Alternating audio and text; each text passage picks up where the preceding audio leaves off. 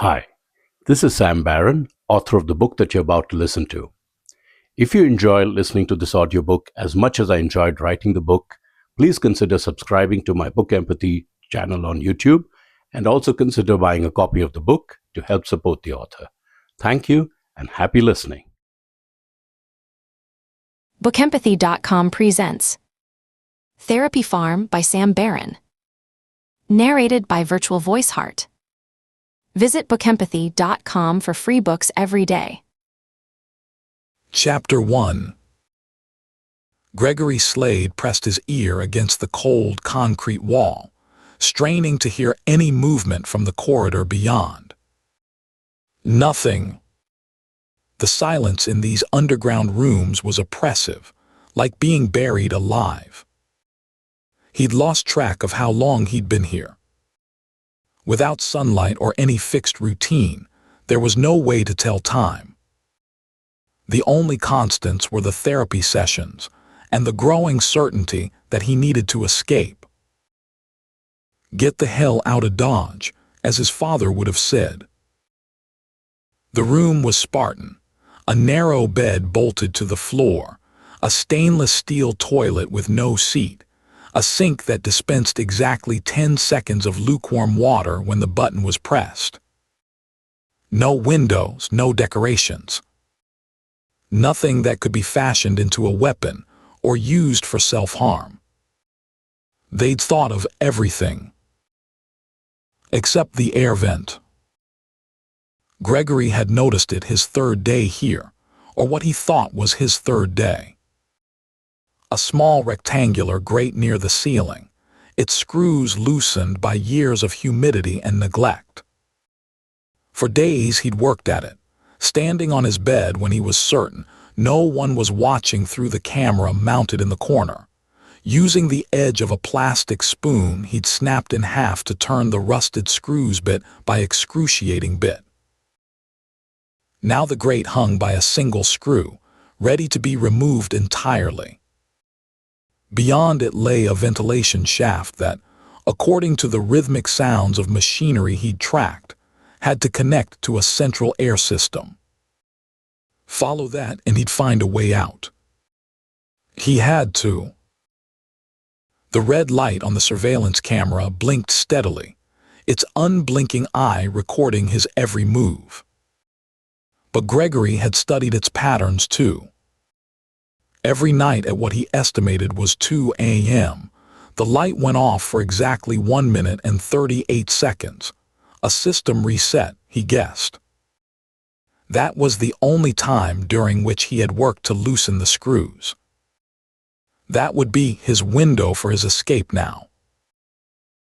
Gregory sat on the edge of his bed, rolling down the sleeve of his gray, facility-issued sweatshirt to cover the fresh bruises from yesterday's therapy session. The memory made his stomach clench. Dr. Johnson hovering over him, voice soft but insistent. Tell me about Alan Mayer's Gregory. Tell me why he deserves to suffer for what he did to you. And Gregory had told him. Had poured out everything about his former boss who'd fired him after 7 years, who'd denied him the promotion he'd earned, who'd humiliated him in front of the entire department. He'd revealed every dark fantasy of revenge he'd ever entertained in his most private moments. Dr. Johnson had nodded, made notes, asked probing questions that somehow always led back to the same place. And wouldn't it be healing for you to make him feel that same pain? Wouldn't that be true justice? Dr. Johnson's sessions weren't like any therapy Gregory had experienced before. There was no talk of coping mechanisms or cognitive reframing. Just a relentless focus on his pain, his anger, his fantasies of retribution. And something else. Subtle suggestions that began to take root in his mind that maybe, just maybe, acting on those fantasies was not only acceptable but necessary for his healing. It had taken weeks for Gregory to recognize what was happening.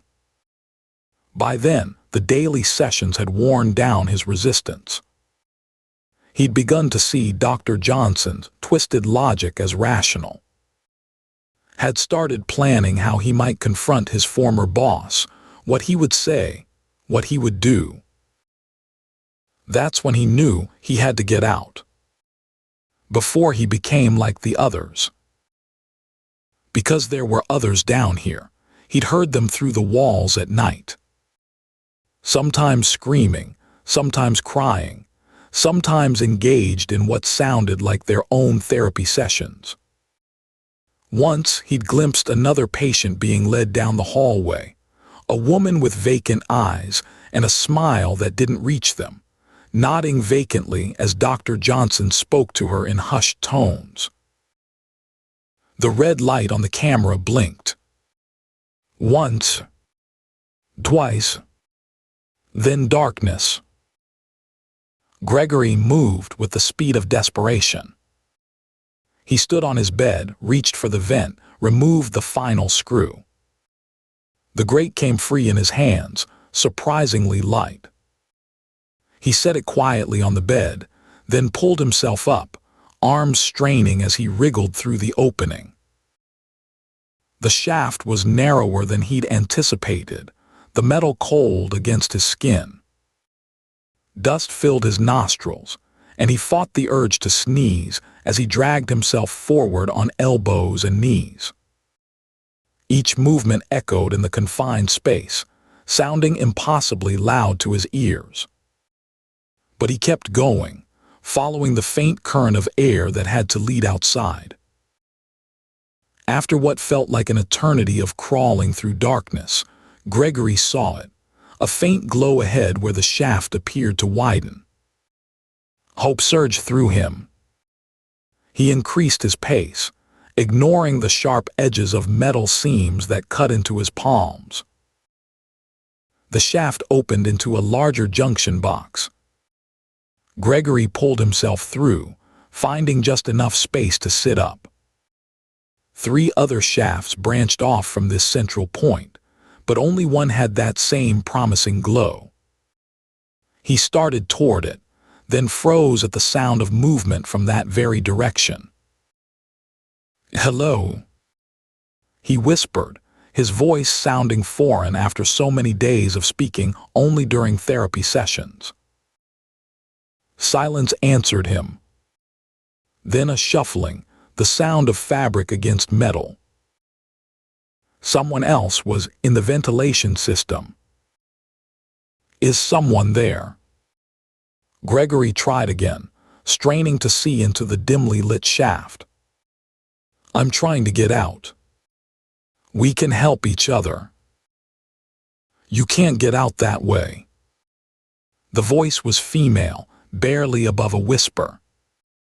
I've tried. It just leads to another section of rooms. There has to be a way, Gregory insisted, desperation sharpening his tone. We can't stay here. What they're doing to us. It's not therapy. They're turning us into something else. Something better, the voice replied, closer now. Something stronger. A face appeared at the entrance to the shaft, pale, framed by tangled dark hair. In the dim light, Gregory could make out hollow cheeks and eyes that reflected the meager light with an unnatural intensity. Caroline. He recognized her from the brief glimpse he'd caught weeks ago. They've had you here longer than me, haven't they? Help me find a way out. We can go to the police, tell them what's happening here. Caroline pulled herself fully into the junction box, moving with the fluid grace of someone who had navigated these metal pathways many times before. In her hand, something glinted. The police can't help you, Gregory. No one can. Except him. Him. Who? The therapist. She said the title with reverence, like a believer speaking of their God. Not Johnson, he's just a tool. The real one. The one who's going to help us all find justice. The glint in her hand resolved itself into shape and purpose, a scalpel, its edge catching the faint light. Gregory's blood went cold. Caroline, put that down. We need to help each other. I am helping you. Her voice was calm, reasonable, terrifying in its certainty. You're not ready to leave yet. You still think what you're feeling is wrong. You still think there's another way to heal. Gregory backed away, pressing himself against the cold metal wall of the junction box. There was nowhere to go.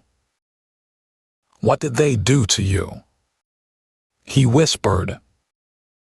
Caroline smiled, the expression never reaching her eyes. They didn't do anything to me. They just helped me see the truth. Pain deserves pain. Hurt deserves hurt. She raised the scalpel. You'll understand soon. After a few more sessions. No, please.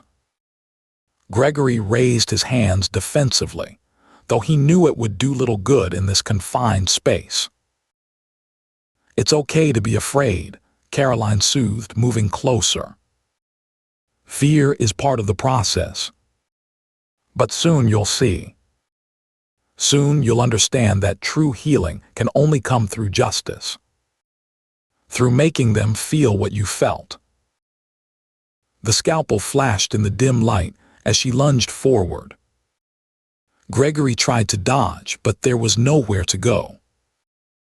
The blade sliced across his arm, a line of fire opening in its wake.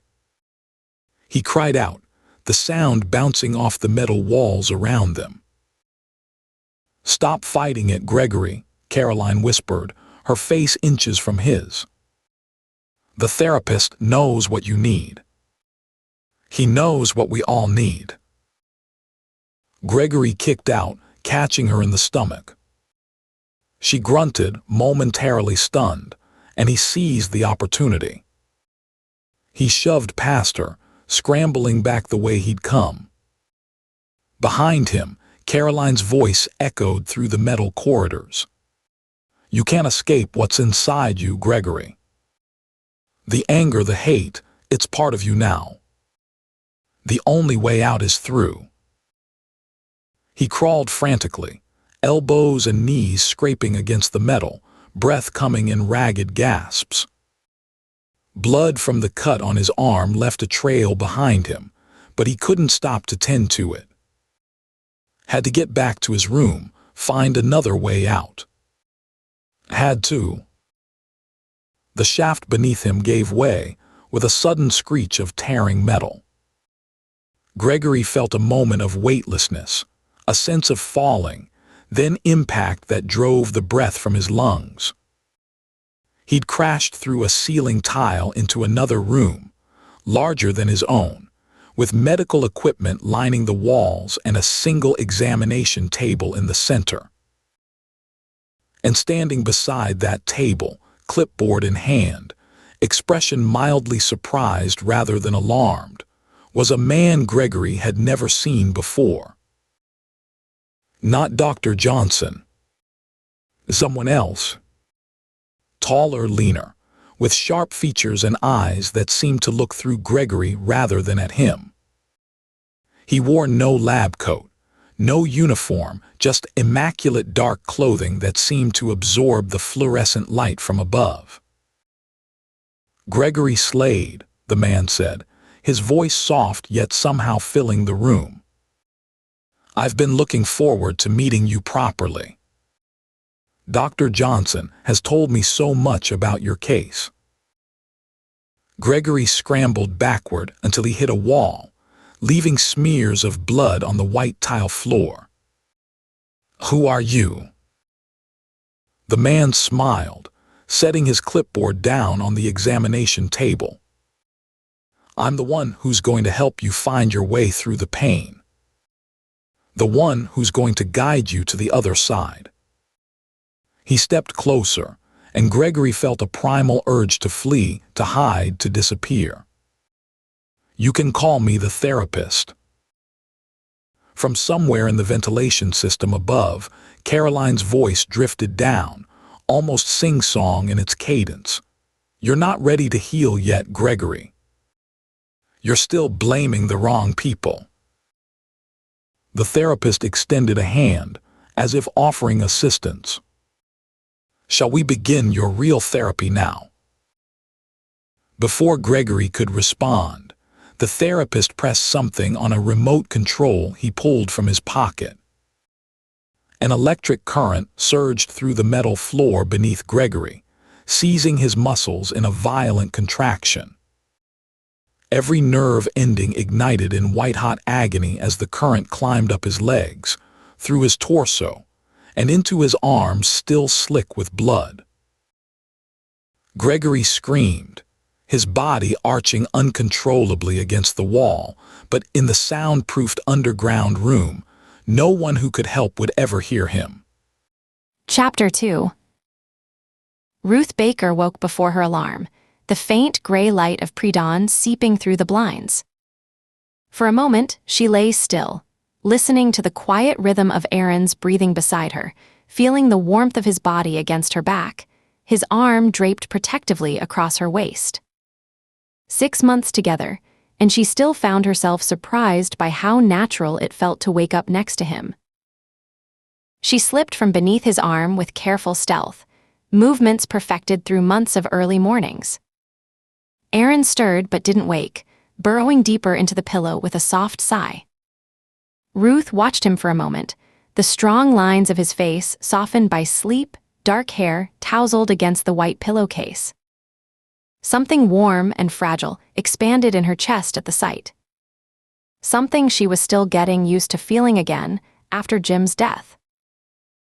The hardwood floor was cool beneath her bare feet as she padded to the bathroom, avoiding the creaky board 3 steps from the bed, another habit born of necessity.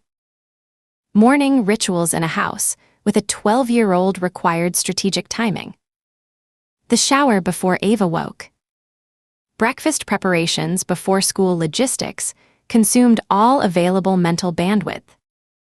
Ruth had it down to a science.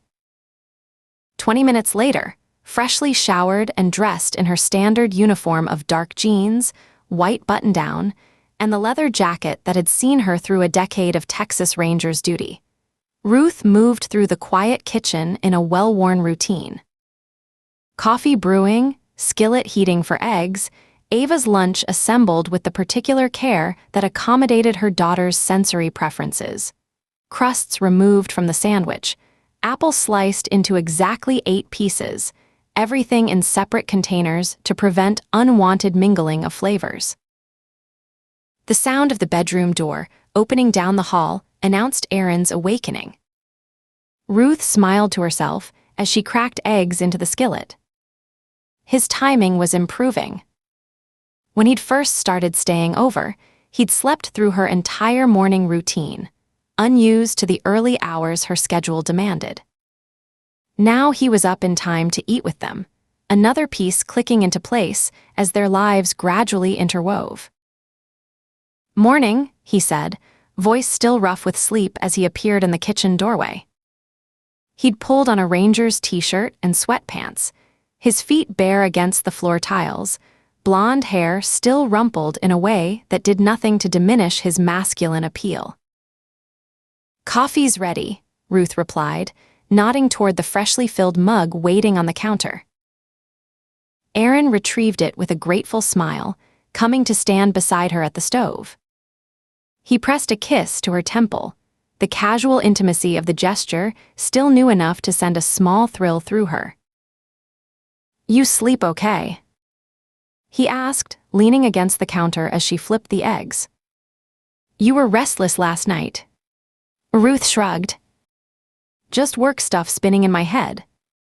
The Morgan case isn't coming together like it should." She didn't add that she'd been dreaming again, fractured images of Jim's death that still visited her occasionally, though less frequently now than in those first terrible months after losing him. Aaron nodded, not pressing. Another thing she appreciated about him, he understood the weight of unsolved cases, the way they followed you home, slipped into your dreams. As a fellow Ranger, he carried his own collection of unanswered questions, unsecured justice. "I'll take another look at the witness statements today," he offered. Sometimes a second pair of eyes catches what the first misses. "Thanks." Ruth transferred the eggs to 3 plates. Adding toast, she'd time to pop up at precisely this moment. "Would you mind getting Ava up? She responded better to you yesterday." This was diplomatic phrasing for the fact that their 12-year-old had recently developed a selective attention problem when it came to Ruth's morning wake-up calls. With Aaron, she was more cooperative, a development Ruth tried not to take personally. Growth and change, the child psychologist had assured her. Perfectly normal testing of boundaries. Aaron set down his coffee mug and headed for Ava's room. Ruth finished arranging breakfast, placing the plates on the small kitchen table they'd chosen together at a flea market last month. The furniture in the house was gradually transforming, pieces of Aaron's life integrating with hers and Ava's, creating something new that honored what had been while making space for what was becoming. A few minutes later, Aaron returned with Ava trailing behind him, her dark hair tied in a messy ponytail, eyes still heavy with sleep. She wore the Justice League pajamas Jake and Marcus had given her for her birthday last month, the bottoms already an inch too short at the ankles. Another growth spurt. Another reminder of how quickly time was passing. "Morning, sweetheart," Ruth signed, having set down the silverware to free her hands. Ava yawned widely, then signed back with sleep-clumsy fingers, "Morning." "Eggs again." Ruth smiled, recognizing the preteen negotiating tactic. "Protein for your brain. Big math test today, remember." Ava sighed dramatically, but slid into her chair without further protest. Whatever preteen attitude might be developing, her appetite remained reliably robust. She dug into her eggs with focused determination, one hand occasionally signing a comment or question between bites. Ruth watched her eat, the familiar wave of love and worry washing over her. Raising a deaf child, as a single mother, had been challenging enough. Raising a deaf child as a Texas Ranger, who regularly faced life-threatening situations, added multiple layers of complexity and guilt. She'd lost count of how many school events she'd missed due to cases, how many bedtimes she'd been absent for. Jim's death had only intensified those complications. For months afterward, Ava had retreated into complete silence, refusing to sign even with Ruth. The trauma of losing her father had temporarily severed her willingness to communicate with the world. Only in the past year had she fully emerged from that silent cocoon, her hands once again dancing with expression and emotion. Now there was Aaron, his sons Jake and Marcus gradually becoming part of their lives. A new family constellation forming. Ruth was simultaneously grateful for the second chance and terrified of disrupting the fragile stability she and Ava had rebuilt. "Earth to Ruth," Aaron's voice broke through her thoughts. "You planning to eat those eggs or just hypnotize them?" Ruth blinked, realizing she'd been staring at her untouched plate. "Sorry." Mental checklist for today. She picked up her fork, knowing her body needed fuel even if her appetite was unreliable. "Riding together today?" Aaron asked, his tone casual though Ruth recognized the intent behind the question. They were still navigating the professional aspects of their personal relationship, determining how to balance partnership in the field with partnership at home. "Makes sense," she replied. "The Morgan witness is in Austin, and we can drop Ava at school on the way." Ava's hands moved in a flurry. "Ms. Wilson says I need poster board for my science project. Can we stop at the store?" Ruth checked her watch. "Not this morning, honey. We're already cutting it close. Aaron can take you after school." She glanced at him for confirmation. He nodded. "Sure thing. I've got to pick up the boys from practice anyway. We'll make it a supply run." Ava seemed satisfied with this arrangement, turning her attention back to her breakfast. Ruth felt a small wave of relief. These everyday negotiations, who would take which child where, how to manage the logistics of their increasingly interconnected lives, were becoming more natural, but still required careful navigation. The familiar chime of her phone interrupted the moment. Ruth retrieved it from the counter, seeing Ben Miller's name on the display. Her supervisor rarely called this early unless something significant had happened. "Morning, Ben," she answered, already shifting mentally from mother to Ranger. "Morning, Ruth." Ben's voice held the particular tone she recognized from years of working under his command: controlled urgency. "Got a situation that needs your and Aaron's attention. Chesterville, about 40 miles away. Local sheriff's office responded to a call about an hour ago, found something unusual. They've requested Rangers specifically." "What kind of unusual?" Ruth asked, catching Aaron's eye across the table. He straightened, recognizing her expression. "Dead psychiatrist for starters," Ben replied. "But that's not the weird part." She waited, but when he didn't offer any more, she understood that it meant something she needed to see for herself to form her own opinions. Coming in without knowing too much, or anything, was always the best way to start an investigation.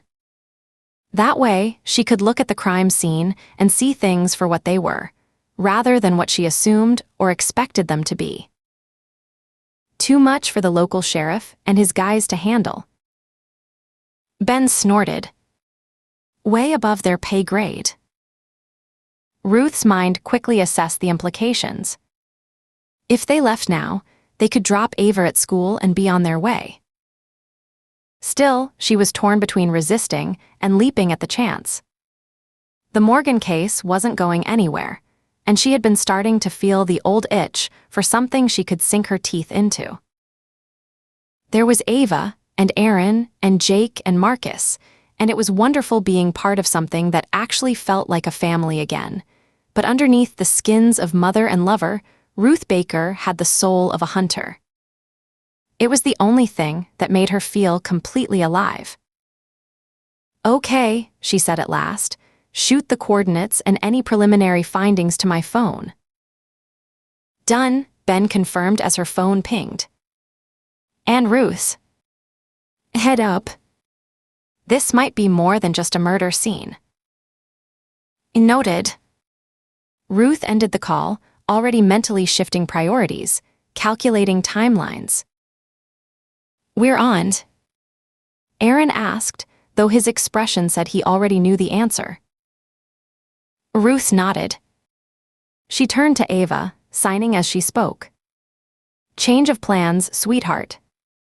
We need to drop you at school a little early today." Ava's hands moved in response, her expression concerned rather than annoyed. "Do you have to go catch another bad guy?" Ruth sometimes forgot how perceptive her daughter was, how attuned to the subtle cues of her mother's profession. "Well, honey, right now, we just need to check out something and try to figure out what happened."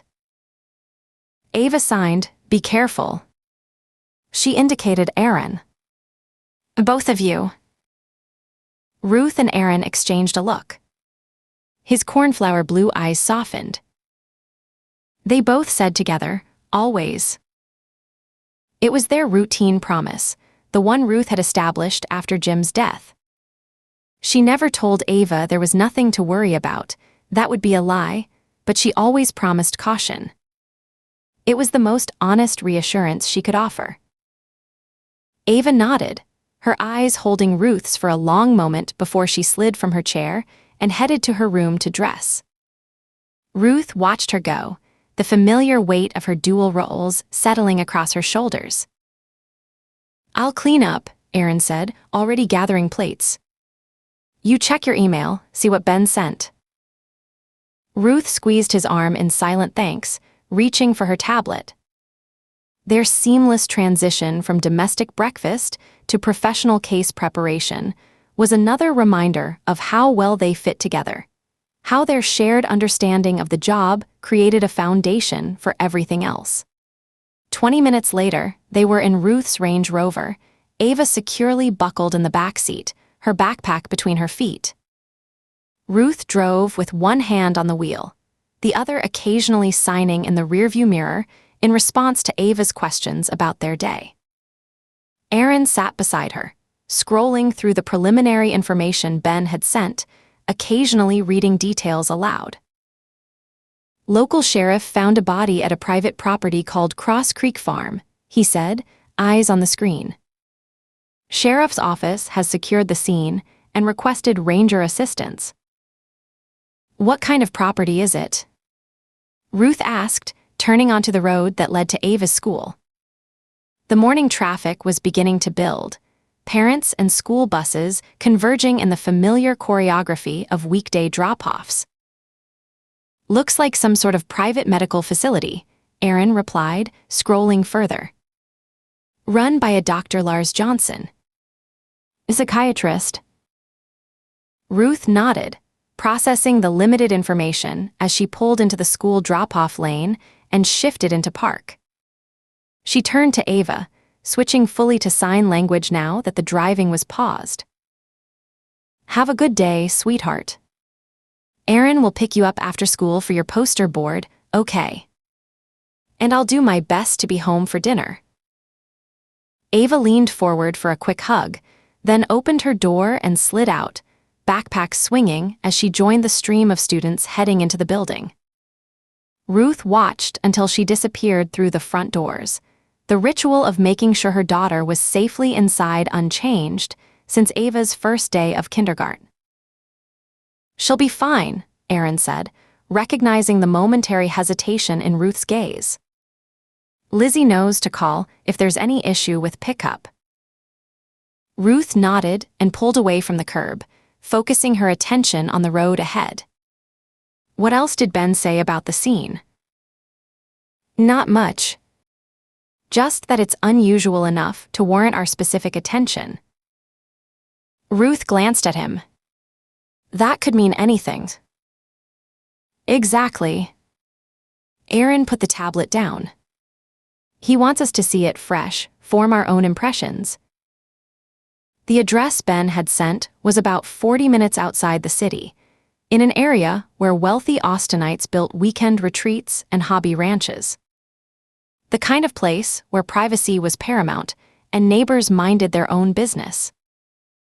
"What's the name again?" "Cross Creek," Ruth asked as they left the suburbs behind. "Cross Creek Farm. Doesn't show up on many public records," Aaron replied. "I'll dig deeper once we know what we're dealing with." They drove in comfortable silence, the landscape gradually shifting from manicured subdivisions to open countryside. Ruth found herself mentally reviewing active cases, wondering if any might tie into whatever awaited them. The Morgan embezzlement, the trafficking network they'd been tracking for months, the series of big-box retail break-ins. Nothing that obviously connected to a remote medical facility.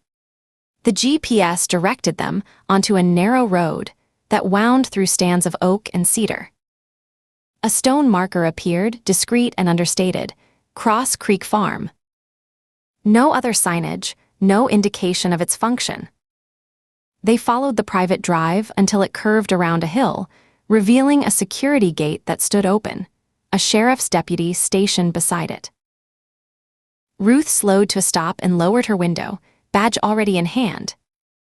The deputy, young but professionally composed, checked their credentials before waving them through. Sheriff Ryland's waiting at the main house, Rangers. The drive continued another quarter-mile before opening onto a carefully landscaped clearing.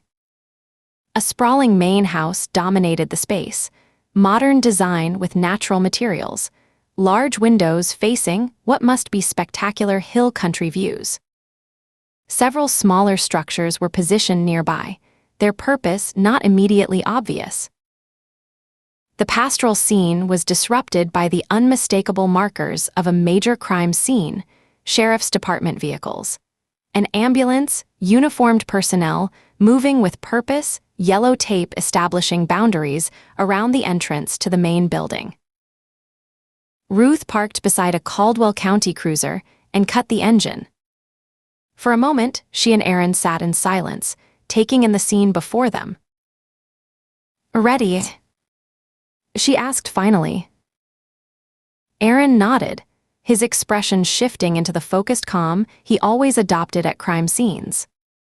"Let's see what's got Ben and the sheriff so concerned." As they approached the main house, a tall man with a salt and pepper crew cut stepped out onto the porch. Sheriff Mike Ryland. Ruth recognized him from the interstate trafficking case they'd worked together last year. His face was grim, his posture tense. "Baker Tate," he greeted them with a nod. "Appreciate you coming out so quickly." "Ben said it was unusual," Ruth replied, studying Ryland's face for clues to what awaited them inside. "That's one word for it." Ryland's jaw tightened. "You'd better see for yourselves." He turned and led them into the house, past a deputy documenting evidence markers in the entryway.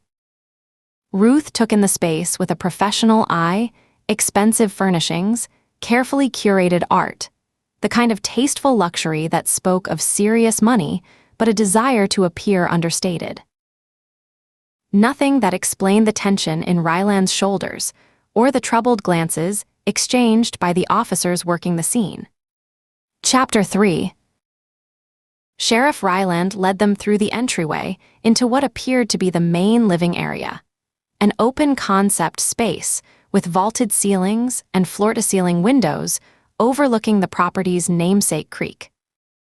Under different circumstances, Ruth might have admired the architectural choices, the careful balance of luxury and restraint. Today, her focus narrowed to the evidence markers scattered across the polished concrete floors and the crime scene technicians methodically documenting every surface. "This way," Ryland said, gesturing down a hallway to the right, away from the wall of windows. Ruth fell into step beside him, with Aaron trailing slightly behind. Her eyes swept across the walls, expensive artwork, professionally lit, and the occasional family photograph.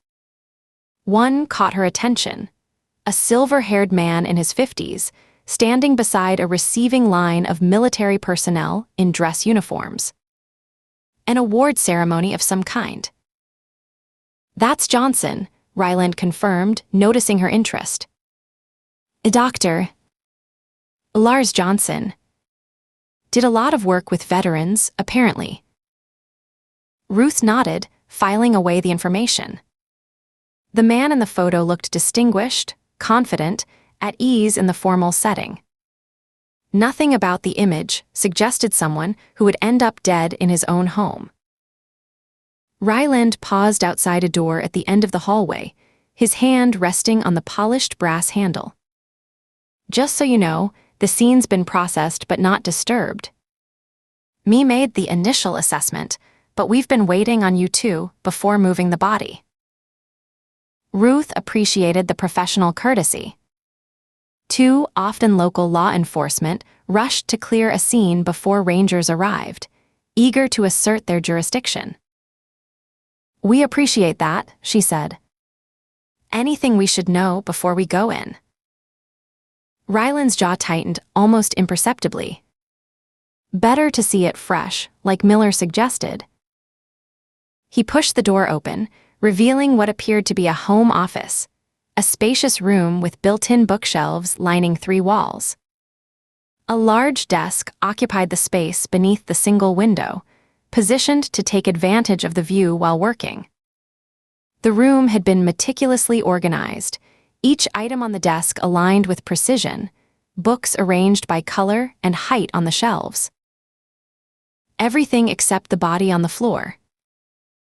Dr. Lars Johnson lay sprawled on his back in the center of an expensive Persian rug, arms flung outward as if he'd been reaching for something in his final moments. He wore a crisp button-down shirt and tailored slacks, both now stiff with dried blood from multiple wounds to his chest and abdomen. His eyes stared sightlessly at the coffered ceiling, his expression frozen in what looked to Ruth like surprise. Ruth crouched beside the body, careful not to disturb any evidence. The pattern of blood spatter told its own story: arterial spray on the bookshelves, cast-off patterns on the desk's edge, a smeared trail leading toward the door. Without touching the body, she leaned closer, studying the wounds visible through the torn fabric. Multiple entry wounds, she observed, speaking partly to Aaron, who had taken up position on the opposite side of the body and partly to herself. Clustered around the chest and upper abdomen. Not random. Targeted. Weapon? Aaron asked. Single-edged blade, Ruth replied, noting the distinctive shape of the wounds. Relatively narrow. Not a kitchen knife or hunting blade. Something smaller, more precise. Medical examiner said possibly a scalpel, Ryland offered from his position by the door. Ruth nodded without looking up. That matched her assessment. She shifted her attention to the victim's hands. No defensive wounds visible on the palms or forearms. No skin or blood under the fingernails. No signs of a prolonged struggle. He didn't fight back, she said. Either he was surprised or he knew his attacker, Aaron finished her thought. Time of deaths? Ruth asked Ryland, still studying the body. Me puts it between 36 and 48 hours ago, based on liver temp and post-mortem lividity, the sheriff replied. Rigors already beginning to pass. Ruth stood, mentally reconstructing the scene. The location of the body in the middle of the room suggested Johnson had been standing when the attack began. The spatter patterns implied he'd turned, perhaps when first stabbed, before falling. No signs of the room being searched or belongings disturbed. Nothing that spoke of robbery or random violence.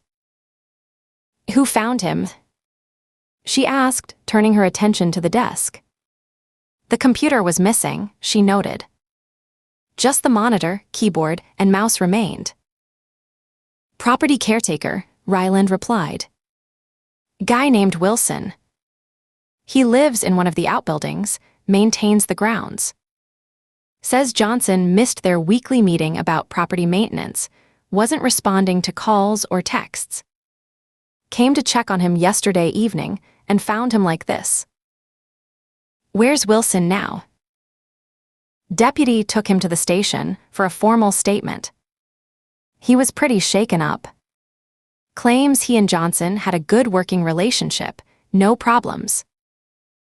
Ruth moved to the bookshelves, scanning the titles. Medical texts, psychiatric journals, several books authored by Johnson himself. Trauma and recovery in combat veterans. Reclaiming selfhood after crisis. The healing path, modern approaches to PTSD treatment. Nothing out of the ordinary for a psychiatrist specializing in trauma recovery. What about other staff? Aaron asked, now examining the desk. If this is a professional's residence, where's everyone else? That's complicated, Ryland said, his tone shifting slightly. We haven't located any other permanent staff. But there are others on the property. Ruth looked up from the bookshelf, noting the hesitation in Ryland's voice. Others. Ryland gestured for them to follow him. Better if I show you. He led them back through the hallway to what appeared to be a large, well-appointed kitchen. Ruth's trained eye noted another collection of evidence markers on the floor near the central island. She paused, crouching to examine them more closely. Blood droplets. Small but distinct. Different pattern from what they'd seen in the office. These were isolated drops, not spatter or spray. Different blood source. She asked, looking up at Ryland. He nodded grimly. We think so. Lab's running tests. Ruth straightened, scanning the kitchen more thoroughly. Everything was pristine. High-end appliances, marble countertops, custom cabinetry. No sign of a struggle, no displaced items. Just those isolated blood droplets, like breadcrumbs leading. Her gaze followed the trail to what appeared to be a pantry door on the far wall. Without being prompted, Ryland moved toward it. This is where things get strange, he said, pushing the door open to reveal what looked like a standard walk-in pantry. Shelves stocked with expensive ingredients, a wine refrigerator, additional counter space. Ruth entered the space, tracking the blood droplets. They led directly to the rear wall of the pantry. She examined the wall carefully, running her fingers along the edge of the custom cabinetry. Nothing immediately obvious, but her instincts told her something wasn't right. There's something here, she said, more to herself than the others. Ryland stepped forward. Took us a while to find it too, he admitted, pressing against a particular section of the cabinetry. A seam appeared where none had been visible before, and a panel swung inward to reveal a staircase descending into darkness. Motion-activated lights flickered on, illuminating concrete steps leading downward, disappearing into the earth below the house. Ruth felt the hairs on the back of her neck stand up. Hidden doorways rarely led to anything benign in her experience. She exchanged a quick glance with Aaron before drawing her sidearm. Aaron followed suit, positioning himself slightly behind her as they began their descent. The air grew colder with each step, carrying a mineral scent that spoke of depth and distance from the surface. The staircase was impressively constructed, sturdy concrete with metal safety treads, recessed lighting at regular intervals, smooth walls painted an institutional off-white. This was no afterthought or hasty addition.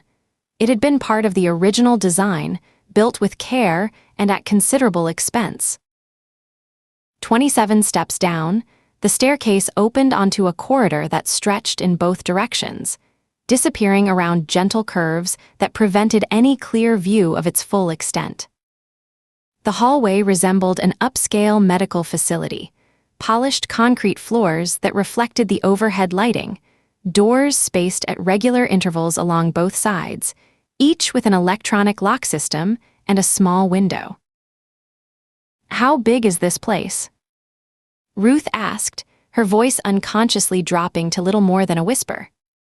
Something about the underground corridor demanded hushed tones. We haven't mapped it completely, Ryland admitted. But it's extensive. At least 12 patient rooms that we've found so far, plus various treatment facilities, storage areas, mechanical rooms. Ruth moved carefully down the corridor, weapon still drawn. The sterile appearance was at odds with the secretive nature of the place. Everything was clean, organized, professional, but hidden beneath the earth, accessed through a concealed entrance in a pantry. The contradiction set off warning bells in her mind. She paused at the first door, peering through its small window. Inside was what appeared to be a patient room, a narrow bed, desk, chair, and a doorway that presumably led to a bathroom. No occupant visible. "Sheriff, anyone still down here?" Aaron asked, scanning the seemingly empty corridor. "6 individuals found in their rooms," Ryland replied quietly. "Crisis teams with them now, preparing for transfer." They're not saying much. Just staring or rocking, or occasionally murmuring phrases that don't make much sense. "And the others?" Ruth asked, noting that several of the doors they'd passed had small evidence markers placed outside them. "Empty when we arrived." At least 6 rooms showed signs of recent occupation. "Looks like they left in a hurry." Ruth approached one of the doors marked with evidence flags. Unlike the others, this one stood partially open, its electronic lock dark. She pushed it gently with the barrel of her weapon, revealing a room beyond, similar to the first she'd observed, but with clear signs of hasty departure. Bedsheets rumpled and partly dragged to the floor, a half-full glass of water on the desk, a book lying open and face down as if dropped suddenly. She holstered her weapon and stepped inside, pulling on a pair of latex gloves from her pocket. The room was approximately 12 feet square, with 8-foot ceilings and no windows. The lighting was designed to mimic natural daylight, and the ventilation system provided fresh air without noticeable drafts. At first glance, it resembled a Spartan but reasonable accommodation. A closer look revealed more disturbing details. The bed was bolted to the floor. The desk and chair were similarly immovable.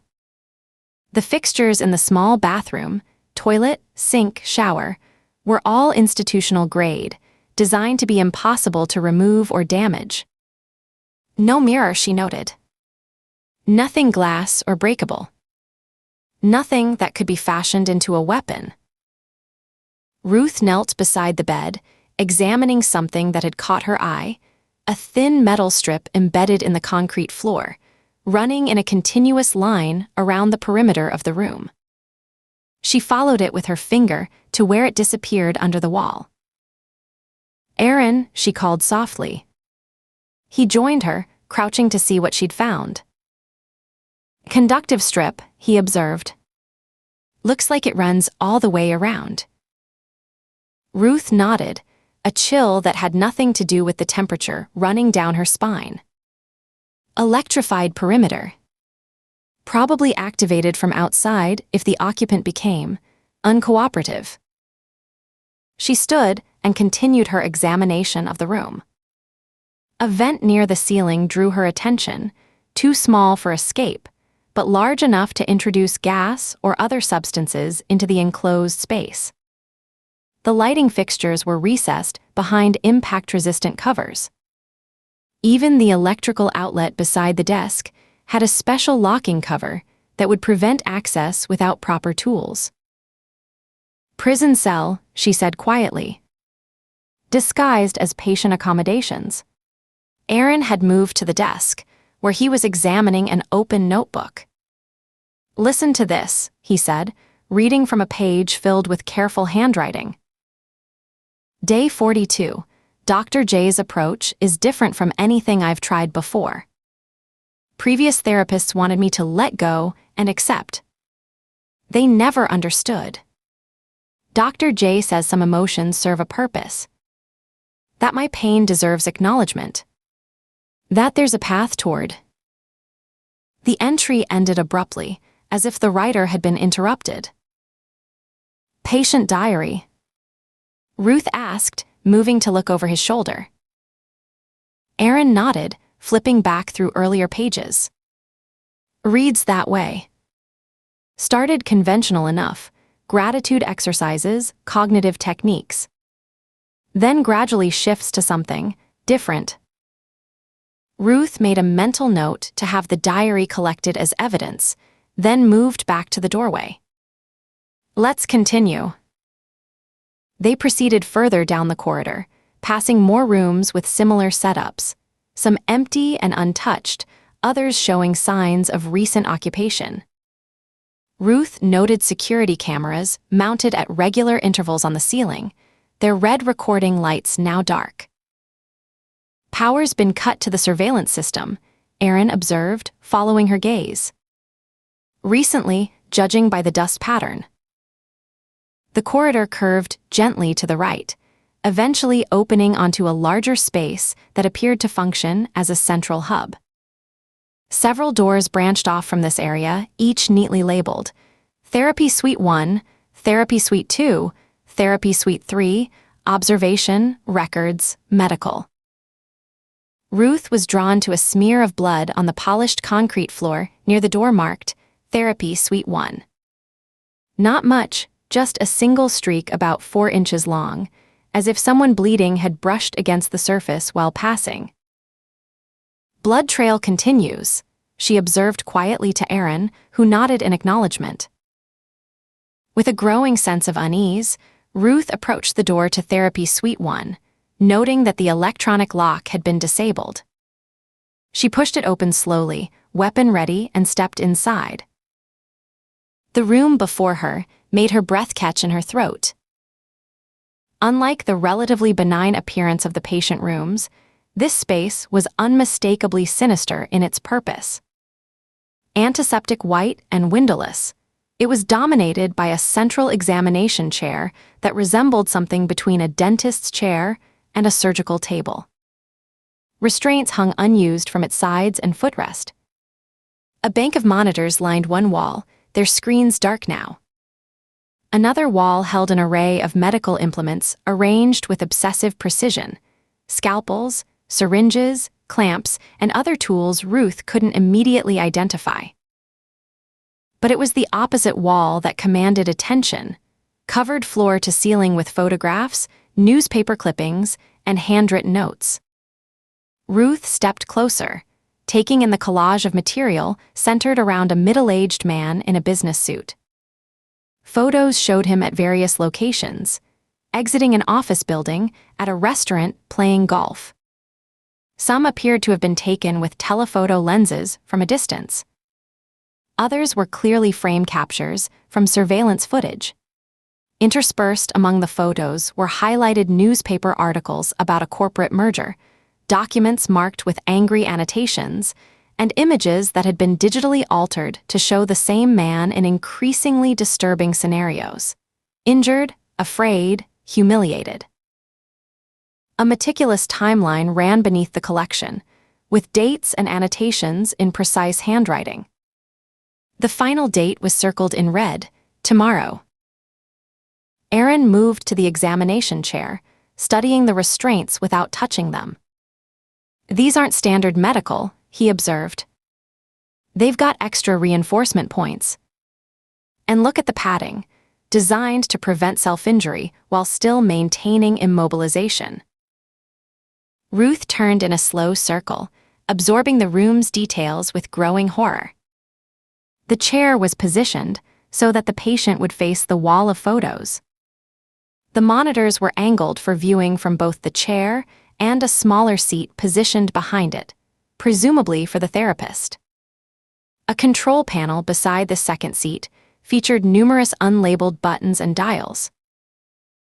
"Look at this," Erin said, examining a fixture mounted to the ceiling above the chair.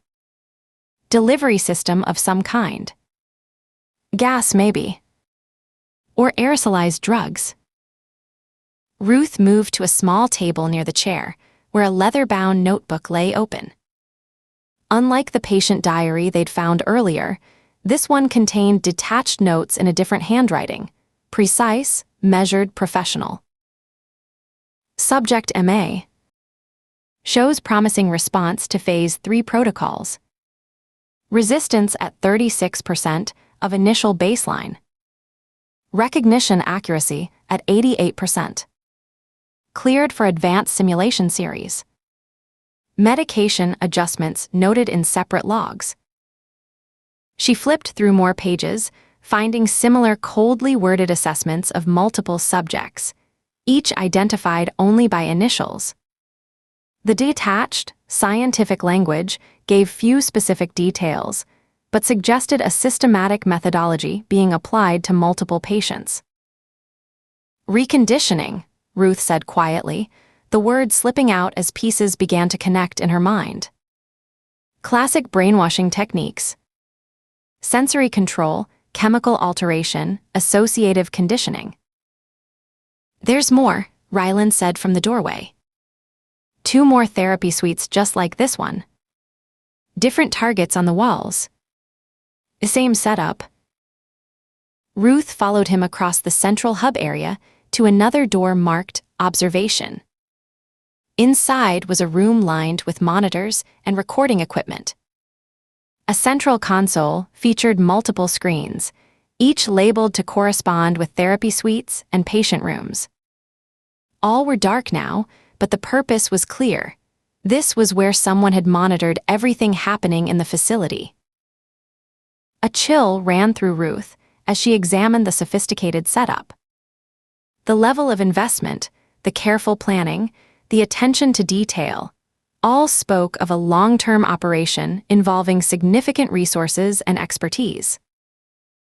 "How many people were working here?" she asked Ryland, trying to make sense of the scale. "That's just it," he replied. "We've found no evidence of staff beyond Johnson himself.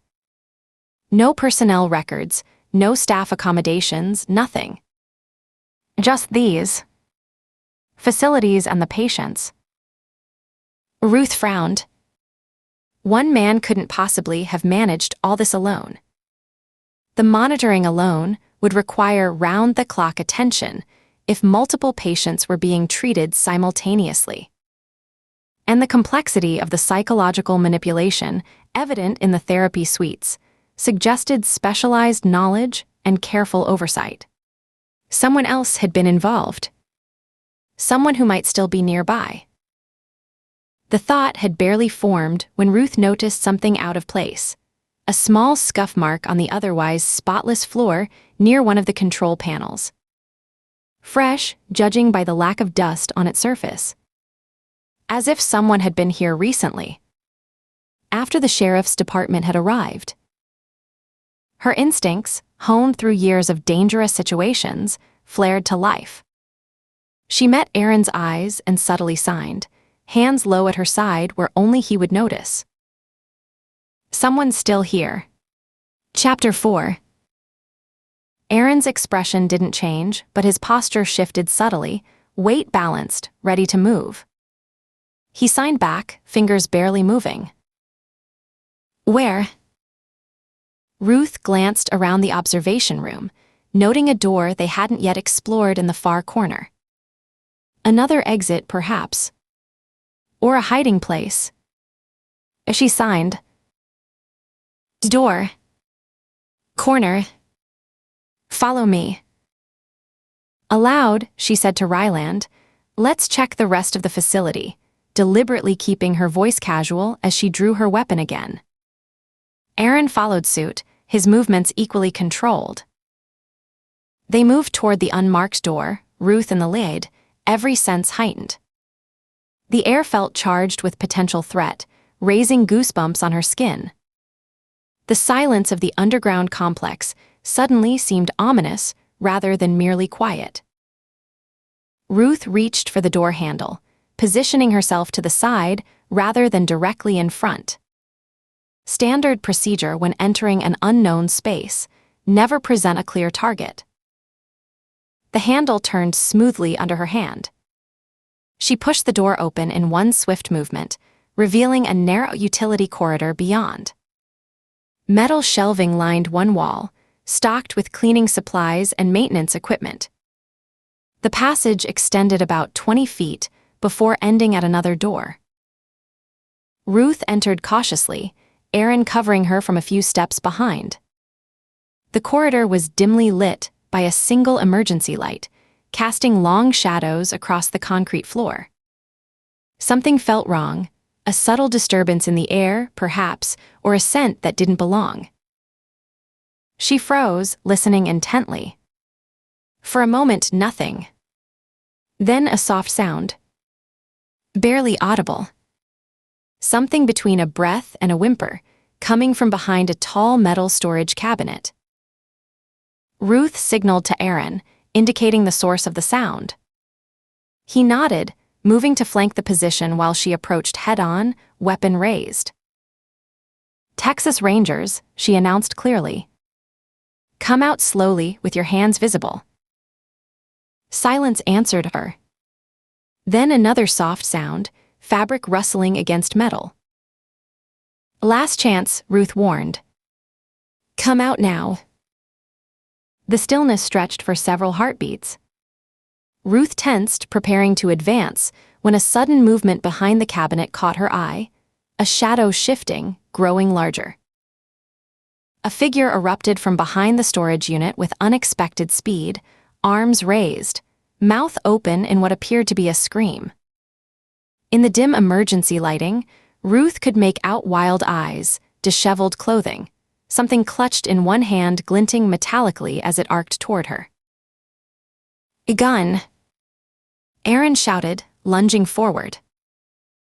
The figure's momentum carried it directly at Ruth, too close now to risk a shot, its face contorted in a mask of desperate rage, its shrill cry echoing off the concrete walls as the metal object descended toward her in a vicious arc. Time slowed to a crawl as the figure lunged toward Ruth, the metallic object in its hand catching the dim emergency lighting. Years of training took over. Ruth pivoted sideways, using her attacker's momentum against them.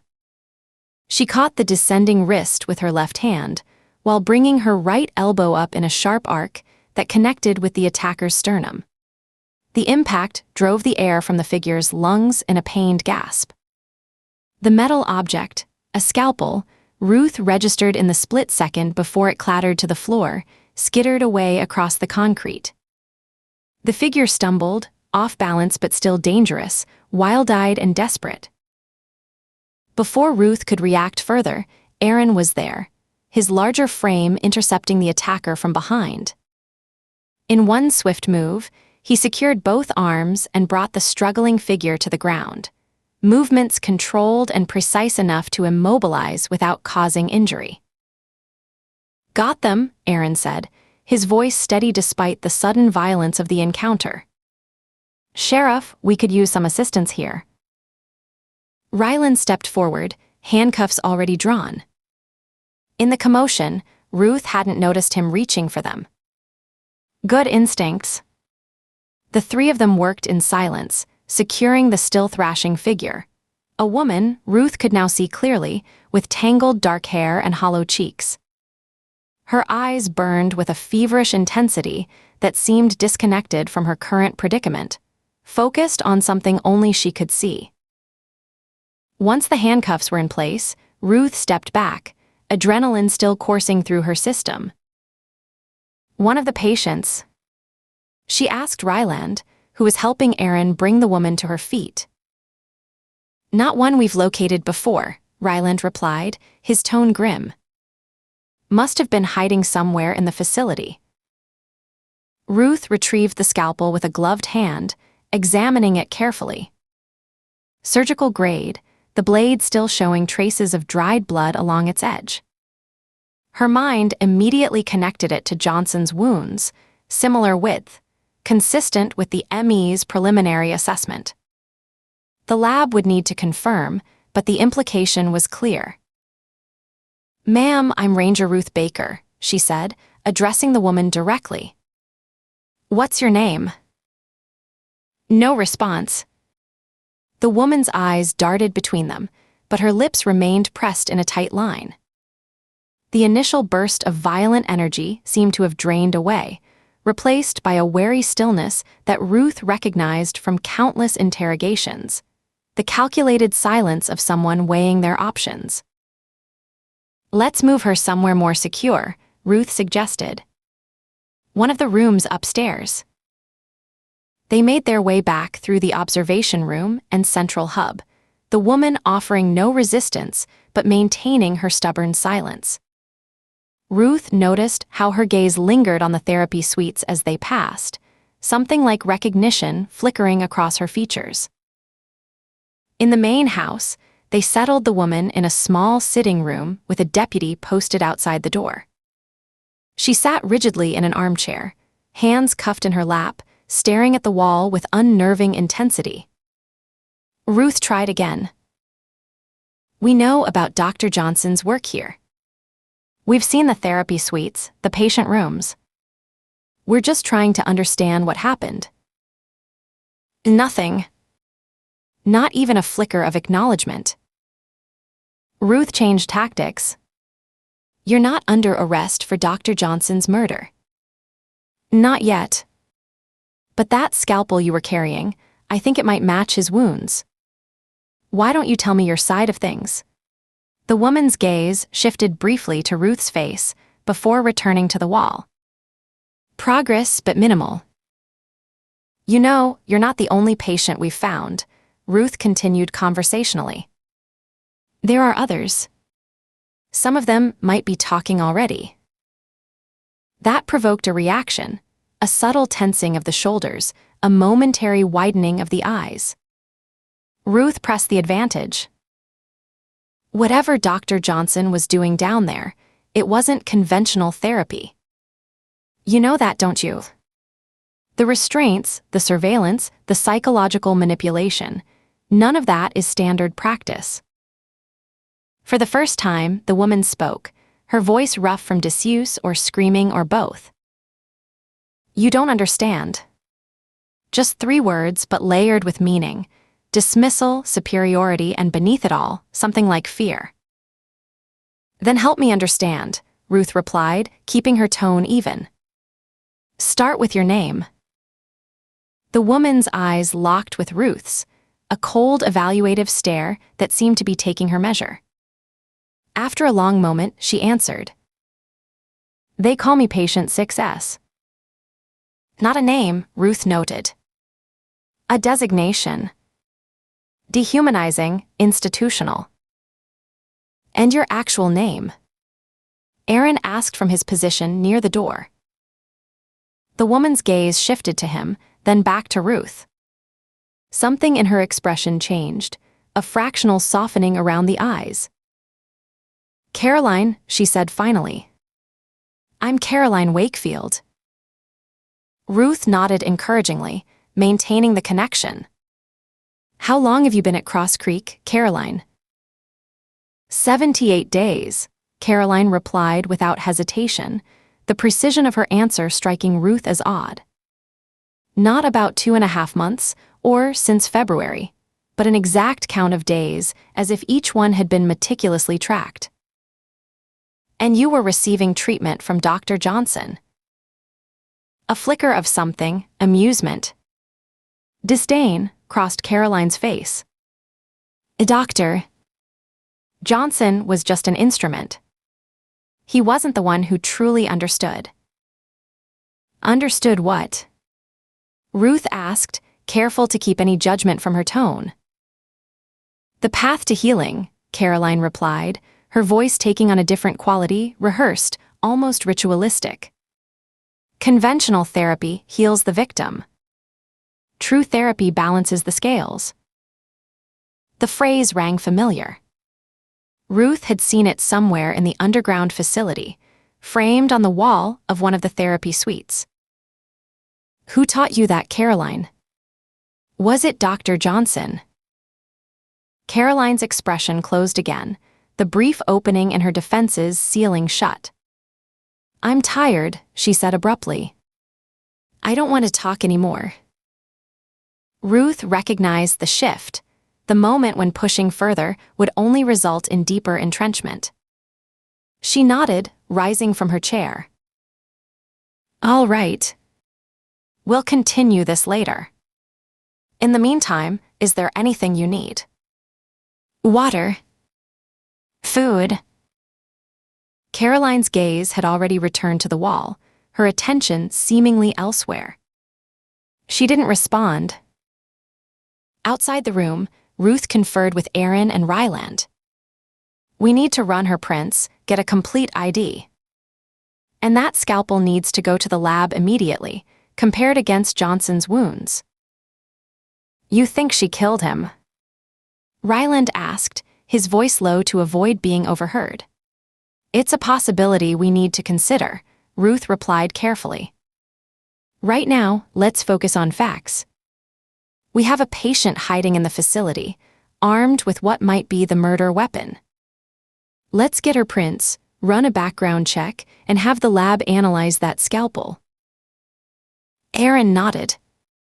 I'll document everything from the encounter. Chain of custody is going to be critical if that turns out to be the weapon used on Johnson. And we need to continue processing the underground facility, Ruth added. Whatever was happening down there, it wasn't standard psychiatric treatment. The more evidence we gather, the clearer the picture will become. Ryland nodded. I'll have my deputies secure the patient rooms and collect all documentation. If there are other patients still hiding, we'll find them. For the next several hours, Ruth and Aaron worked methodically, documenting the most critical elements of the scene, Caroline's hiding place, the scalpel, the blood evidence. Ruth took one final walk through the underground facility, committing the layout to memory. The forensics team arrived with their usual efficiency. 4 specialists led by Jake Ramirez, the Rangers' lead evidence technician. Full documentation, Ruth instructed as she briefed them. Every room, every surface. If there's a speck of blood or a fingerprint on it, I want it cataloged. Pay special attention to the computer systems and any patient records you can locate. Got it, Ramirez replied, already distributing assignments to his team. We'll take it from here. Ruth's phone vibrated in her pocket, Ben Miller calling again. The development with Caroline would have to wait a moment. Baker, she answered, stepping away for privacy. Ruth, Ben's voice was terse. We've got a situation in Austin. I need you and Aaron on it immediately. We're in the middle of processing a complex scene here, Ben. Ruth glanced back toward the room where Caroline sat in handcuffs. This takes priority, Ben replied, his tone brooking no argument. I'll brief you en route.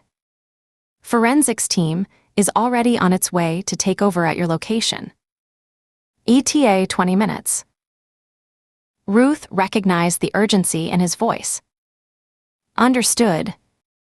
We'll head out. She ended the call and turned to Aaron and Ryland. We've got another situation. Rangers' forensic team is inbound to continue processing the scene. Ryland nodded. We'll keep the suspect secure until transport can be arranged. Ruth nodded curtly and turned to Aaron. Let's go. Aaron fell in step beside her as they rushed through the house. They burst through the front door and sprinted across the gravel drive to the Range Rover. Ruth slid behind the wheel while Aaron vaulted into the passenger seat. The engine roared to life and tires spun, throwing gravel as they accelerated away from Cross Creek Farm. Chapter 5. Ruth pushed the Range Rover well beyond the speed limit as they raced toward Austin, her mind still processing what they'd discovered at Cross Creek Farm. The underground complex with its therapy suites and patient rooms. Dr. Johnson's body. Patient 6S, the woman they'd found hiding with the scalpel. Each piece significant, but how they fit together remained frustratingly unclear. Ben's voice came through the hands-free speaker, terse and focused as always during critical situations. One of the missing patients from Cross Creek has turned up, Ben was saying. Gregory Slade, 42, former administrative staff at Limestone State University. Was fired by Department Chair Alan Mayers last year from the Business Administration Department. He's taken Mayers and 5 others hostage at Fairview Hall on campus. Already? Ruth asked, surprised. That was fast. Johnson was killed at least 36-48 hours ago according to the ME, Ben explained. The patients could be anywhere by now. I put out bolos on all of them based on the intake records we found. Slade popped up about 20 minutes ago when he used his faculty ID card to access the building. Campus security cameras confirmed it was him. Any demands? Ruth asked, taking a sharp turn onto the highway entrance ramp. None, Ben replied. No communication since the initial barricade. Austin PD Tactical Unit is on scene. FBI's sending someone from their field office. SWAT's itching to breach, but I've told them to wait for you too. Your investigation takes precedence here. Aaron leaned forward, frowning. Ben, you said Slade was a patient at Cross Creek. Any idea how long? Personnel records indicate he was admitted 63 days ago for intensive therapy, following what was described as a mental breakdown after his termination. But that's not his first hospitalization. What do you mean? Ruth asked. Ranger Cortez is at Slade's apartment with a warrant. She's found medical records showing multiple psychiatric hospitalizations over the past decade. Been on a cocktail of antipsychotics and mood stabilizers for years. Appears to have a history of fixations on coworkers and supervisors. 2 restraining orders filed against him in the past 5 years. Ruth's brow furrowed. So this could be related to his mental health history, not necessarily the Cross Creek connection. Possibly, Ben acknowledged. But there's more. Cortez found correspondence between Slade and Dr. Johnson going back several months before his admission to Cross Creek. And get this, she found a Discord chat where Slade was communicating with former Cross Creek patients who were raving about their treatment. They kept emphasizing how Johnson helped them without medication, called him a miracle worker. So Johnson might have convinced Slade to go off his meds, Aaron suggested. Looks that way. Cortez found prescription bottles in his bathroom cabinet, all full, dating back to around when the correspondence started. Ruth processed this information, the implications troubling. A mentally unstable man with a history of fixations, off his medication for months. That fits what we're seeing now. And explains why he's targeting mayors specifically, Aaron added. His former boss who fired him. The object of his fixation. There was a timeline in that therapy room, Ruth said, thinking out loud as she accelerated past a slow-moving truck. In the first suite. Tomorrow's date was circled in red. And all those surveillance photos on the wall, Aaron added, his expression thoughtful.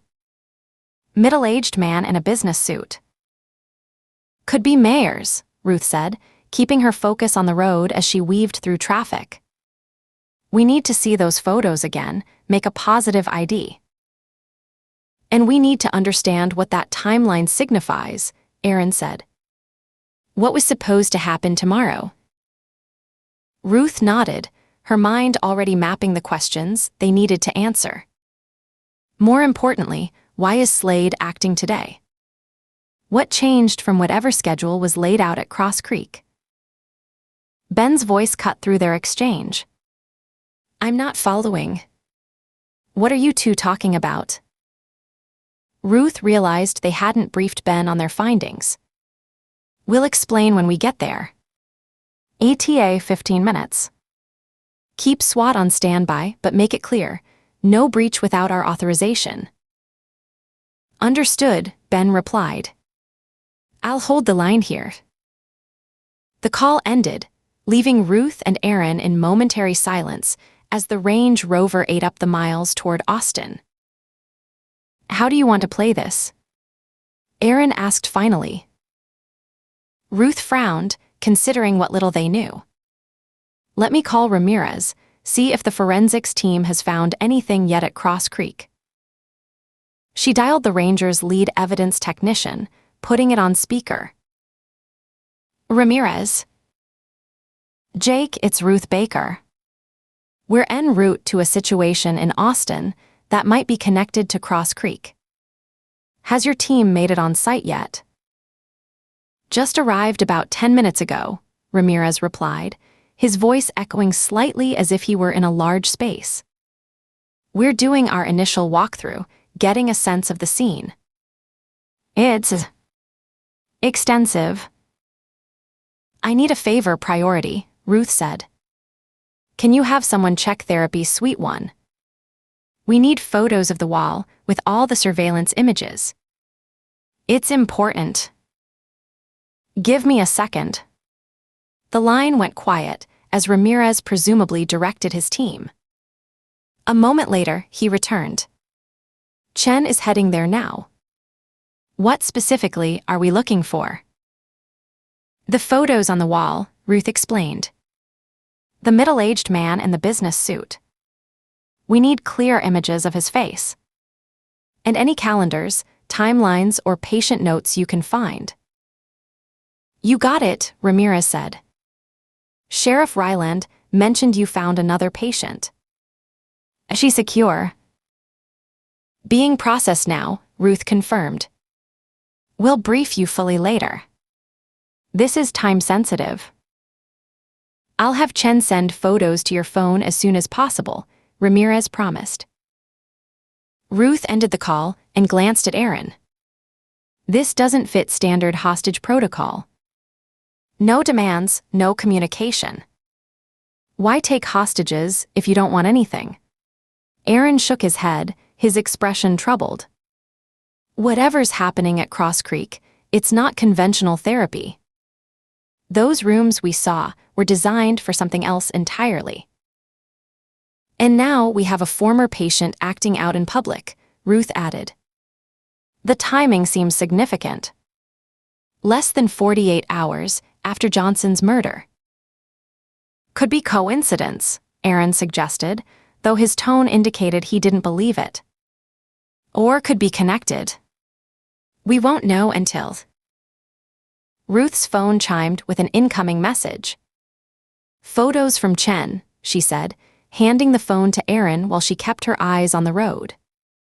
What do we have? They reached the campus perimeter, where a Department of Public Safety officer waved them through a hastily established checkpoint after a quick glance at their badges. Ruth followed the officer's directions toward Fairview Hall, a modern glass and limestone structure at the eastern edge of campus.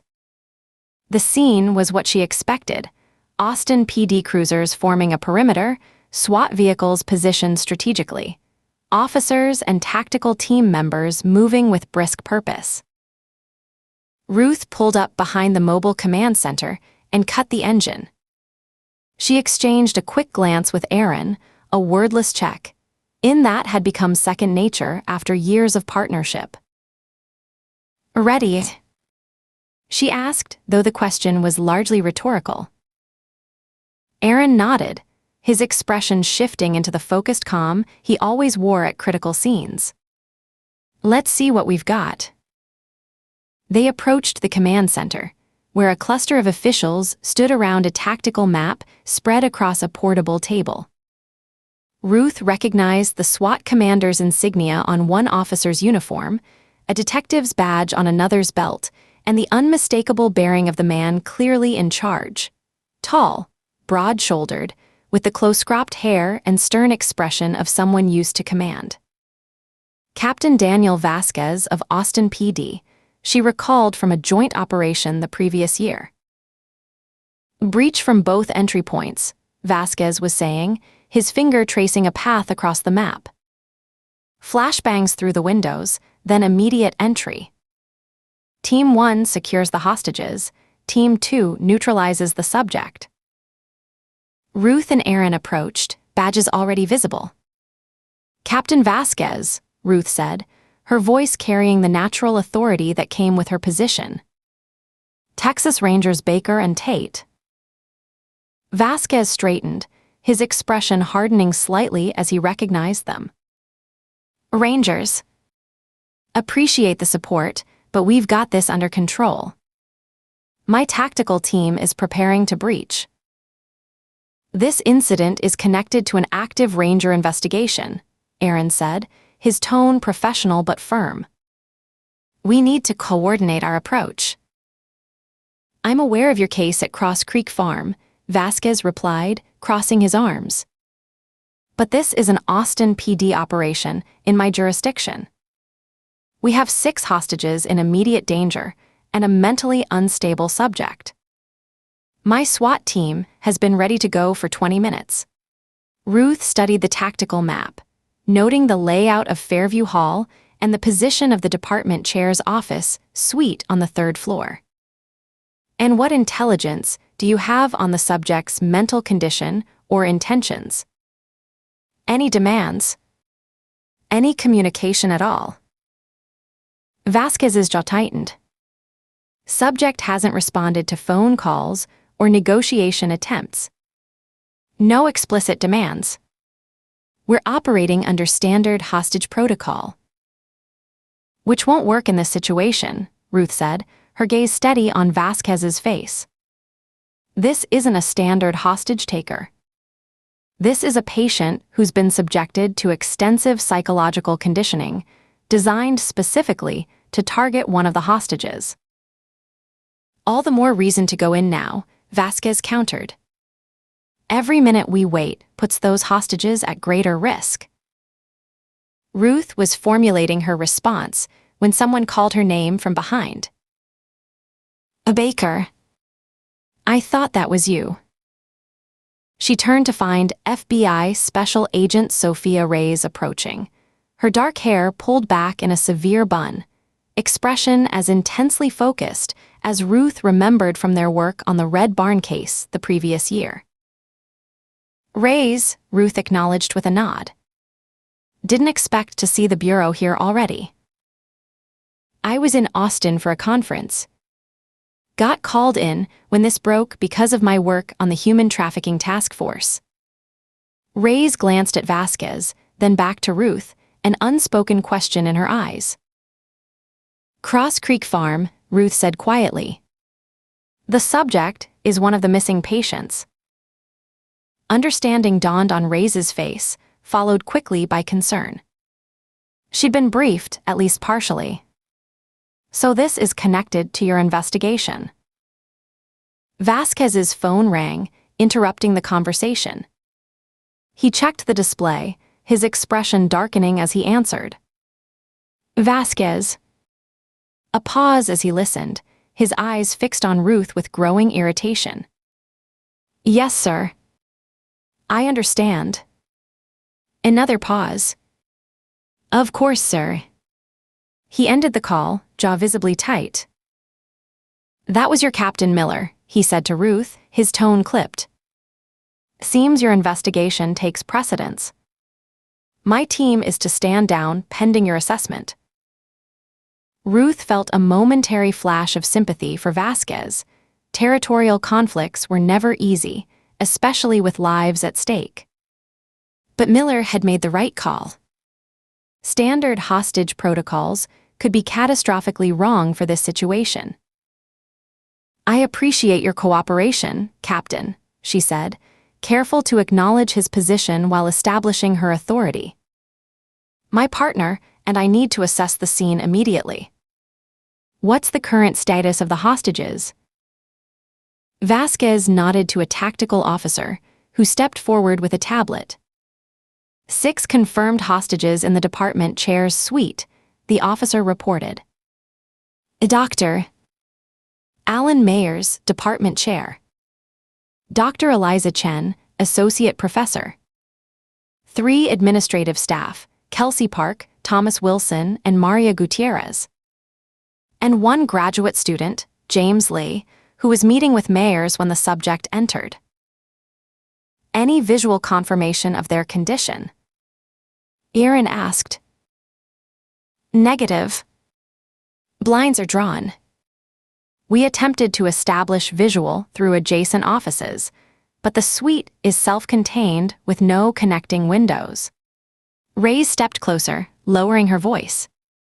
We've tried thermal imaging, but the building's environmental systems are causing interference. We can't get clear readings. Ruth studied the building schematic on the tactical map, noting the layout of the third floor. The psychology department's administrative suite formed a corner section of the building, with the department chair's office occupying the prime corner position. A conference room and reception area completed the suite, with only one entrance from the main hallway. Defensible. Controllable.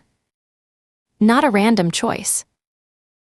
Has the subject made any attempt to communicate? She asked. None, Reyes replied. We've tried phone calls to both the office line and Dr. Mayer's cell. No response. Campus security cameras show Slade entering the building at 10:27 a.m., making his way directly to the third floor, then forcing the group into the suite at gunpoint. Gunpoint. Ruth's attention sharpened. He's armed. Camera footage shows what appears to be a handgun, the tactical officer confirmed. Can't confirm make or model from the angle, but definitely a firearm. That didn't match the pattern they'd seen at Cross Creek. The therapy rooms had featured psychological manipulation, drugs, and conditioning, but no evidence of firearms training.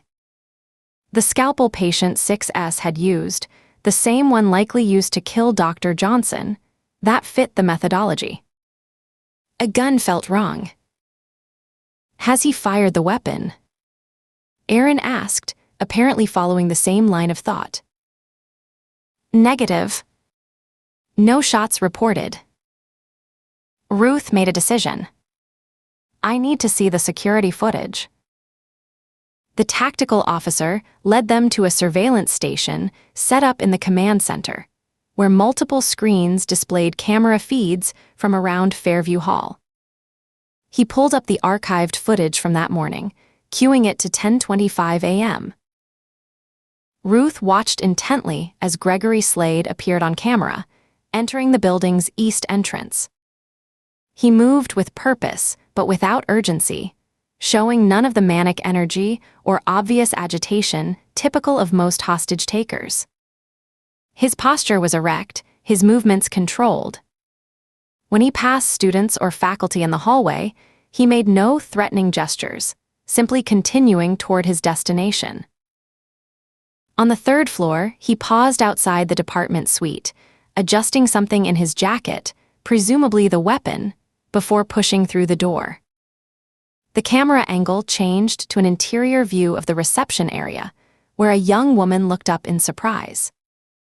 Slade spoke to her briefly, then produced what appeared to be a handgun from his jacket. Ruth leaned closer, studying the weapon. Freeze it there, please.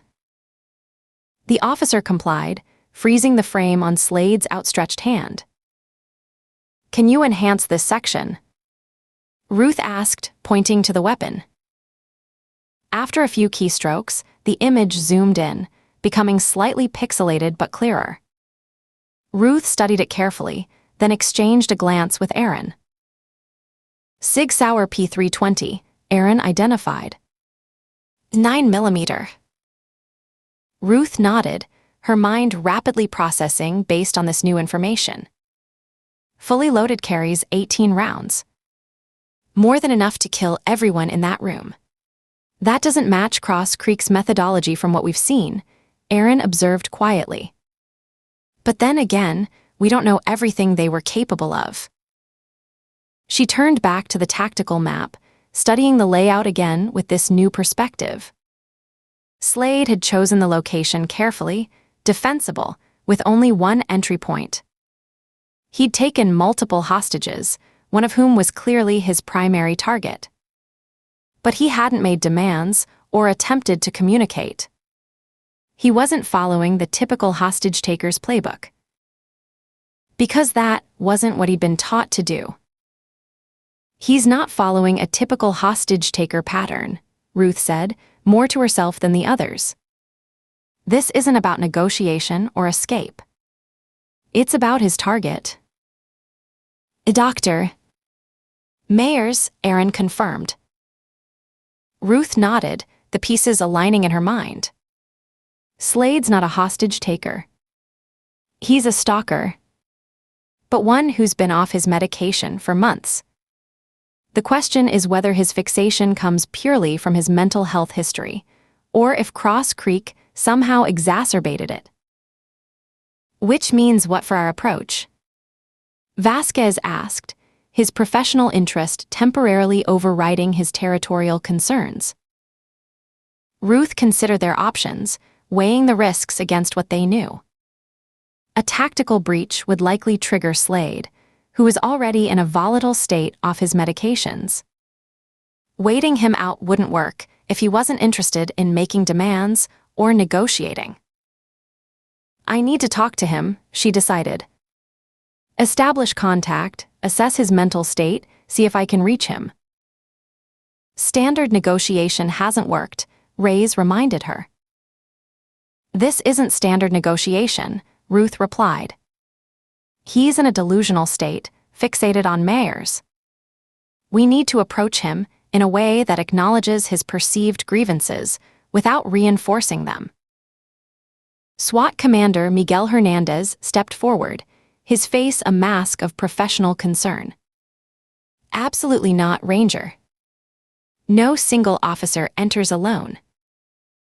I agree with Commander Hernandez, Vasquez said firmly. That's suicide, Baker. I'm not letting you walk in there without tactical support. My SWAT team goes in or nobody does, Hernandez insisted. I won't be responsible for losing a Texas Ranger on my watch. Reyes stepped closer, her voice dropping to a more private conversation. Ruth, please reconsider.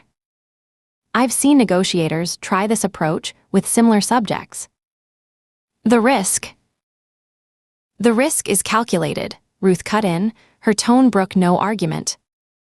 You've all seen the evidence. This man is psychologically conditioned, not operating on rational thought patterns. Which makes him exponentially more dangerous, Vasquez interrupted.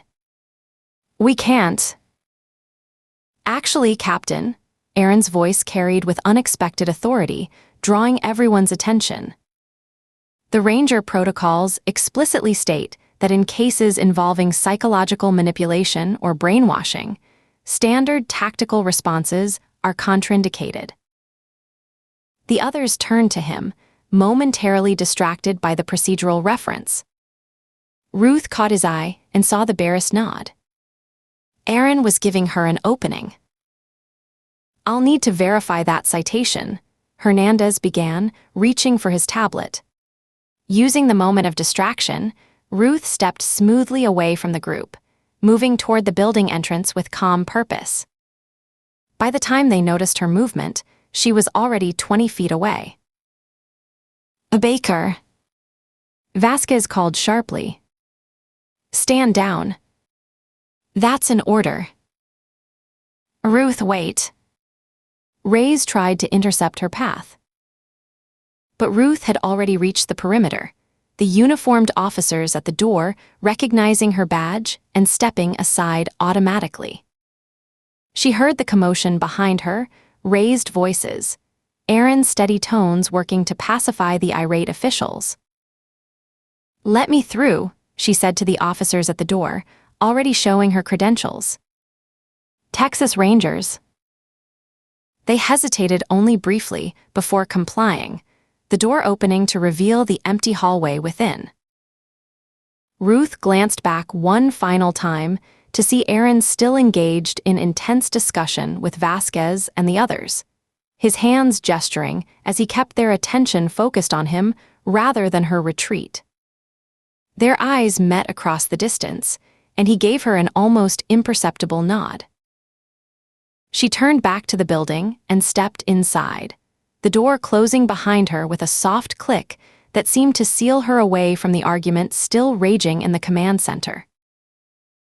The normally bustling academic hallway stretched before her in eerie silence, emergency evacuation having stripped the space of its usual energy. Her footsteps echoed against the polished floors and high ceilings, each sound amplified in the emptiness. The building seemed to hold its breath, waiting. She chose the stairs over the elevator, pushing through the heavy fire door that groaned on its hinges. The enclosed stairwell felt colder than the hallway concrete walls, amplifying the hollow sound of her footfalls as she climbed. Second floor. Each step deliberate, measured. The weight of what awaited her on the third floor pressed against her shoulders, her mind cataloging everything she knew, and everything she didn't, about Gregory Slade and what had been done to him at Cross Creek Farm. Reaching the third floor landing, Ruth paused. She drew a slow, centered breath, the way she'd taught Ava to do before important swim meets.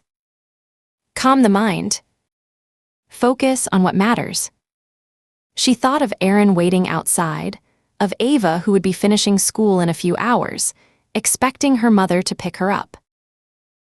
The hallway before her stretched in institutional silence, the business administration suite visible at the far end. No sound came from behind its closed door, no indication of the 6 lives hanging in balance within.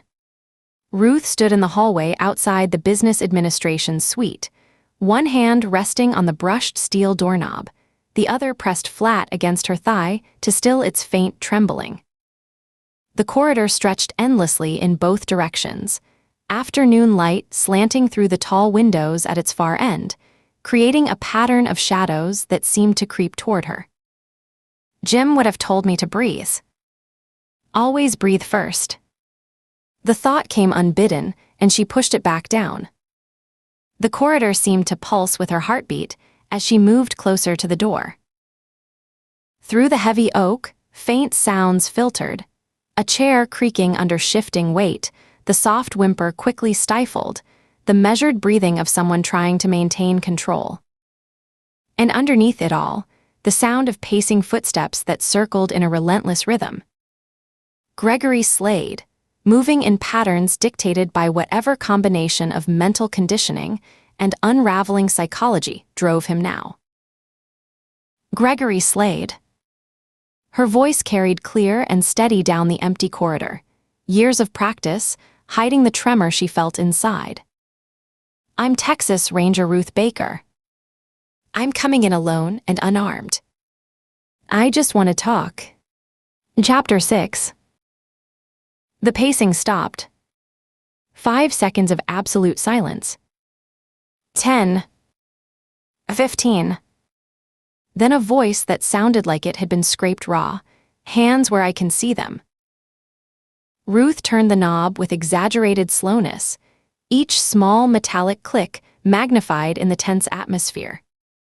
She pushed the door open inch by careful inch, her peripheral vision tracking the movement of blinds behind the windows, the sudden exposure to the courtyard below making her hyper-aware of being backlit, a perfect target. 6 pairs of eyes snapped to her face, varying stages of hope, fear, and desperation frozen in the harsh overhead fluorescence. The hostages arranged themselves unconsciously in defensive configurations. 3 administrative staff clustered together against the far wall like a herd seeking safety in numbers, the young graduate student positioned protectively near a crying professor, the department chair isolated at the conference table. I could be looking at Ava in 20 years, trapped and terrified. I could be one of those women against the wall, watching my life end in a sterile conference room. And there was Slade himself, a study in barely contained chaos. His button-down shirt clung to him, darkened with sweat that spoke of hours of internal warfare. The Sig Sauer P320 in his right hand tracked her movement with unnatural steadiness, though his eyes held none of that steadiness. They darted constantly, to her face, to the windows, to the hostages, back to the door, as if expecting reinforcements to materialize despite her assurances. Ruth stepped fully into the frame, arms raised to shoulder level. The conference room arrangement burned itself into her tactical awareness. 4 tall windows faced the courtyard, many blinds drawn but allowing gaps. single exit behind her. The SIG carried 18 rounds. More than enough. Just me, she said, pitching her voice to Carrie without seeming aggressive. Like I said. No weapons. Slade's pacing resumed, but the pattern had changed, tighter, more erratic. 2 steps toward the windows, followed by an abrupt reversal. 3 steps back, then a sudden turn that made several hostages flinch. His free hand worked at his side, thumb and forefinger rubbing together in a nervous gesture, then suddenly clenching into a fist that he pressed against his temple. Where are the others? His voice cracked on the last word, sliding upward in pitch like a teenager's voice changing. Outside, establishing a perimeter. They won't come in unless you ask them to. A liar. The word shot out with more energy than anything else he'd said. He wiped his left hand on his pant leg repeatedly, then against the wall, as if trying to remove something invisible. Police always lie. Administration lies. Everyone lies except. He caught himself, pressing both palms against his forehead as if trying to push back thoughts that threatened to overwhelm him. His breathing quickened audibly, each inhalation taking on a wheezing quality that made the graduate student shift nervously in his chair. "Can I lower my hands?" she asked, deliberately interrupting his internal struggle. "They're getting tired." The question seemed to confuse him. He blinked rapidly, pupils dilated despite the bright lighting. His mouth opened and closed twice before any sound emerged. "What?" "Fine, whatever," he dismissed with a sharp wave of the SIG. "That's irrelevant. Doesn't matter." He refocused immediately, sweat beading on his forehead, rolling into his eyes and making him blink furiously. The pistol's barrel swung in a wider arc now, no longer maintaining consistent target discipline. One of the administrative staff gasped audibly when it swept past her chest. Ruth lowered her arms with careful deliberation, letting them rest naturally at her sides. Her eyes swept the room while maintaining Slade's gaze. A walnut conference table dominated the center, its polished surface reflecting distorted images of the fluorescent lighting overhead. But Ruth's attention fixed on the people themselves, reading their individual responses to the crisis. The department chair sat with the rigid bearing of someone employing every ounce of control to maintain composure. But his hands betrayed him, trembling finely as they gripped the table's edge so hard the knuckles had turned white. A large blonde woman pressed against the far wall, hands trembling despite her attempts to still them, had bite marks visible on her lower lip where she tried to suppress her whimpers. A slender, dark-haired woman maintained a stream of quiet tears, while a thin brunette beside her offered silent comfort through touch, their fingers intertwined in a death grip. The male administrator positioned himself at the corner of their group, his professional demeanor fighting against the urge to physically shield his colleagues. Every few seconds, his gaze flicked to the door Ruth had entered through, calculating distances. The graduate student had compressed himself into the corner where 2 walls met, trying to make himself invisible. His breathing came in shallow, rapid bursts that suggested the onset of panic. "I visited Cross Creek Farm this morning," Ruth said, the words landing in the charged atmosphere like stones dropped into still water. Slade froze mid-pace. The SIG, which had been making small unconscious circles as he moved, suddenly steadied the center mass of her chest. His entire body tensed, muscles standing out in sharp relief beneath his sweat-stained shirt. "You what?" "The underground facilities. I've seen them. The therapy suites, the patient rooms." His free hand pressed against his temple, fingers digging in with enough force to turn the skin white. The pistol's small movements returned, tracing anxious patterns in the air. No. No, that's not, you couldn't have. Those rooms are for legitimate treatment only. He stopped himself with visible effort, jaw muscles working. Outsiders aren't allowed. It's confidential. Private care. Dr. Johnson explained the rules. No visitors. No family. No. His voice fractured on the last word, rising to a near shriek before he caught it, swallowing hard. 3 protocols. Always 3 protocols. Patient privacy. Treatment integrity. Therapeutic boundaries. He was reciting now, the words emerging in a flat, droning rhythm that suggested countless repetitions. Doctor. Johnson's dead, Gregory. The simple statement hung in the recycled air, each word sharp-edged with finality. Slade swayed on his feet as if physically struck. The cig dropped several inches before training and instinct snapped it back up. His pupils dilated further, black nearly swallowing the hazel of his irises. That's not. He can't be. The words emerged fragmented, disconnected. You're lying to me. They all lie to make you doubt everything they taught you, and... The pistol began that telltale tremor Ruth had seen countless times in her career, the physical manifestation of a mind fragmenting under stress. She tracked its movement with professional calculation while maintaining steady eye contact. But something else was happening. Slade's breathing had taken on a rhythmic quality, his lips moving silently as if counting or reciting something under his breath. 1, 2, 3. Reset. 1, 2, 3. Breathe. 1, 2, 3. Control. 1, 2, 3. What are you trying to accomplish here, Gregory? She asked, keeping her voice neutral. Slade's face contorted, features cycling through confusion, determination, and something that looked disturbingly like religious fervor. He jabbed the cig toward the department chair with sudden violence. Make him confess. Make him admit everything he's done. Truth requires witnesses. His voice took on that sing-song quality Ruth had heard in Cult Survivors.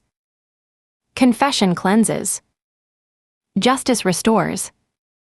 Pain teaches what words cannot. But then his expression shifted again, confusion clouds crossing his features. No, wait. That's not. The sequence is wrong. I'm forgetting something.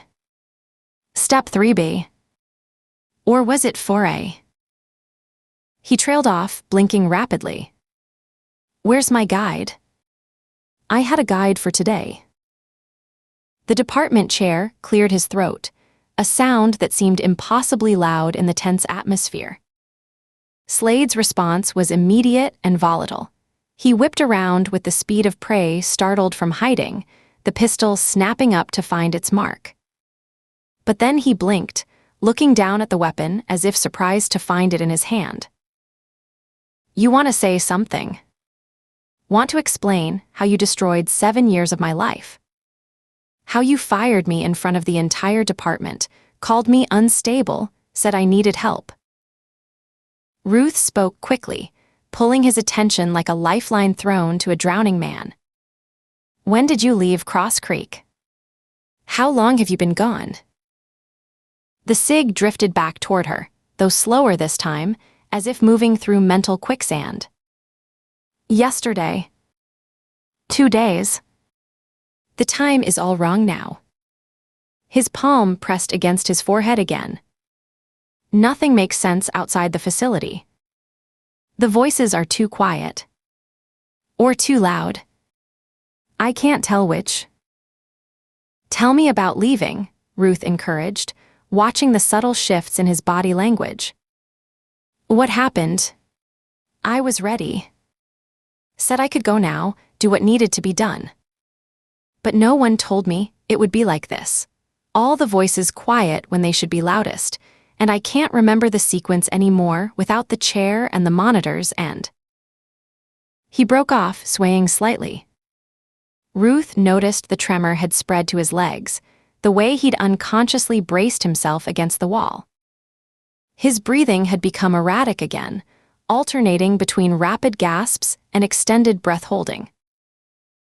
"Gregory, look at me." She waited until his unfocused gaze found her face. "When did you last eat?" "Drink water." The question seemed to short-circuit whatever narrative loop had been playing in his mind. He blinked slowly, almost owlishly. "Eat." "Yes." "A sandwich, a soda, maybe." "There was." "Yesterday." "Coffee from a vending machine." "But my stomach couldn't handle solid food. Too much noise in my head to swallow." He swallowed hard, his throat working visibly. "Doctor." Johnson said the discomfort would pass. "Part of the adjustment." "Part of that." His voice caught, turning into a strangled sound that might have been a sob or a laugh. The large blonde woman shifted in her chair, a small movement that nevertheless drew Slade's predatory attention. Fear spiked in the room like a shared electrical current.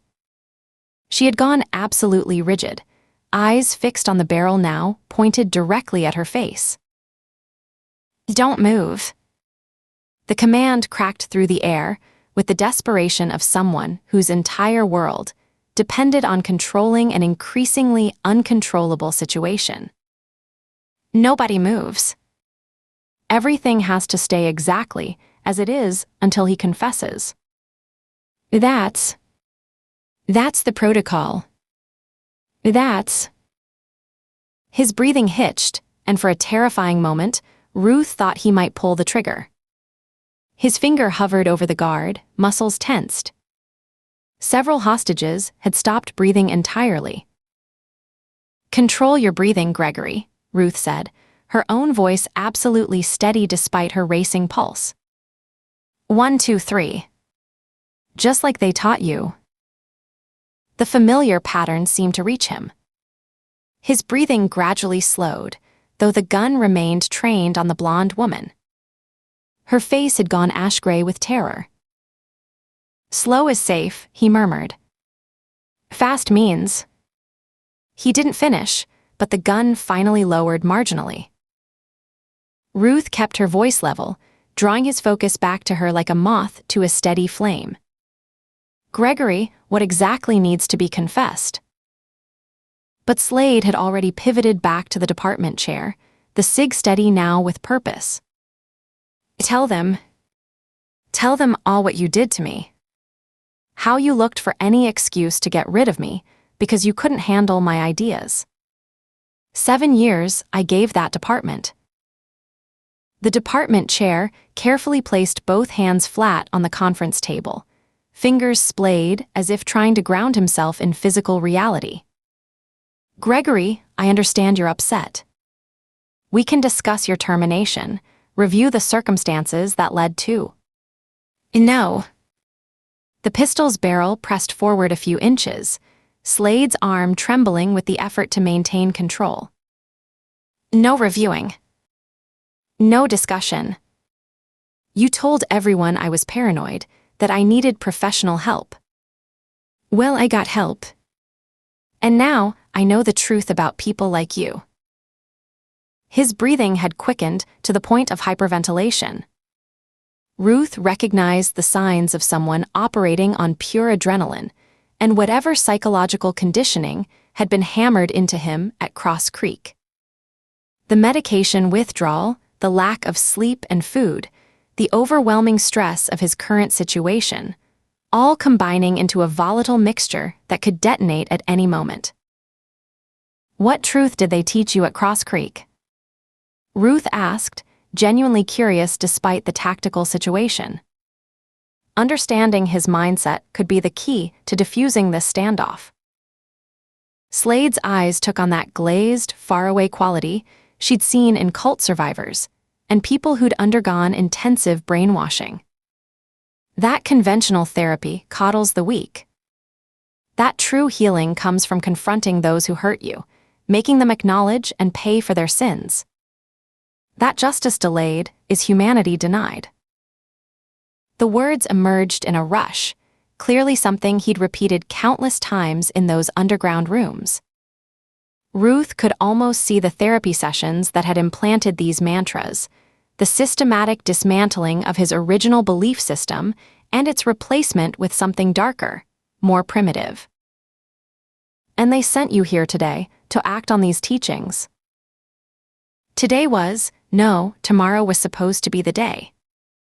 Confusion clouded his features. They said October 4th. But then everything went wrong, and I couldn't find my papers and time keeps slipping and... The sig began to drop as his attention fragmented, caught between the programming he'd received and his growing inability to execute it properly. Ruth saw her opening, but knew she had to be careful not to trigger a defensive reflex.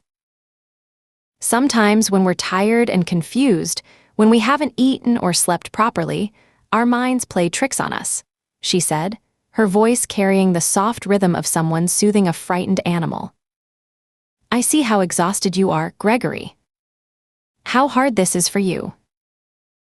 I'm fine. But the protest lacked conviction. His legs trembled visibly now, fighting to keep him upright. I just need him to sign something.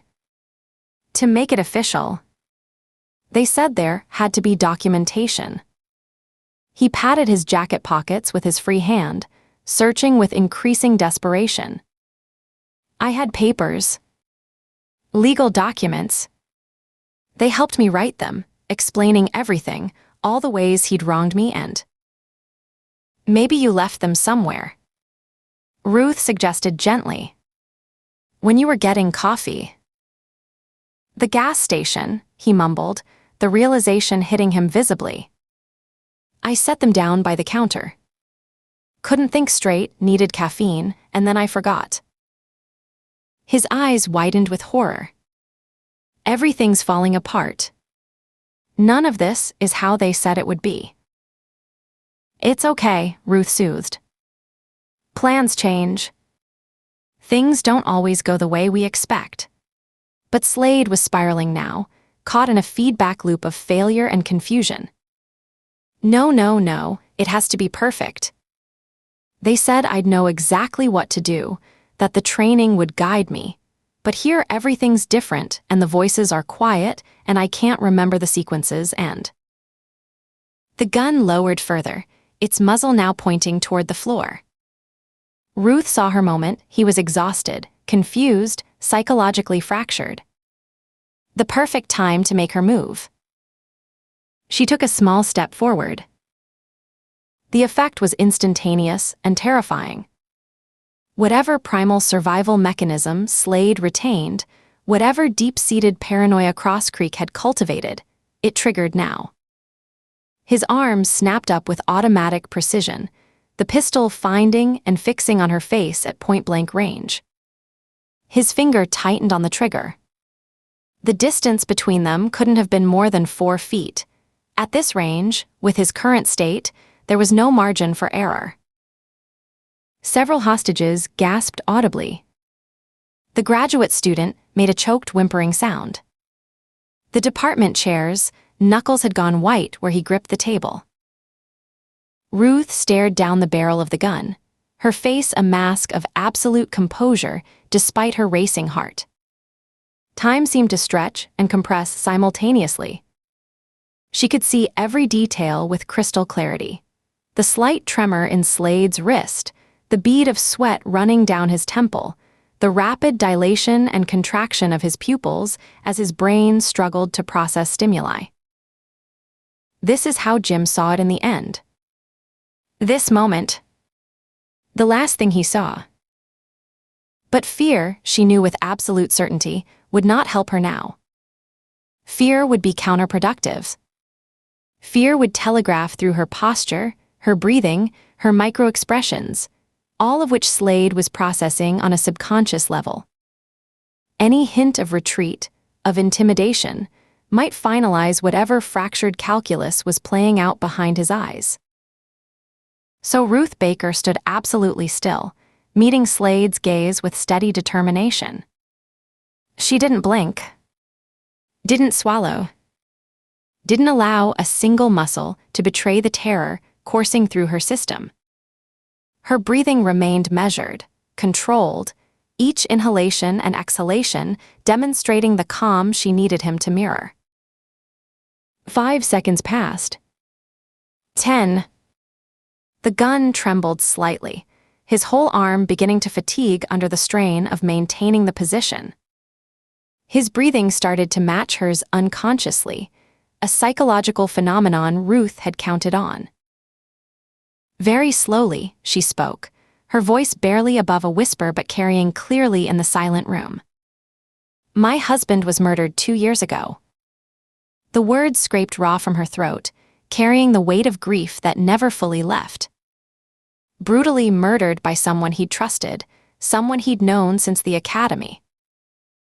The cig wavered, its barrel dropping a few inches. The room had gone absolutely still, the only sound Ruth's labored breathing as she fought to continue.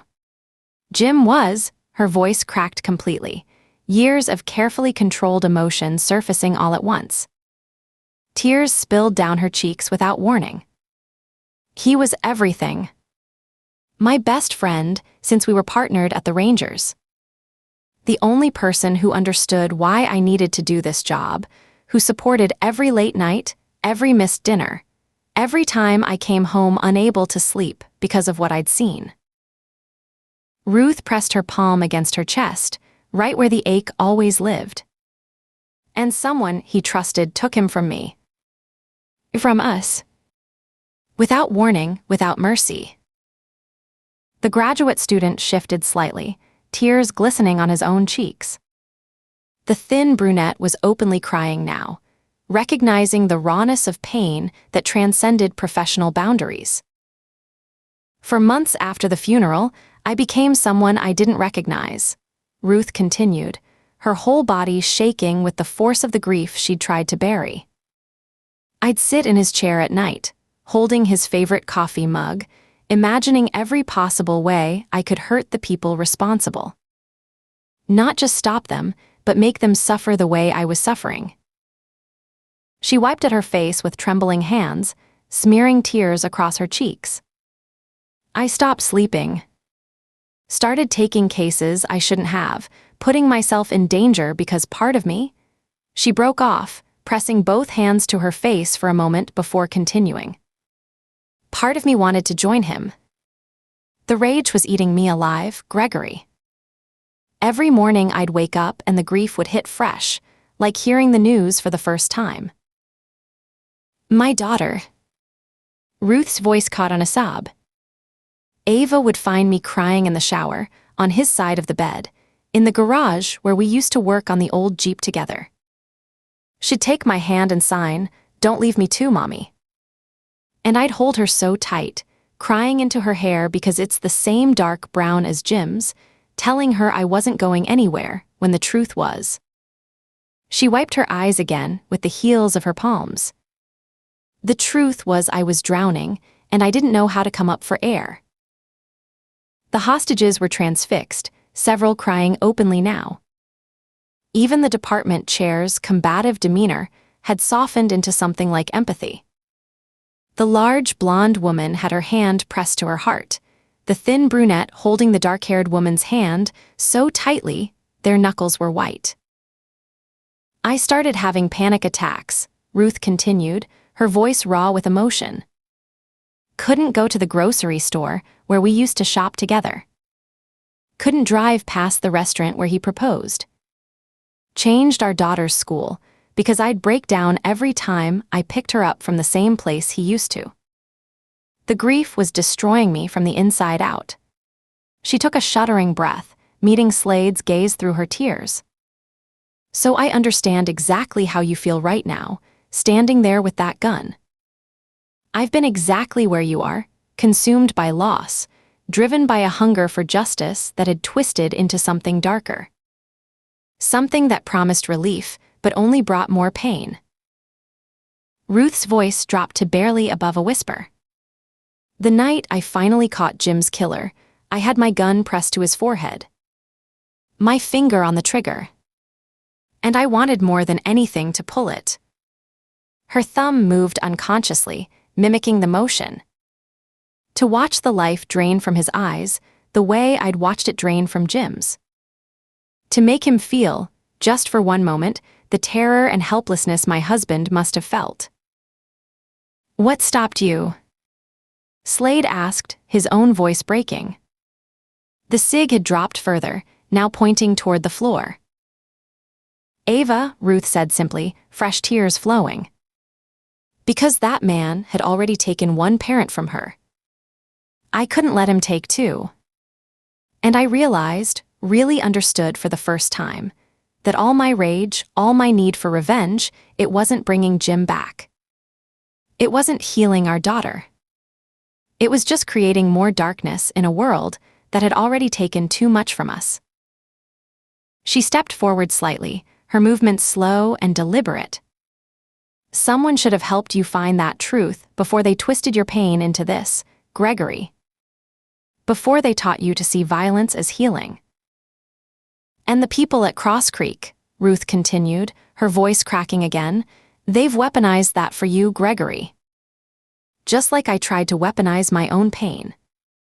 But it's poison. And it nearly killed me before I realized what I was doing to myself, to my daughter. She swiped at her face again, tears continuing to stream down her cheeks. Ava doesn't remember much about that time, thank God. But sometimes, her voice caught on a sob, sometimes I catch her watching me when she doesn't think I'm looking. Checking to make sure I'm really here, really okay. Because back then, I was so consumed by revenge, by making someone pay for Jim's death, that I forgot how to live. The cig trembled in Slade's grip, his own face now streaked with tears. The graduate student in the corner had his hands pressed to his mouth, eyes wide with recognition of shared pain. "Gregory, look at me," Ruth said softly, waiting until his tear-blurred gaze met hers. "I know exactly how you feel right now. That rage that burns in your chest, that need to make someone, understand what it feels like to lose everything you cared about. I lived with that fire for months." She pressed her hands to her heart, her fingers shaking. "But when I finally caught Jim's killer, when I had the gun trained on him just like you do on Dr. Mayers, I realized something. All that rage, all that need for revenge, it hadn't brought Jim back. It hadn't healed me. It had just made me hollow." "I'm sorry," Slade whispered again, his voice breaking. He was crying fully now, the gun hanging loose at his side. "I don't know what to do. I don't know who I am without the anger." Ruth finished gently. "Without that burning need for justice. I know, Gregory. I know exactly how lost that feels." She stepped forward slowly, closing the distance between them. "Will you let me help you find another way? The way someone should have helped you long before Cross Creek got its hooks into you." Ruth extended her hand palm up, the gesture infinitely tender despite the circumstances. "Will you give me the gun?" For several heartbeats, the room held its breath. Slade's internal struggle played across his face. Years of pain, months of conditioning, and something deeper, more human, fighting for supremacy. Then, with a movement that seemed to take the last of his strength, he began to lift the pistol. Ruth's heart clenched, but instead of pointing it, he was turning it, offering the grip toward her with trembling fingers. Then, sudden as a snake strike, his wrist tensed. The muzzle snapped up, finding her face again, centimeters from her forehead. His finger found the trigger guard. Click. Complete silence. Click. Behind her, someone gasped. The blonde woman's sob was quickly muffled. But Ruth didn't so much as blink. She maintained eye contact with Slade, watching as his confusion turned to terror at his own actions. "It's empty," he whispered, staring at the gun. "That's why. I kept forgetting to check. Never learned to. Wasn't supposed to." Ruth very carefully reached out and took the weapon from his nerveless fingers, engaging the safety with professional efficiency before setting it on the conference table. Then she moved to Slade, who had begun to shake violently. He folded into the chair behind him, head dropping into his hands. "I'm sorry," he repeated, the words a mantra. "I'm so sorry for everything." For what felt like several heartbeats, but was likely only seconds, Slade remained frozen. Then, with a movement that seemed to take the last of his strength, he turned the pistol grip first toward Ruth. She accepted it with professional care despite her shaking hands, immediately checking the safety and ejecting the magazine before passing it to the department chair. The hostages began to stir, some moving to comfort each other, others simply sagging with relief. Slade collapsed into the nearest chair, head dropping into his hands. "I'm sorry," he repeated, the words a mantra of its own. "I'm so sorry for everything." Chapter 7. By the time the sun began its descent behind the Austin skyline, Ruth felt hollowed out, her voice hoarse from repeating the same story countless times. The mobile command center had been transformed into an impromptu interrogation room, with various officials rotating through to hear her account firsthand. "Walk me through it again, Ranger Baker," said Detective Martinez from Internal Affairs, pen poised over his notepad. "From the moment you entered the building." Ruth suppressed a sigh and began for what had to be the 12th time. "I proceeded to the 3rd floor via the stairwell, approached the department office suite, identified myself as a Texas Ranger." Aaron sat beside her throughout, a silent but constant presence. He'd already given his own account of events from the outside perspective, corroborating Ruth's decision to enter alone despite protocol. By 6 p.m., they'd finally finished tallying accounts and cross-referencing with the hostages' statements. Each witness had been interviewed separately, their versions of events carefully cataloged and compared. The department chair, Dr. Mayers, had been particularly effusive in his praise of Ruth's handling of the situation. "She was remarkable," he'd told investigators. "Calm under extreme pressure. She made a connection with Slade that I don't think anyone else could have achieved." When she spoke about her own loss, he trailed off, visibly moved by the memory. The last of the evidence markers had been collected, the scene photographed from every conceivable angle. Campus security footage had been downloaded and archived. The empty Sig Sauer P320, now revealed to have contained no ammunition despite its threatening presence throughout the standoff, was bagged and tagged as evidence.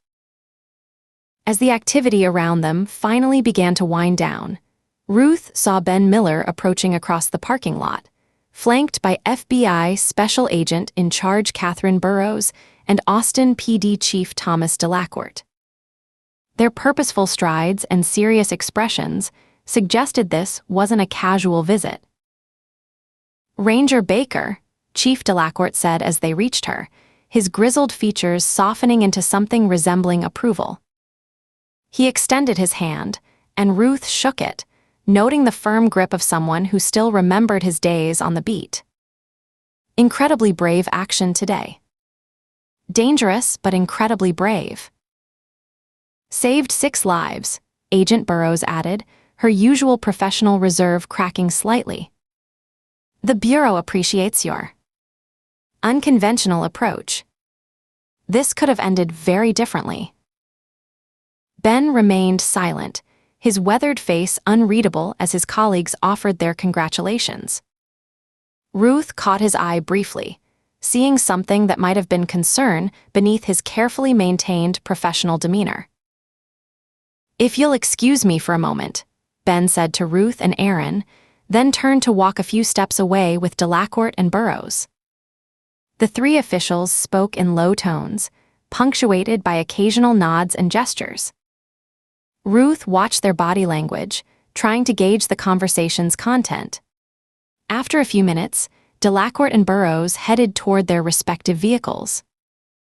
As they walked past, Agent Reyes, who had been supervising the evidence collection, raised her hand in a salute to Ruth. Ruth returned the gesture with a slight nod, acknowledging the support Reyes had shown throughout the day. The chief's black SUV pulled away with a police escort, followed shortly by the FBI convoy. Suddenly, the parking lot felt much quieter, emptier. Ben returned to where Ruth and Aaron stood, his expression now openly stern.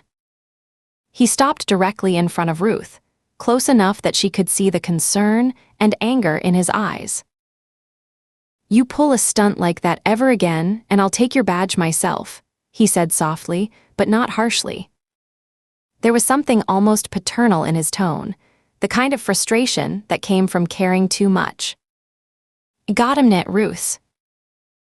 Ruth looked up at him and shrugged. "Got the job done, didn't I?" Ben's shoulders sagged slightly, and he rubbed his face with both hands before sighing deeply. "Go home to your kids, both of you. Get some downtime." "Ben," Ruth started to protest, the investigator in her already pivoting to the next steps. "We need to go back to Cross Creek and figure out what the heck is." Ben turned back sharply, his eyes flashing with an intensity that stopped her mid-sentence. He pointed his finger at her, his voice carrying the kind of authority that didn't expect to be questioned. "Go home." He held her gaze for a long moment, making sure she understood this wasn't a suggestion. Ruth felt the weight of the day pressing down on her, the adrenaline that had sustained her through the confrontation finally beginning to ebb. She nodded slowly. Ben's expression softened fractionally. "My best to Ava and the boys," he said, then turned and walked to his own vehicle without looking back. Ruth and Aaron stood in the near-empty parking lot, the evening air cooling rapidly as the last remnants of sunlight faded from the sky. The mobile command center was being packed up, uniformed officers directing the last of the media vans off campus. "Come on," Aaron said gently, his hand finding the small of her back. "Let's go home." They walked to the Range Rover in silence, their footsteps echoing on the asphalt. Ruth slid into the passenger seat while Aaron took the wheel, a role reversal that spoke to her exhaustion. She barely registered him starting the engine. They sat for a long moment as Ruth felt the familiar anticlimactic rush of conflicting emotions that always hit her after a particularly stressful situation. The silence in the vehicle felt heavy, expectant. "You hungry?" Aaron asked, glancing over at her. "We could grab some Tex-Mex. There's that place you like with the..." Ruth shuddered violently. For a moment, she thought the Rover, the lot, the whole world was shaking around her, reality juddering like a glitch in an old VHS tape. Then she felt her entire body racked by shivers, heard her teeth chattering in her head. Everything she'd held back came rushing forward. The fear she'd pushed down when facing Slade, the memories of Jim that her confession had dredged up, the weight of knowing how close she'd come to leaving Ava without either parent. She felt a rush of emotions like a flash flood coursing through her, and then the tears came, hot and unstoppable. Hey, Aaron was right there, reaching across the center console to pull her close.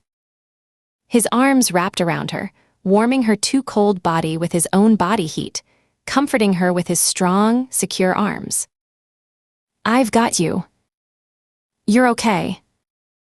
We're all okay. She heard herself sob and let go completely, all the tension and terror releasing in waves.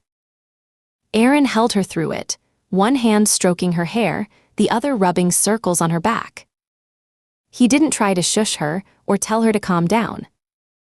He just held her, a steady anchor in the storm of her emotions. Several minutes passed before the tears began to subside. Ruth fumbled in her pocket for a tissue, wiping her face clean with shaking hands. She took a deep, shuddering breath, then another, gradually regaining control. Aaron watched her closely, his blue eyes filled with concern. You sure you're okay? Ruth nodded, managing a watery smile. Yeah. I just needed that. She took another breath, feeling the last of the tremors fade. Let's go home. I need to see Ava. Aaron studied her face for another moment, clearly debating whether to push the issue. Finally, he nodded and started the engine. As they pulled out of the parking lot, the last rays of sunlight painted the horizon in shades of orange and pink. Ruth leaned back in her seat, feeling the warmth of the setting sun on her face through the windshield. She closed her eyes and let her mind drift to spring blooms, cherry blossoms, hot crispy chimichangas on a cool spring night with cold beer. Anything but men with guns in closed spaces and cold dark barrels pointed at her face.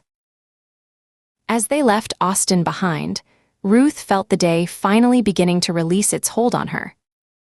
Tomorrow would bring new challenges, new questions about Cross Creek and whatever had been done to Gregory Slade. But tonight, she just wanted to hold her daughter and feel the solid ground beneath her feet. Continued. As they drove back, only 20 minutes from home, the sun dipped below the horizon. Dusk settled over the Texas landscape, painting everything in shades of purple and gray. Aaron's phone buzzed. He glanced at the display, then answered on the second ring. Tate. He listened, his brow furrowing slightly. Yeah, she's fine. We both are. A pause. Got it. Tomorrow morning. He ended the call and slipped the phone back into his pocket. Ramirez? Ruth asked, watching his profile in the dim light. Nothing that can't wait until tomorrow. Ruth turned in her seat to face him. What did he say? Aaron shook his head, keeping his eyes on the road. Ruth punched him in the shoulder. Hey. Aaron protested, but then sighed. They're processing the evidence. They just heard about Austin and wanted to know if you're okay. What did they find? He shook his head again. He didn't say. I told him we'll see him at the command center in the morning. He glanced at Ruth. In the morning, Ruth's. His tone was decisive, leaving no room for argument. She shook her head, but then she nodded, agreeing. Minutes later, they turned into their driveway, and she felt her irritation at Aaron melt away. He was right. She'd earned the right to come home to her daughter. Cross Creek Farm and its secrets could wait one more night. They got out of the Rover and walked to the front door, and suddenly, she was glad to be alive on God's green earth and coming home to her family. Thank you, she said silently, and pushed the door open. Chapter 8. The therapist sat in his home office, multiple monitors displaying various news feeds from Austin. He clicked through channels with increasing agitation, stopping when he found footage of the hostage standoff resolution. 6 hours, he muttered, watching Gregory Slade emerge from Fairview Hall in handcuffs. 6 hours and not a single fatality. Pathetic. His fist slammed onto the desk, scattering papers. On the screen, paramedics tended to the hostages, all alive, all walking out under their own power. The waste of it burned in his throat like bile. He had 18 rounds, he said to the empty room. For God's sake, he was on a college campus. Hundreds all around. His voice grew louder, more bitter. Even if he'd had a blindfold on, he could have gunned down dozens before they got to him. He picked up a crystal paperweight and hurled it across the room. It shattered against the wall, sending fragments across the hardwood floor. The sound echoed in the silence that followed. Slade was always a fuck-up, he continued, pacing now. Wasn't worth the time and effort I put into him. He paused, considering. Though maybe with another 2 weeks. No, the moment had passed. The careful planning, the precise conditioning, all wasted on a subject too weak to see it through. His thoughts shifted to Caroline. Now there was a proper patient. She'd killed Dr. Johnson as ordered, messy perhaps, but effective. At least she'd gotten one of them. And she was still alive, still in custody. Still potentially useful. The therapist switched channels, finding helicopter footage of the aftermath. Police vehicles, FBI vans, Texas Rangers. He paused when the camera focused on a group of officials near the mobile command center. His eyes narrowed as he spotted the ranger who had entered the building alone. Ruth Baker, he said, reading the news chyron that appeared beneath her face. He backed up the footage, freezing on a close-up as she was congratulated by the Austin PD chief, an FBI special agent in charge. He studied her profile, the set of her jaw, the controlled movement of her hands as she spoke. Even exhausted, covered in tear tracks, there was an alertness to her that set off warning bells in his mind. Moving to his laptop, he opened a new tab and began researching. Ruth Baker, Texas Ranger. 12 years on the force. Widowed. 1 daughter. Solved her husband's murder case. The killer was someone he had known, someone he'd trusted. The therapist smiled grimly at that detail. He knew how to work with grief. But Baker was different from the usual law enforcement types. The way she'd talked Slade down, how she'd shared her own pain to create connection, it showed a dangerous level of empathy combined with tactical skill. He'd come across cops like her before. Her type. Hunter-killers, he murmured. No different from some of my more violent patients. Predator with a badge. Once they got a scent, they didn't let go. And Baker had been inside the facility at Cross Creek. She'd seen the therapy rooms, felt the atmosphere of the place. She'd confronted Slade and heard his conditioning surface in real time.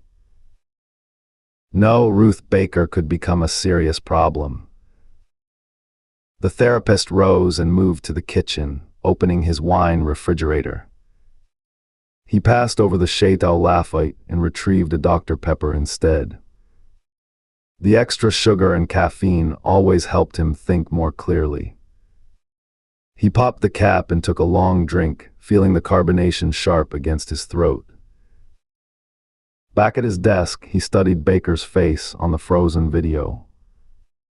How to get rid of her before she sank her teeth into this case.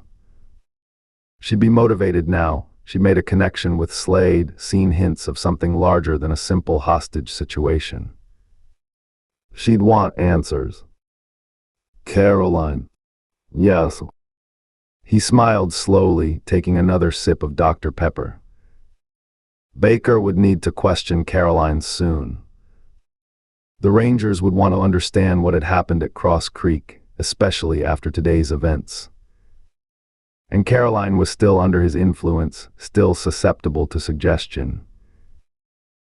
He opened a new document and began drafting. There were ways to communicate even with inmates, particularly those with certain psychiatric designations. It would take careful planning, but he had resources. More importantly, he had motivation. Ruth Baker had to be eliminated before she unraveled everything he'd built. All he needed was to figure out a way to get a message to Caroline. A prompt, simple and short. Kill Ruth Baker. Chapter 9. Ruth arrived at the command center the next morning to find everyone already there and at work. The familiar hum of activity, keyboards clattering, phones ringing, low conversations between investigators, greeted her as she pushed through the glass doors. She swept her gaze across the bullpen, taking in the organized chaos that meant a case was in full swing. Aaron was there too, standing by the large evidence board with Jake Ramirez. He glanced up as she entered, caught her eye briefly, then turned back to whatever Ramirez was explaining. Ruth shot him a look as she made her way to the beverage station, pouring herself a much-needed coffee. The rich aroma helped clear the remnants of sleep from her mind. Aaron finished talking to Ramirez and walked over to join her. Ruth didn't look at him as she added cream to her coffee, stirring more vigorously than necessary. "You were gone when I woke up," she said, her tone carefully neutral. "I overslept. Why didn't you wake me?" He shrugged, reaching for his own mug. "You needed the sleep, Ruth. Besides, wasn't nothing that couldn't wait a couple of hours." She frowned at him, but then nodded. He was right. The Cross Creek murder case was pretty open and shut. They already had the main suspect in custody, the murder weapon, the whole 9 yards. There were bolos out on the missing patients, and they were bound to turn up soon. It wasn't one of those ticking clock cases. "Okay," she said as they walked over to the main hub. "What have we got so far?" The central hub had been transformed into a case command center. Multiple screens glowed with patient photos, medical records, and facility schematics.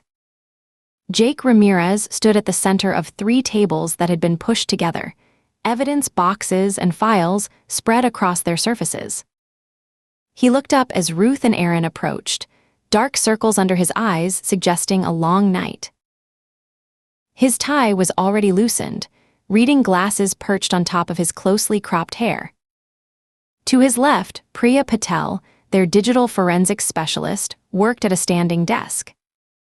She draped her Rangers jacket over the back of her chair, revealing a UTA Longhorns t-shirt beneath. A photo frame on her desk showed her with her 2 daughters at the Rangers family picnic last summer, the girls grinning widely, missing front teeth and all. Shruti and Dia were their names. It reminded her that Ava had been asking for a playdate or a sleepover with them, and she made a mental note to fix it up with Priya. "Morning, Ruth," Patel said, pausing her typing. Her eyes searched Ruth's face, then softened with concern as she stood up. "We heard what happened yesterday. You okay?" "I'm fine," Ruth said. Priya held her arms out, and Ruth leaned in for a hug. Tech specialist Andrea Walsh glanced up from her workstation, her heavily highlighted blonde hair caught back in a practical ponytail. 3 computer monitors surrounded her workspace, displaying what looked like encrypted files. Her mug that read "World's Okayest Cousin" sat beside her wireless keyboard, along with a small photo of her golden retriever, Duke. "Hell of a day," Walsh added, pushing up the sleeves of her burgundy cardigan as she got up to give Ruth a hug too. "So happy you got out in one piece." Evidence technician Brett Collins turned from where he was photographing documents at a light table. Despite the early hour, his suit was impeccable, his red hair cut military short. He nodded to Ruth. "Hey, boss." Heard you didn't even lose your cool when Slade pointed that gun at your face. Guys, I'm fine, Ruth said, eager to move forward. I appreciate your caring, but let's focus on the job. What have we got? Walsh held up a cookie tin. First, though, fresh snickerdoodles. My mom baked up a double batch this morning especially in your honor, Ruth. Though you're all free to help yourselves too. Tell her thanks from me, Ruth said, taking one of the large cookies. Patel made a gimme gesture. God bless your mom, Andrea, she said. Seriously, she bakes the absolute best sugar cookies in Texas. Better than your mom's, the famous Indian online chef. Ramirez teased. If you tell her I said this, I'll shoot you, Patel stage whispered, but hell yeah. Ruth bit into her cookie. The crisp outer shell gave way to a soft, cinnamon sugar center that practically melted on her tongue. The butter-rich dough had just enough sweetness, the cinnamon perfectly balanced, warming without overpowering. She closed her eyes briefly, savoring a small moment of pleasure before duty pulled her back in. These really are phenomenal, Aaron murmured, already on his second. Walsh blushed. My grandmother's recipe. The secret is cream of tartar, gives them that perfect chewy texture. Okay, people, Ruth said, brushing cookie crumbs from her fingers. What have we learned about our patients? Ramirez gestured toward the screens with obvious relief at the change of subject. Multiple monitors displayed patient photos, medical records, and facility blueprints. First off, we've processed the majority of the physical evidence. The scalpel found on patient 6S, Caroline Wakefield, is a confirmed match for Dr. Johnson's wounds. Blood type, angle of the wounds, even the specific pattern of the serrations. He clicked his remote, and one large monitor displayed side-by-side images. Labs running DNA confirmation, but her prints are all over it, and me confirms the wounds match. No doubt that it's our murder weapon. Ruth studied the images while sipping her coffee. The other screens showed the missing patients' faces, a mosaic of ordinary people who'd somehow found themselves involved in a murder case. Tell me about them, she said. That's where things get interesting, Ramirez said, pulling up individual files. A gaunt-looking man with receding hair appeared on the center screen. Ruth summed him up quickly. Early 40s, tired eyes, shoulders slumped even in his official photo. The kind of man who looked like he worried about his mortgage payments and his kids' college funds, would never hurt a fly, but carried the weight of the world on those narrow shoulders. David Miller, 43, Ramirez continued. Certified public accountant. Father of 3. Diagnosed with major depression 2 years ago after his firm downsized, and he lost his job. Been through standard talk therapy, medication trials. No history of violence. Most excitement in his life was getting a speeding ticket last year doing 38 in a 35. He clicked to the next photo. A striking woman with deep brown eyes and full lips appeared. Ruth noted the slight furrow between her brows, the way her hand gripped something just out of frame, tension, even in a posed photo. Expensive suit jacket, designer glasses, the look of someone who'd climbed their way up and wasn't about to fall back down. Angela Reeves, 38. Corporate lawyer with PTSD, following a violent mugging 6 months ago. Can't work her normal hours anymore. Partners at her firm have been patient but pressure's building. No criminal record beyond a parking ticket. Her biggest vice is apparently a $200 a month coffee subscription service. Patel's coffee mug, decorated with a cartoon that read, "I code therefore I am," was refilled 3 times as they dove deeper into the patient's backgrounds. Ruth reached for another cookie, This one's slightly softer from sitting in the tin, the cinnamon sugar coating melting onto her fingertips. Ruth barely registered the small pleasures, focused on the next patient file. A heavyset man with kind eyes and laugh lines appeared on screen. Working man's hands, she thought, noting the calluses visible even in the photo. The kind who probably coached Little League and fixed neighbors' pipes for free. Thomas Burke, 51. Master electrician. Severe insomnia and anxiety attacks started after his wife's death from cancer. Nothing stronger than an occasional bar fight 20 years ago, and those were defending his buddies, not starting them. Walsh pulled up another screen showing medical records. Look at these medication lists.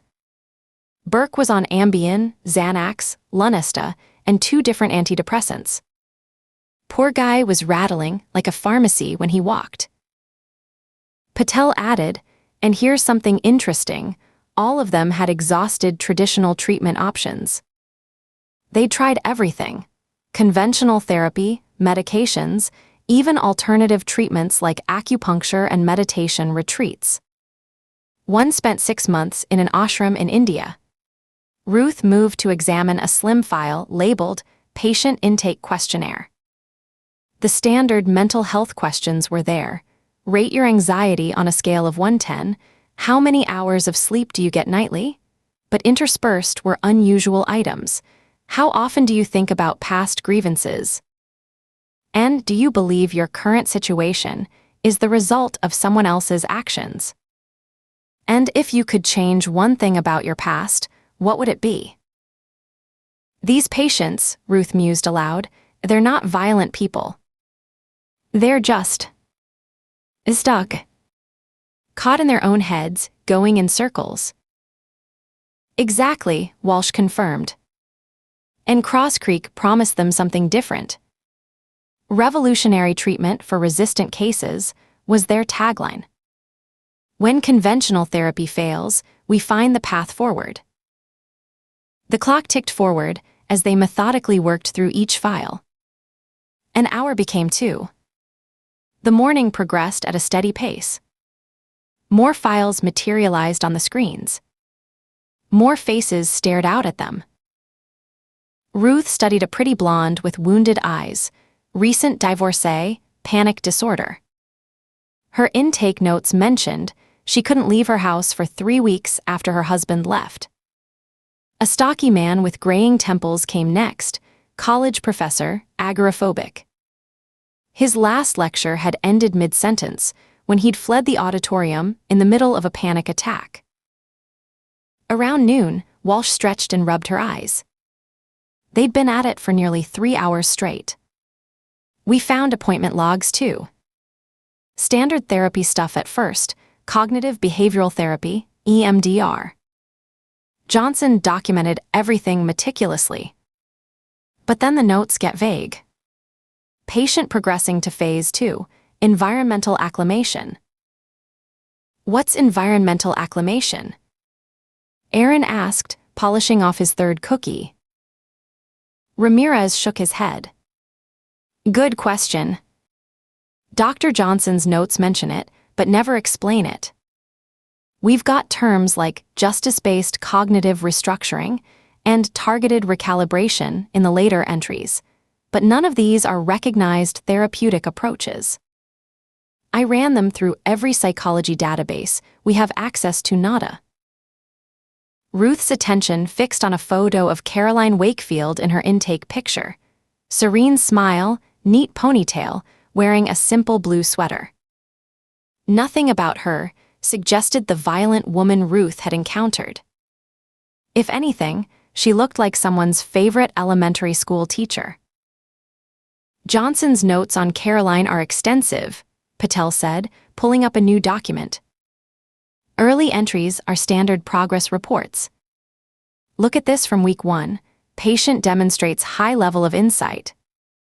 Responsive to traditional interventions.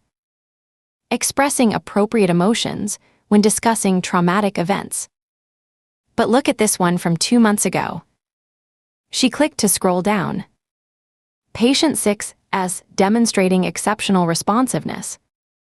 Ready for accelerated protocol introduction. Breakthrough achieved. Accelerated protocol. Ruth repeated. And what's this breakthrough referring to? Appears in multiple files, Walsh confirmed, calling up additional documents. Always with the same vague language. Breakthrough achieved. Protocol advancement approved. But there's no explanation of what it means.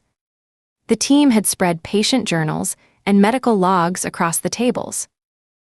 Ruth picked up one, flipping through pages of careful handwriting. The entries started normally: daily mood tracking, medication side effects, therapy session reflections. But gradually, the tone shifted. Week 2, still crying every day. Dr. J says to focus on specific memories that trigger the tears. Says I'm avoiding something important. Week 3, Dr. J says my anger is valid. First person to validate that. Everyone else wants me to let it go. But he says some things shouldn't be let go. Week 5, new breathing exercises work better when I focus on the unfairness of it all. Makes more sense than counting sheep. Feel clearer after sessions now. Week 7, 2-hour session today. Felt different afterwards. Lighter. Dr. J helped me see that some emotions need acknowledgement, not suppression. He's right, I've been running from feelings that deserve to be felt. Ruth set down the journal, frowning. These sound like positive treatment notes. Nothing threatening or concerning. If anything, he seems to be helping them process their emotions. That's the puzzle, Ramirez agreed. Dr. Johnson maintained detailed records of standard therapy. Careful documentation of medications, session notes, progress reports. Everything a responsible clinician should do. But there's this second tier of notes that reference these undefined protocols. Collins called out from his workstation, found something in Johnson's personal notes. He wrote, "Traditional therapy seeks to eliminate emotional pain. Alternative protocol seeks to channel it constructively. Pain as fuel rather than burden." Channel it how? Ruth asked. Doesn't say, Collins replied with a shrug. Though there are sketches in the margins. Flow charts with arrows pointing to words like focus and direction and resolution. The team worked through lunch, ordering in takeout from Paco's Tacos, a food truck that parked on the corner right outside. Ramirez had replaced his glasses with a pair of reading glasses that made him look like a professor. Ruth studied facility blueprints, while Patel ran encryption-breaking programs on the therapy room surveillance files. The underground complex was far more extensive than they'd initially realized. 12 patient rooms, 3 therapy suites, multiple observation areas, and something labeled simply as development room that was twice the size of any other space. Development of what? Ruth wondered aloud. Can't tell yet, Patel answered, her fingers flying across the keyboard. Those video files are buried under military-grade encryption. We're talking 256-bit encryption with multiple layers. Could take weeks to crack through conventional means. Time ticked past as they assembled the pieces of a puzzle that refused to form a clear picture. The facts remained: Dr. Johnson was dead. Caroline Wakefield had killed him. Gregory Slade had taken hostages, but hadn't hurt anyone. 5 other patients were missing. Let's focus on the murder itself, Ruth suggested, draining her spiced lemonade. If Caroline killed Dr. Johnson, what was her motive? According to his notes, she was his most successful patient. He practically glowed when he wrote about her progress. Walsh pulled up Johnson's final entry about Caroline on the main screen. Patient 6, S has completed all phases. Ready for implementation. Confident she understands the scope of the task. This is what we've been working toward, proof that the protocol works. First full success. Implementation of what task? Aaron asked, setting down his empty coffee cup. And why would she kill him if she'd successfully completed treatment? Ruth added, "This feels backwards. Like a student murdering their teacher right after graduation." Collins held up Johnson's appointment book, a leather-bound planner with meticulous handwriting. His last entry was a session with Caroline at 3 p.m. on the day he died. After that, nothing. Earlier that day, he had sessions with 3 other patients. All routine notes. Either she killed him during or immediately after the session, Ruth concluded. But why? Patel persisted. If she was following the treatment protocol, why kill the provider? Ruth stood, surveying the wall of evidence.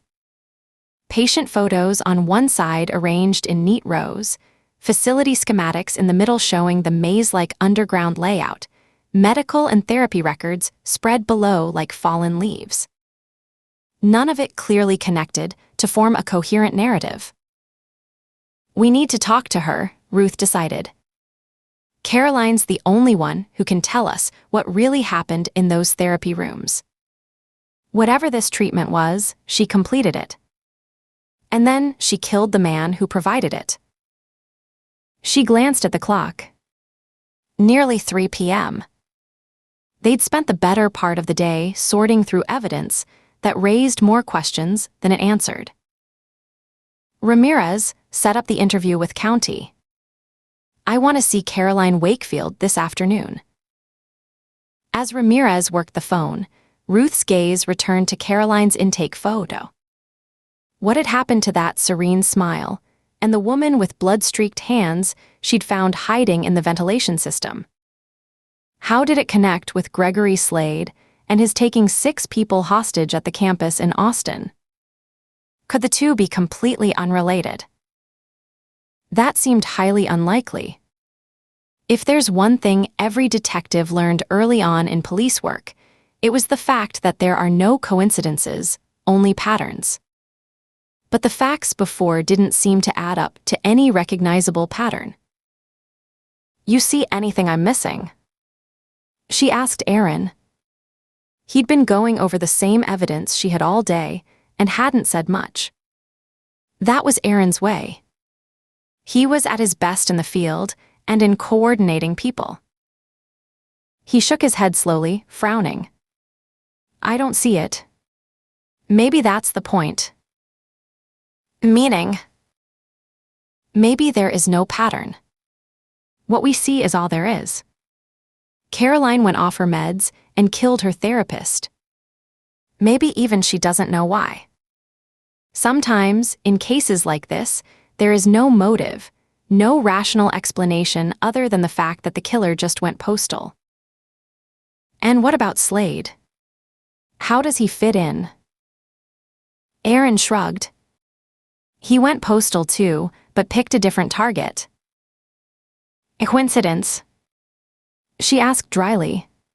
He grinned, seeing the trap. They're psych patients. They have issues. So yeah, they both ran with the wolves. Does that mean the other missing patients are off running with the wolves too? She asked, asking the question of herself as well as of him, or anyone else who cared to answer. He pointed a finger at her. Good question. I guess the only way we'll find out is when they try to pull off a stunt like Gregory Slade did. Ruth sighed. God, I hope not. They might not all carry an empty weapon.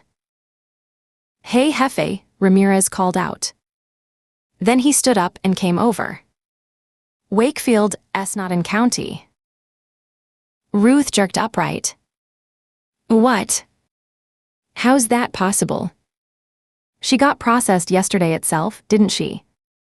Don't tell me she escaped custody. Ramirez held out his palms. Tranquilo. They processed her and were transferring her to county, when someone pulled strings and got her moved to St. Helens instead. She's there, in the care of a Dr. Beetlejuice. He said you're welcome to come visit with her, but he doesn't think you're likely to get anything out of her. Ruth frowned. St. Helens. Isn't that a private facility? Andrea spoke up. They're an accredited contractor on the county's list, she said. For the highfalutin types, whose families don't want their peeps rubbing shoulders with the rank and file. That means us, Collins quipped. We're the rank and file. Priya pointed at him. You're rank, I'm filed. Har har hardy har, Collins said with a straight face. Priya shrugged. Don't dish it if you can't take it. Ruth rubbed her forehead. She had the beginnings of a headache, although the sugar from the cookies was helping. She needed to cut back on the coffee. Shoot me the address, she called out to Ramirez, grabbing her jacket off the back of her swivel chair as she headed to the door. Aaron was already there, holding it open for her. Already loaded on your GPS, boss, he called back. Ruth and Aaron went out. Time to go question their first witness. Or was it suspect? Ruth still wasn't sure. Chapter 10. St. Helens Wellness and Recovery Center rose like a gleaming fortress of glass and limestone against the Texas sky. Ruth pulled the Range Rover into a parking spot marked Visitors and cut the engine, studying the building through the windshield. Unlike the sterile government facilities she was accustomed to, St. Helens could have passed for a luxury resort, complete with a manicured landscape of native plants, artistic water features, and a covered entrance where uniformed valets stood at attention. Fancy, she murmured, retrieving her badge from the center console. Understatement of the year, Aaron replied, unbuckling his seatbelt. Look at those windows, custom UV filtering glass. And that stonework isn't veneer. That's solid Texas limestone, hand-cut. Ruth raised an eyebrow. Since when did you become an architectural expert? Since my brother's construction company bid on a similar project last year. Aaron's expression turned wry. They lost. Apparently, they weren't exclusive enough for the clientele. They approached the entrance, passing beneath a tasteful sign crafted from brushed metal that simply read, St. Helens. No mention of mental health or addiction recovery, nothing that might hint at the facility's true purpose. The automatic doors glided open silently, revealing an atrium that took Ruth's breath away despite herself. A 3-story open space spread before them, bathed in natural light that streamed through a massive skylight. Living walls of lush greenery flanked a central water feature, where a minimalist sculpture created patterns in the flowing water. The reception desk, more reminiscent of a luxury hotel's concierge station than a medical facility's check-in, was crafted from what appeared to be a single slab of blue-veined marble. The receptionist, a young woman with flawless makeup and a tailored outfit that probably cost more than Ruth's monthly mortgage payment, smiled with a warmth that never reached her eyes. Her nails matched her lipstick, both in a shade of burgundy that complemented the facility's muted color scheme. Good afternoon. How may I assist you today? Her voice carried the polished cadence of someone trained in hospitality rather than healthcare. Ruth and Aaron approached the desk, badges already in hand. Texas Rangers Baker and Tate. We're here to see Caroline Wakefield. If the woman was surprised or intimidated by their presence, she gave no indication. Her smile remained perfectly in place as she made a brief call, her voice dropping to a discreet murmur. After a moment, she replaced the phone and directed them to a separate desk marked Security. A man who looked more like a high-end boutique manager than a security officer checked their credentials and had them sign a visitor log. Ruth noted the other names in the registry. No celebrities she recognized immediately, but plenty of LLCs and personal representatives that suggested famous faces hiding behind legal entities. Dr. Beetlejuice's office is on the 4th floor, the security officer explained, handing them visitor badges on lanyards that matched the facility's color scheme. Someone will escort you. Ruth clipped the badge to her jacket pocket instead, unwilling to look like a visitor. We know how elevators work, she said dryly. The man's smile tightened almost imperceptibly. Of course, Ranger. However, our facility layout can be confusing for first-time visitors. Dr. Beetlejuice insists on proper escorts for all guests. As if on cue, a young woman appeared at their side. She wore a tailored navy dress that somehow managed to look both medical and fashionable, with the St. Helens logo subtly embroidered on the lapel. Rangers. I'm Melissa. I'll take you to Dr. Beetlejuice now. She led them to a bank of elevators at the rear of the atrium, not the main elevators used by regular visitors, Ruth noted, but a separate set accessed by keycard. The doors were inlaid with what appeared to be mother of pearl, catching the light as they approached. Inside, the elevator could have been plucked from a 5-star hotel. Soft music played from hidden speakers, and the walls were paneled in what looked like real walnut. Instead of numbered buttons, the control panel displayed elegant icons representing different areas of the facility. Is this real wood? Aaron asked, running his fingers along the handrail. Brazilian rosewood, Melissa confirmed. Sustainably harvested, of course. Ruth met Aaron's eyes briefly, a silent acknowledgement passing between them. The kind of place that used Brazilian rosewood in its elevators didn't come cheap. A nurse joined them on the 2nd floor, stepping into the elevator with the confident air of someone who knew she belonged. Her crisp uniform looked like it had been designed by someone with runway experience, perfectly tailored to her figure, somehow managing to look both professional and glamorous. Her blonde hair was pulled back in an immaculate chignon that Ruth suspected would stay perfect through a tornado. The nurse nodded politely to them before turning to face the doors. Ruth caught a whiff of an expensive perfume, something subtle but unmistakably high-end. Aaron shifted slightly closer to Ruth. Feeling underdressed yet? He murmured, his voice low enough that only she could hear. Ruth suppressed a smile as the nurse exited on the 3rd floor with a click of perfectly polished shoes. When the doors closed again, she leaned toward Aaron. I should have got her hairdresser's number. The elevator continued its silent ascent to the 4th floor. The doors opened onto a space that bore little resemblance to any psychiatric facility Ruth had ever seen. The reception area featured plush seating arrangements in muted tones of sage and taupe, original artwork on the walls, and fresh flower arrangements that filled the air with a subtle fragrance.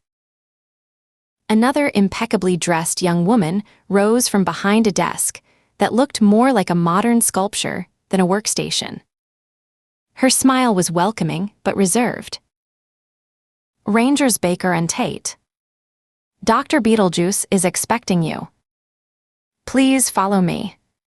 As they walked down a hushed corridor, Ruth took in the details that spoke of St. Helens' exclusive nature. The carpet underfoot was thick enough to muffle their footsteps completely. The lighting was soft but precise, highlighting artwork placed at carefully calculated intervals. Each door they passed bore only a small, discreet nameplate, no room numbers or institutional markings. "You must get a lot of celebrities in here," Ruth remarked, watching the young woman's reaction. The smile she offered in return was polished to perfection. "We take our guests' privacy very seriously." Which answers the question without actually answering it, Ruth realized. At the end of the corridor, their guide paused before a set of double doors, crafted from the same walnut as the elevator. She knocked once, then opened the door without waiting for a response, ushering them into Dr. Beetlejuice's office. The space could have been lifted directly from a prestige drama about a therapist to the stars. Floor-to-ceiling windows offered a panoramic view of the surrounding hills. A seating area featured leather chairs that looked buttery soft, arranged around a coffee table that resembled a slab of blue agate. Bookshelves lined one wall, filled with leather-bound volumes and carefully curated objects d'art. A massive desk of polished wood anchored the far end of the room, positioned to frame its occupant against the impressive view. Dr. Beetlejuice himself rose as they entered. He was tall and lean, with silver hair that had been styled to suggest distinguished wisdom rather than age. His face bore the subtle signs of expensive maintenance, not obvious work, but the kind of discreet procedures that merely suggested he was aging more gracefully than most mortal men. He wore a charcoal suit that Ruth suspected cost more than her car, a subtle pattern woven into the fabric that caught the light as he moved. His shirt was crisp white, his tie a muted burgundy that matched the facility's color scheme. The overall effect was one of curated authority, a man who wanted to project success, trust, and exclusivity in equal measure. "Rangers," he greeted them, his voice carrying the warm baritone of someone accustomed to soothing wealthy clients. "I'm Dr. Julian Beetlejuice. A pleasure to meet you both." He gestured toward the seating area with an expansive sweep of his hand. "Please make yourselves comfortable. May I offer you something to drink? We have an excellent selection of gourmet blends, and our on-site cafe features a star chef who serves the most exquisite high tea." Ruth caught Aaron's eye, a silent exchange that conveyed her thoughts perfectly. Can you believe this guy? "We're here on official Texas Ranger business, Dr. Beetlejuice," she said, her tone professional but firm. "We'd like to see Caroline Wakefield right away." Dr. Beetlejuice's smile remained perfectly in place, though something in his eyes cooled slightly. "I understand completely, Ranger Baker, but you must appreciate that we take the privacy of our guests very seriously. There are protocols to be observed." "Caroline Wakefield isn't just a guest," Ruth countered, placing deliberate emphasis on the word. "She's a person of interest and a possible homicide suspect. We apprehended her yesterday, which makes her a ward of the state pending charges or trial." Dr. Beetlejuice steepled his fingers, his expression one of studied sympathy. "I'm no legal expert, Ranger Baker, and can't really comment on matters of law. My only concern is for the patient's well-being and therapeutic progress." Ruth felt her irritation rising at his overly polite, smug manner. "Dr. Beetlejuice, I don't think you understand the situation. We need to question Caroline Wakefield as part of an active murder investigation." "Ah, there you are, Cheryl." Dr. Beetlejuice's attention shifted toward the door behind them, his relief at the interruption poorly disguised beneath his professional demeanor. Ruth turned to see a woman in a smart dark business suit entering the office, carrying a sleek leather briefcase that matched her no-nonsense pumps. Her dark hair was pulled back in a severe bun, and her expression held all the warmth of a January ice storm. "Rangers, allow me to introduce Cheryl Montgomery, General Counsel for McClelland Holdings and Investments, Inc., the parent company that owns St. Helens, Dr. Beetlejuice said, his voice taking on a new note of confidence now that legal reinforcement had arrived. Montgomery extended a manicured hand, her grip firm but brief. Rangers Baker and Tate. Dr. Beetlejuice informed me of your visit. I understand you're here regarding Ms. Wakefield. That's correct, Ruth replied, studying the lawyer's carefully composed features. We need to question her in connection with a homicide investigation. I'm afraid I must inform you that St. Helens has very strict policies regarding our guests and takes their privacy very seriously, Montgomery said, setting her briefcase on the coffee table with a soft thud. So we've been told. Twice already, Ruth replied dryly. But what does that have to do with the price of olives in Antigua? Montgomery's perfectly shaped eyebrows rose slightly. Excuse me. Caroline Wakefield is our suspect, handed over to the custody of the county, Ruth pointed out, making no effort to hide her growing frustration. As law enforcement officers, we have the right to question her in connection with crimes she's suspected of committing. Montgomery's smile could have frozen the Gulf of Mexico in August. She was your suspect, possibly. But the county saw fit to turn her over to our custody, and she is now an esteemed and valued guest of St. Helens. A guest who killed her psychiatrist with a surgical scalpel, Aaron interjected, his normally pleasant voice taking on an edge. Allegedly, Montgomery corrected, removing a folder from her briefcase without hurry. And since you mention legal matters, you should know that Ms. Wakefield's legal status falls under Title III, Section 57 of the Texas Mental Health Code, which clearly states, I'm familiar with the code, Ruth interrupted, though in truth, the specifics were fuzzy at best. The lawyer was clearly exploiting her professional advantage. Then you'll recall subsection C, paragraph 4, which establishes protocols for questioning persons with documented psychological conditions. Montgomery continued smoothly, as if Ruth hadn't spoken. Additionally, as Ms. Wakefield's condition falls under the purview of multiple privacy statutes, including HIPAA provisions that explicitly limit. Ms. Montgomery, Ruth cut in again, Caroline Wakefield was found hiding in an air vent with a bloody scalpel after her doctor was found stabbed to death. This isn't a matter of patient confidentiality. Montgomery's expression didn't change as she continued. Limit disclosure without proper authorization, which would require formal application through channels specified in the revised 2020 amendments to both federal and state guidelines governing. Ruth stood abruptly, her patience exhausted. This is ridiculous.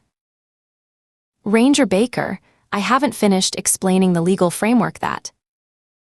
But Ruth was already walking away, pulling her phone from her pocket and stepping toward the panoramic windows for some semblance of privacy. She dialed Ben, watching the lawyer and Aaron from the corner of her eye.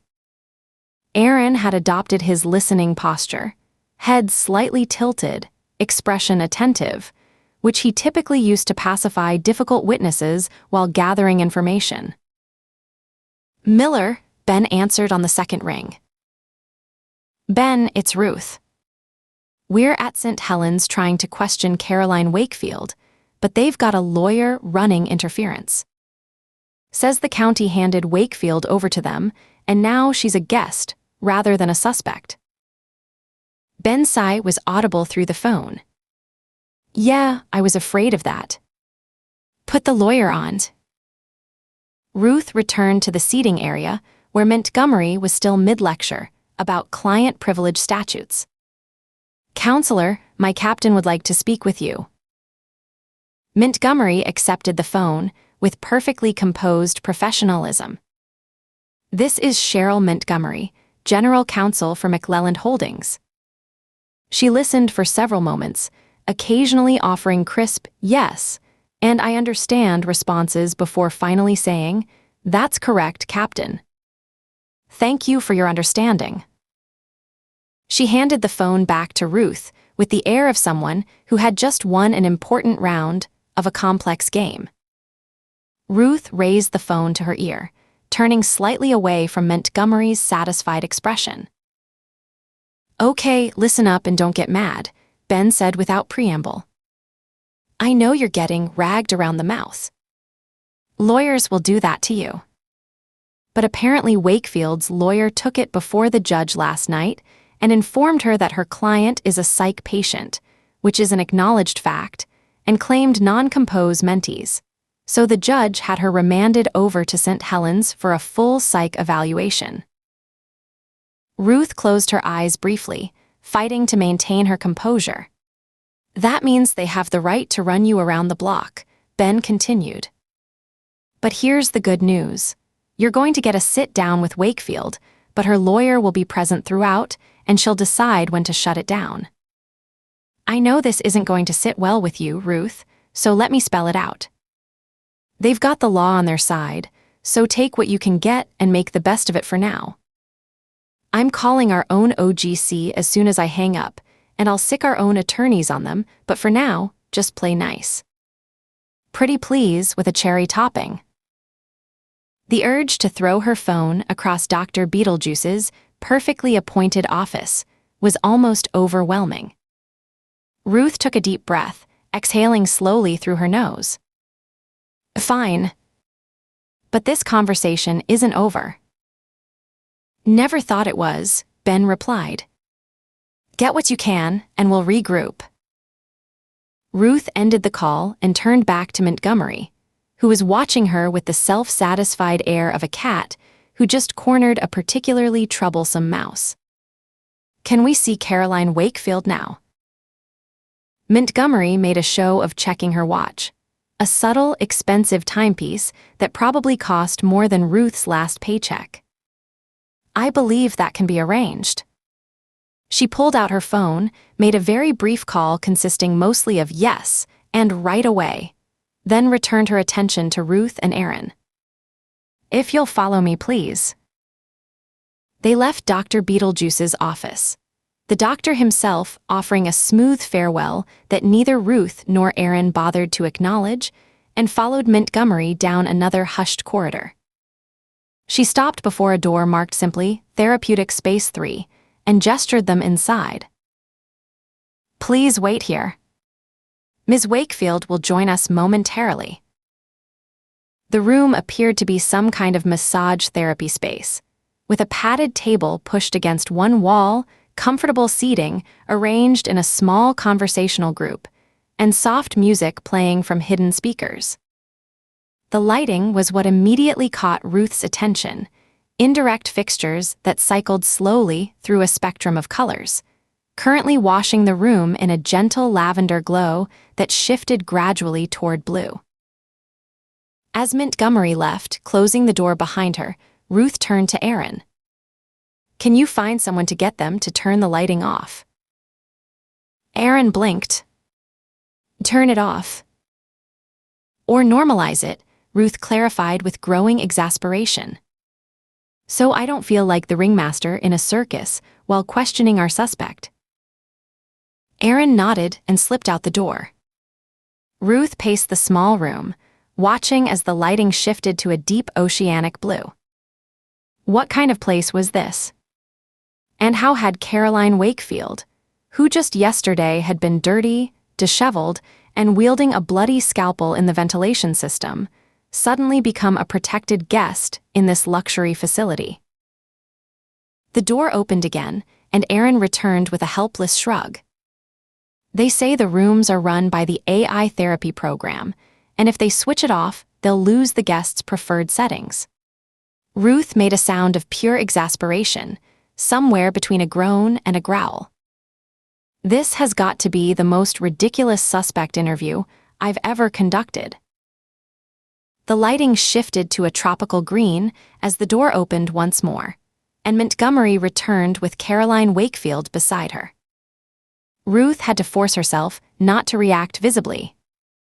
The woman who entered bore little resemblance to the wild-eyed, blood-streaked figure they'd apprehended yesterday.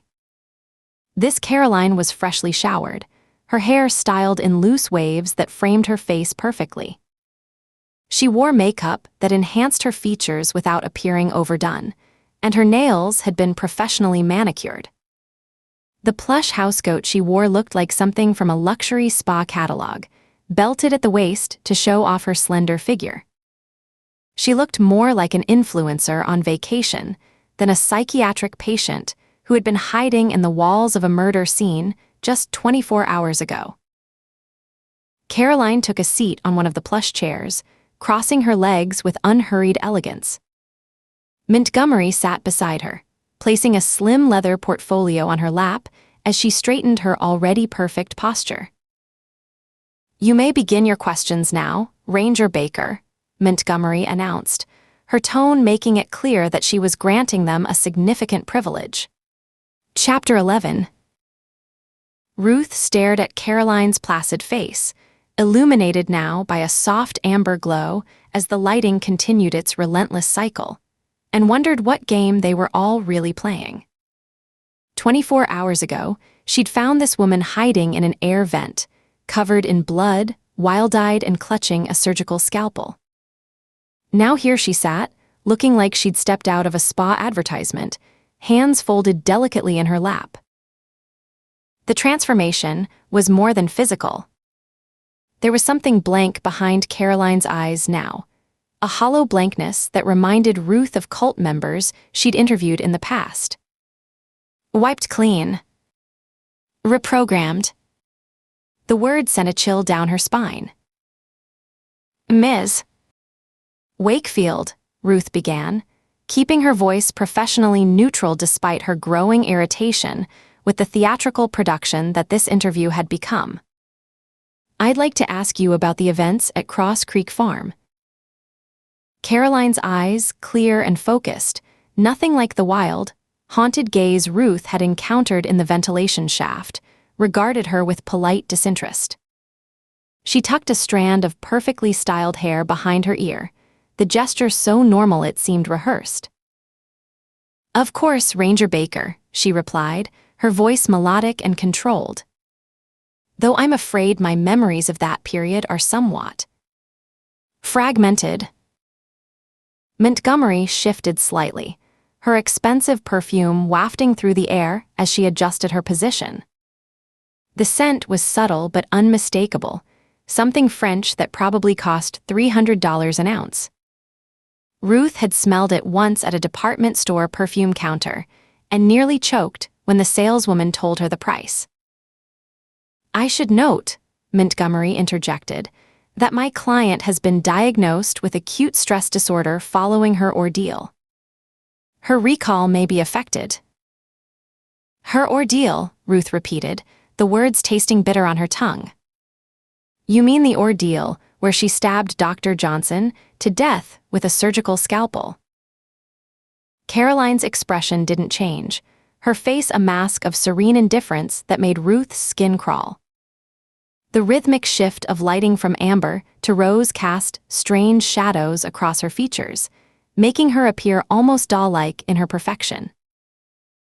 "We're not here to discuss unsubstantiated allegations," Montgomery responded smoothly. "Ms.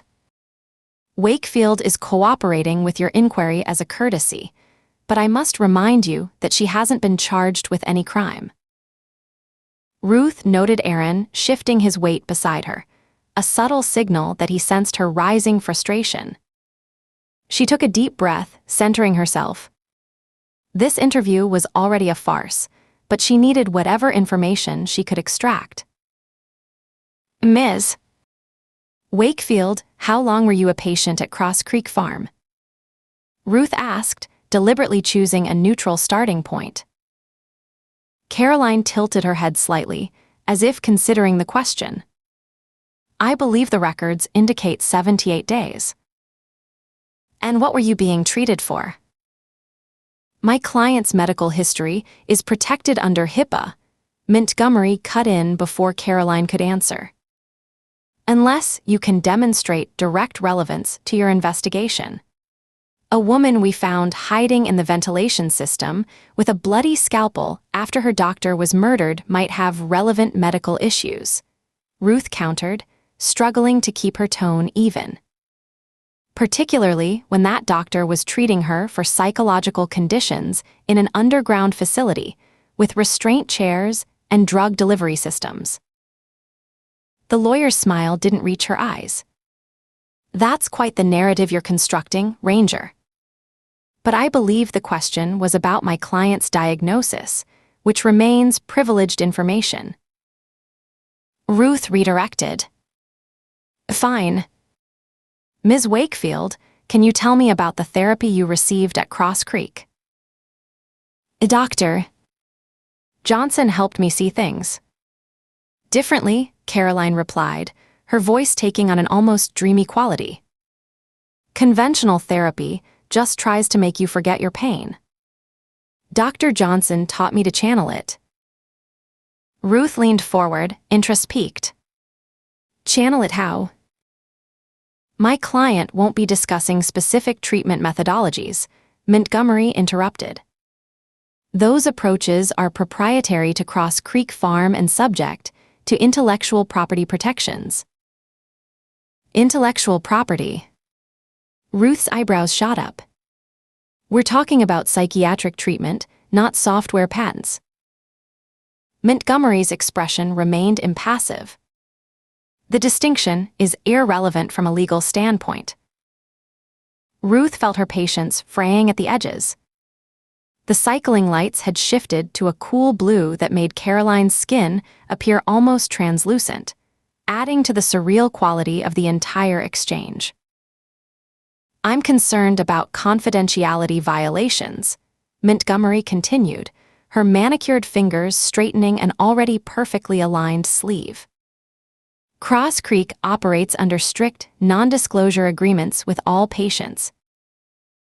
Non-disclosure agreements for psychiatric treatment?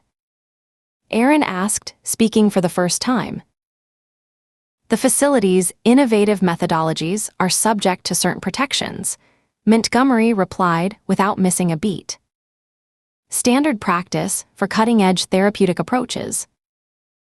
Ruth's law enforcement instincts, honed through years of interrogations, were screaming that something was deeply wrong here. People signed NDAs for corporate secrets, not for mental health treatment. Ms. Wakefield, Ruth pressed on, when we found you at Cross Creek, you were hiding in the ventilation system. Why? For the first time, a flicker of something fear.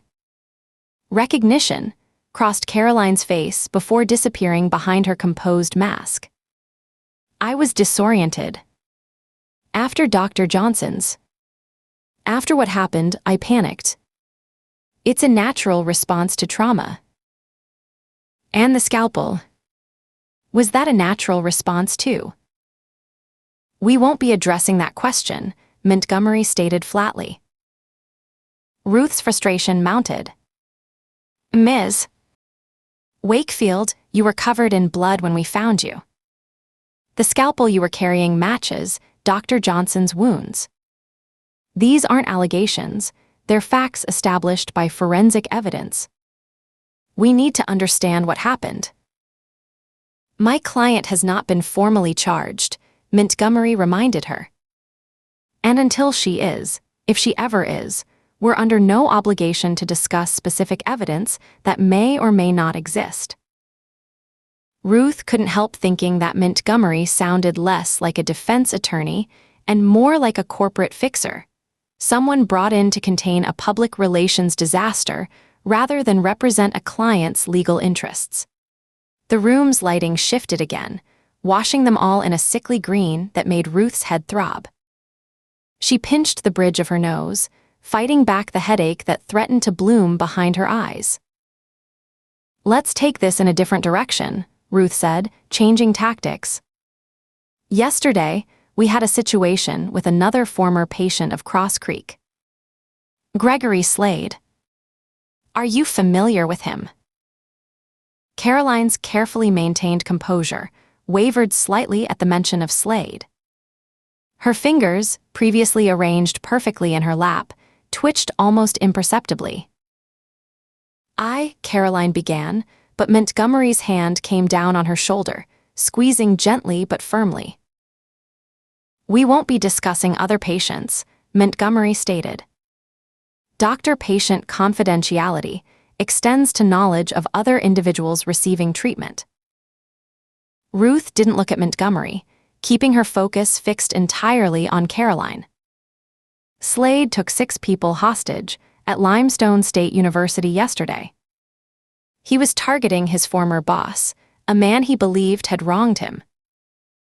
Caroline's breathing had quickened slightly, a subtle change that might have gone unnoticed by someone less observant than Ruth. The blank mask was slipping. "The crisis team found notes in Slade's apartment," Ruth continued, watching Caroline carefully. "Journals where he wrote about balancing the scales and making them pay. Very similar language to what you just used."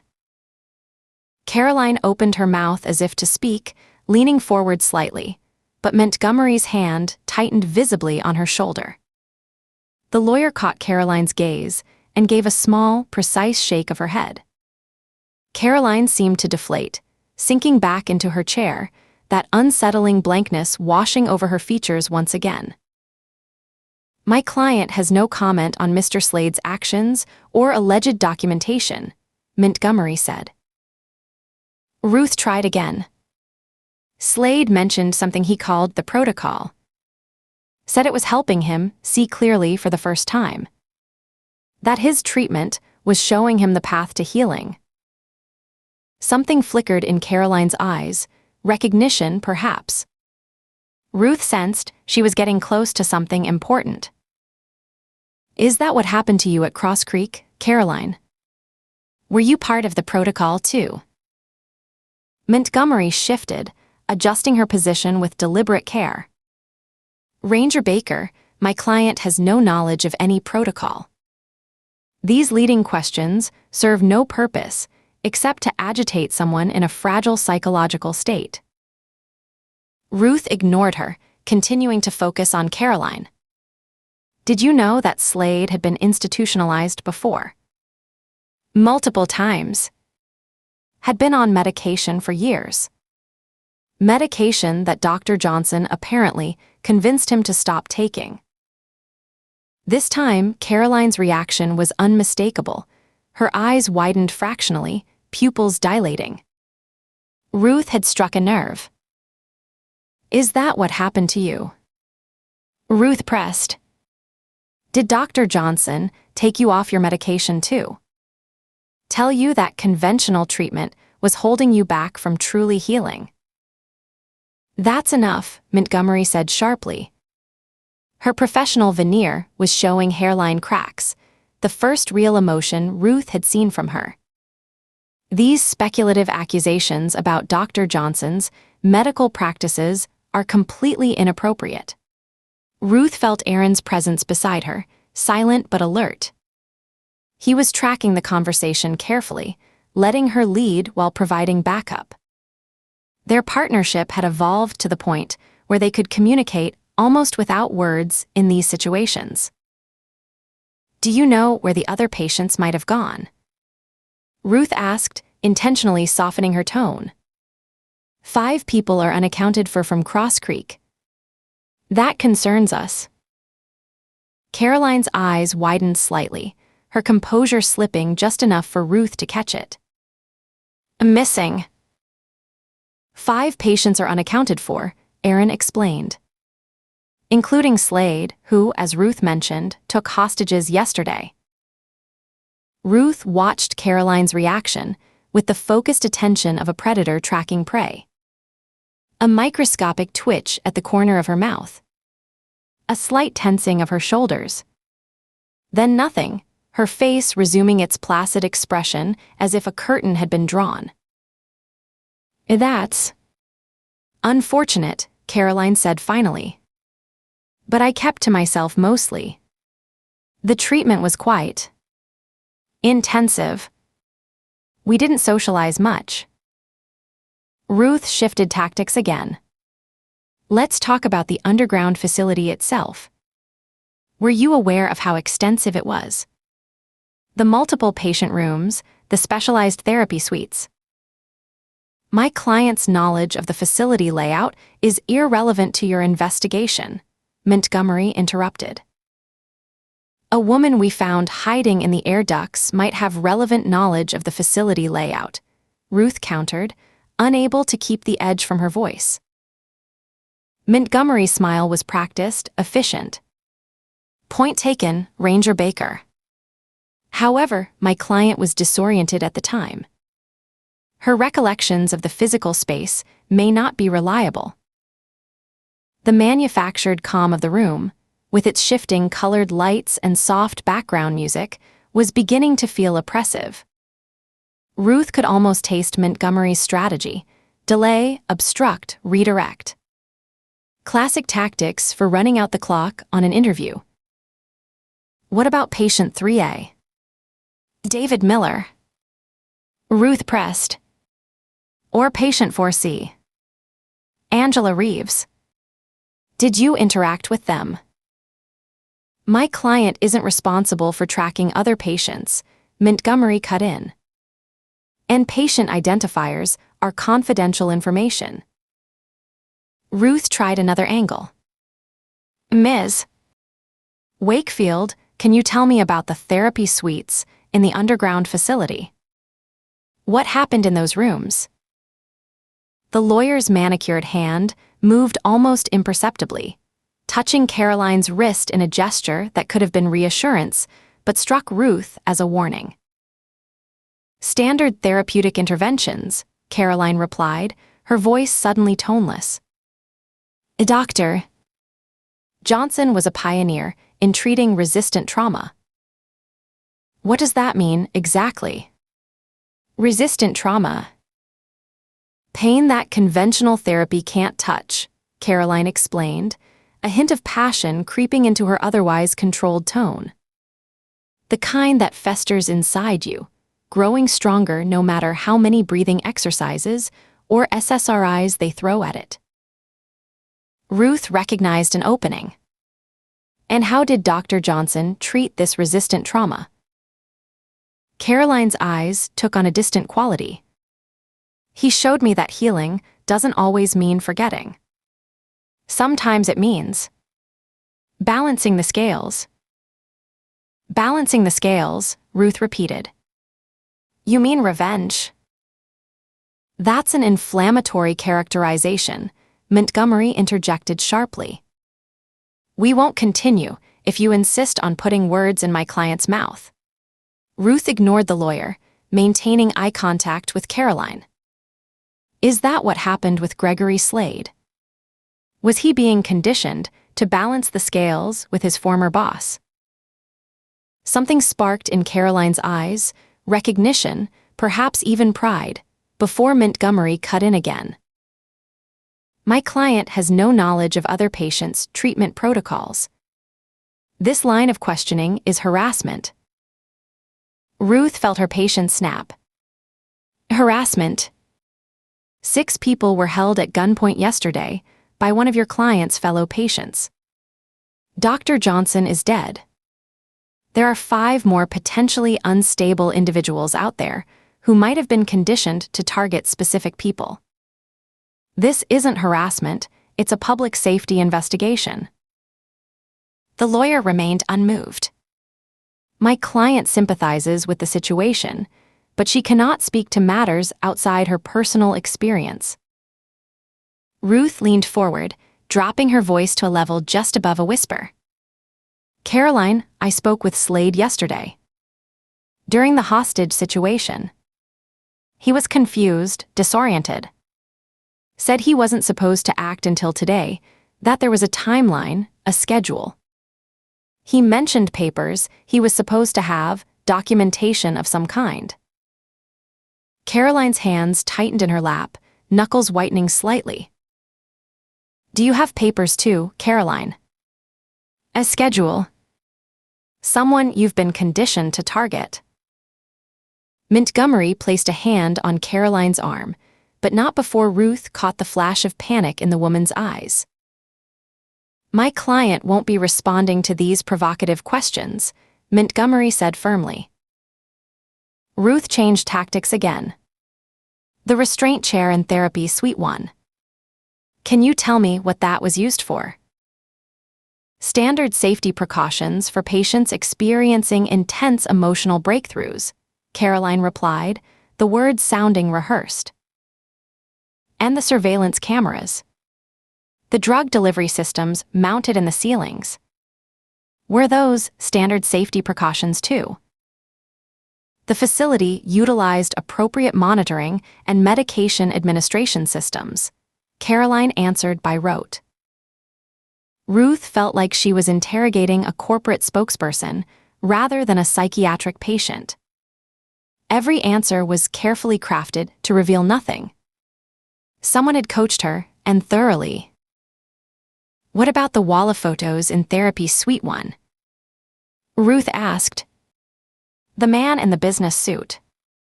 The timeline with dates circled in red. Was that part of Slade's treatment?"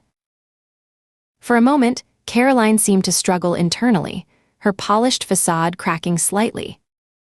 Her eyes darted to Montgomery, then back to Ruth, as if calculating something.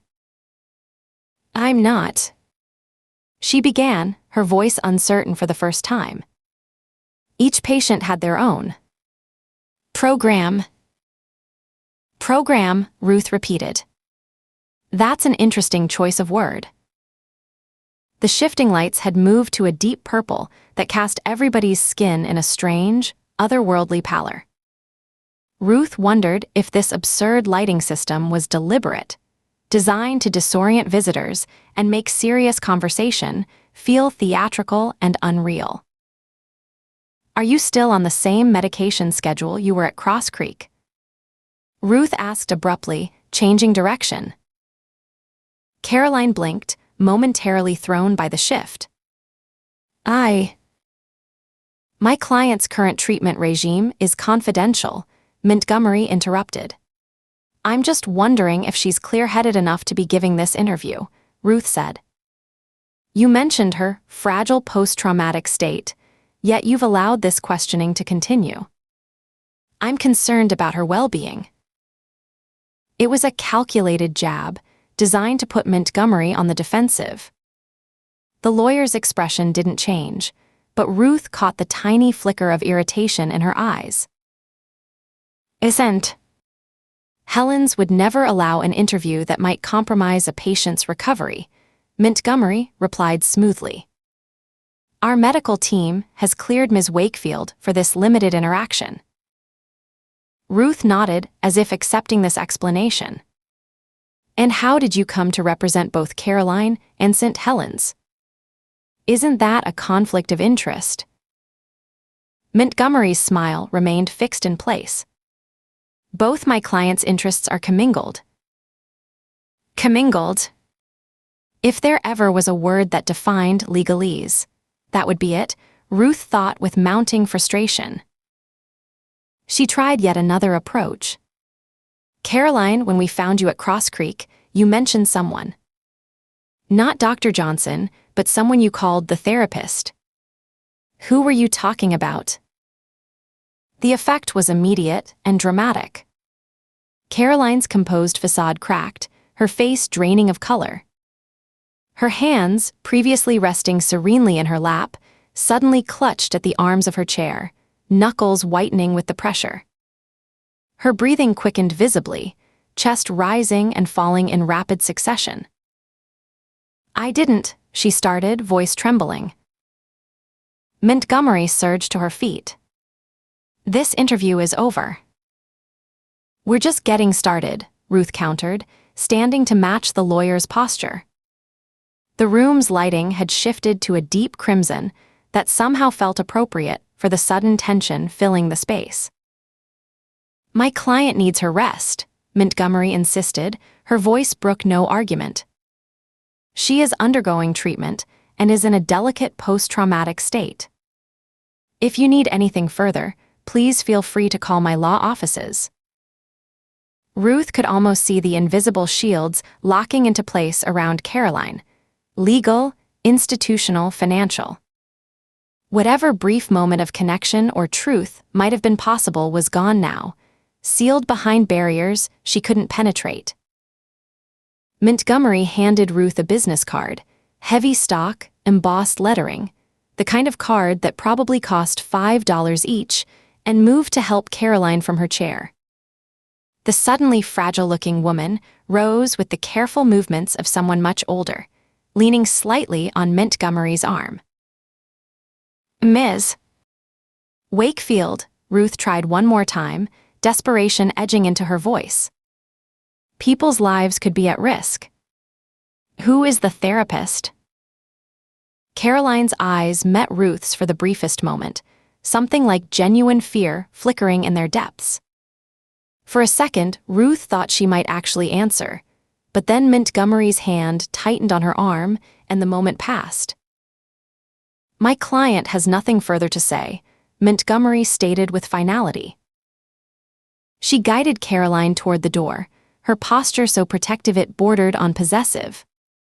Ruth noticed how Caroline seemed to have shrunk somehow, her earlier poise deflating into something more childlike, more dependent. "This is obstruction," Ruth said, the frustration finally breaking through her professional veneer. Montgomery paused at the door, turning back with a thin smile that held no warmth whatsoever. "Ranger Baker, I don't believe you understand the situation. My client's family has significant resources and influence. They've entrusted her care to St. Helens, and they've engaged my firm to ensure that care isn't compromised." She adjusted her immaculate suit jacket. "If you feel I'm obstructing your investigation, you're welcome to take it up with the Attorney General's office. I believe Jeffrey Morgenstern still runs that department. We were at Harvard Law together." With that parting shot, she guided Caroline through the door, leaving Ruth and Aaron standing in the now purple-tinted room, the soft music still playing its meaningless melody through hidden speakers. Ruth stared at the closed door, anger and frustration coalescing into a hard knot in her chest. Did that really just happen? Aaron shook his head slowly. "Welcome to justice, Texas style. Where money talks and everything else walks." "She knows something, Aaron. You saw her reaction when I mentioned the therapist." "I saw it," he confirmed. "But unless we can get a court order compelling her to talk, which seems unlikely given Montgomery's connections, we've hit a wall." Ruth glanced down at the business card, still clutched in her hand, Montgomery's name embossed in silver against an understated gray background. She had an overwhelming urge to tear it to shreds, but instead tucked it into her pocket. Evidence. Everything was evidence. "Let's get out of here," she said finally. "This place is making my skin crawl." They made their way back through the hushed corridors of St. Helens, past the flawlessly groomed staff and the tastefully upscale daycare, through the atrium with its water feature and living walls.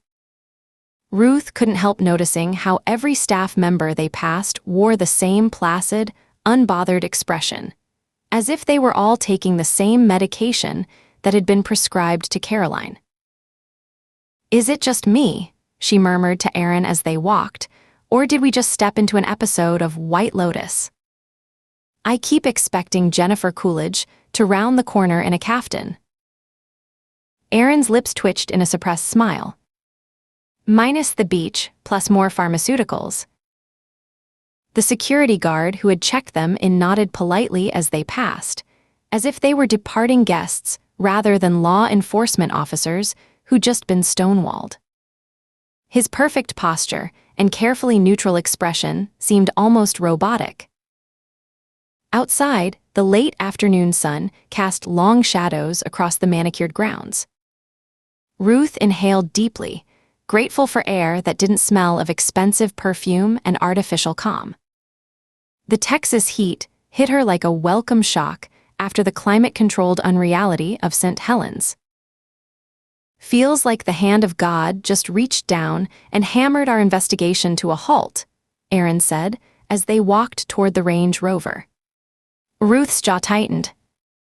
Someone's hand anyway.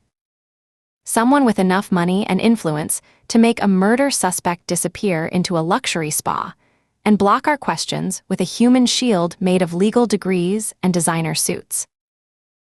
They reached the vehicle, and Ruth paused, gazing back at the gleaming limestone fortress of St. Helens rising against the Texas sky. From this distance, the modern architecture with its clean lines and massive windows made the facility look more like a tech company headquarters than a psychiatric hospital.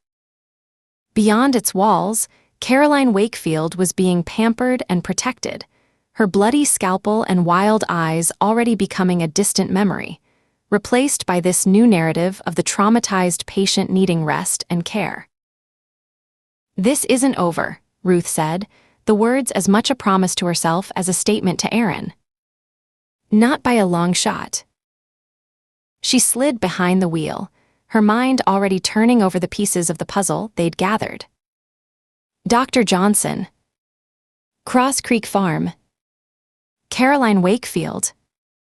Gregory Slade. The missing patients. And at the center of it all, the mysterious figure Caroline had called the therapist. Ruth started the engine, her resolve hardening as they pulled away from St. Helens and its web of protection and privilege. Whatever game they were playing, whatever forces were working to obstruct her investigation, she would find the truth. Chapter 12. The silence after Ranger Baker left felt heavy and unnatural. Caroline stood in the hallway, her spine still rigid with the rigid posture she'd maintained throughout the interview. Montgomery's hand rested lightly on her elbow, steering her back toward her room with brisk control. "You did very well," Montgomery said, her voice carrying that particular tone adults used with small children who'd performed adequately at a recital. "Just a few more steps and you can rest." Caroline nodded automatically, the gesture requiring no thought. She floated through the pristine corridor in a dreamy haze, the edges of the world softly blurred as if viewed through gauze. The medication they'd given her this morning, a small blue pill she didn't recognize, had wrapped her mind in cotton, muffling both her thoughts and the jagged terror that had begun to surface during the Ranger's questioning. Those final questions had almost broken through her pharmaceutical shield. Just the mention of that title, that role, that presence had been enough to send her heart racing despite the chemical restraints. She had almost revealed everything, had nearly granted the Ranger access to knowledge that wasn't meant for outsiders. Knowledge that belonged only to those who had earned it through pain and transformation. Montgomery's phone vibrated. The lawyer glanced at the screen, her perfectly composed features tightening almost imperceptibly. "Excuse me," she said, the politeness automatic and empty. "I need to take this." "Wait here, don't wander." The command was issued with the casual authority of someone who expected absolute compliance, the same tone Caroline's mother had always used when instructing the household staff. Caroline watched as Montgomery stepped several yards away, turning her back as she answered the call with hushed urgency. Around her, St. Helens continued its carefully choreographed routine, staff in tailored uniforms gliding quietly through their tasks, soft music drifting from hidden speakers, the scent of essential oils infusing the air with artificial calm. A nurse guided an elderly patient down the corridor, murmuring gentle encouragements. An orderly pushed a cart of pristine linens toward the residential wing. A doctor consulted a tablet as she walked, heels clicking softly against the polished floor. She leaned against the wall, grateful for its solid support. The interview had drained her more than she'd expected. Ranger Baker's questions had prodded at places in her mind that were supposed to stay quiet, dormant. The woman had seen too much, asked too much, had somehow intuited connections that should have remained invisible, had pieced together fragments into a pattern that didn't yet make sense, but soon might. The Ranger was dangerous, that much was clear. Caroline felt her mind drifting, caught between the medication's sedative embrace and the lingering adrenaline from the interview. She thought of her family's estate in Connecticut, the 15 acres of manicured grounds where she'd spent her childhood wandering alone while her parents entertained politicians and celebrities.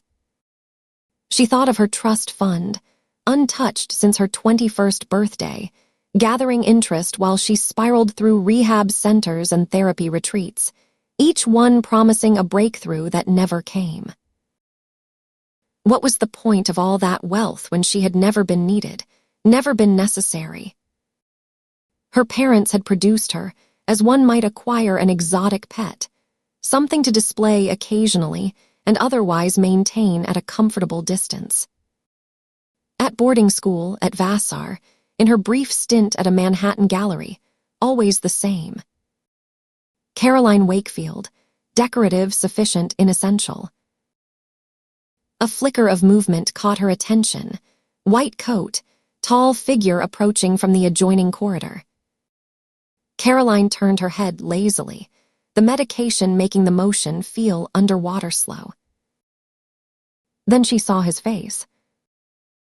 The chemical fog enveloping her mind burned away in an instant, as if someone had injected pure clarity directly into her bloodstream. Every nerve ending in her body sparked to life, a rush of adrenaline and something else. Dopamine, endorphins, chemicals of pleasure and anticipation flooding her system in a deluge that made her fingertips tingle and her chest tighten. He was here. She felt a sudden warmth between her legs, a quickening of her pulse that had nothing to do with fear.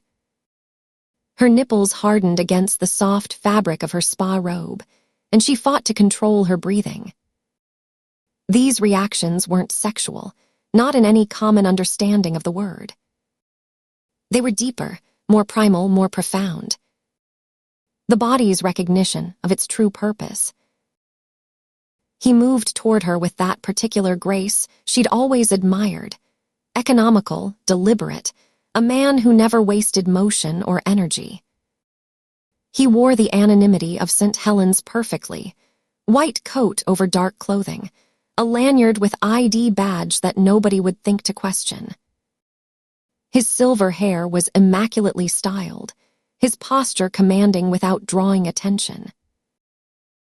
Caroline straightened instinctively, her body responding to his presence before her conscious mind could catch up. She stepped forward, lips parting, so many words tumbling through her mind. Questions, explanations, revelations from her interview with the Ranger, information he would want, would need. He raised one finger to his lips, the gesture subtle but absolute. Then his hand dropped casually to his side, his expression never changing as a nurse passed by with a tray of medications. "We'll have time for all that soon," he promised, his voice pitched low enough that only she could hear, yet carrying perfect clarity. "Once we're done. But right now, I need you to listen to me. Are you paying attention, Caroline?" She nodded eagerly, desperate to prove her focus, her usefulness. The cobwebs of medication had burned away completely now, her mind sharper than it had been in days.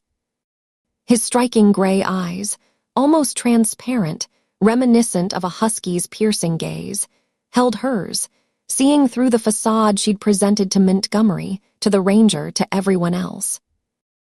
He always saw the real Caroline, the one beneath the masks, beneath the Wakefield fortune and pedigree, beneath the diagnoses that doctors had attached to her like designer labels.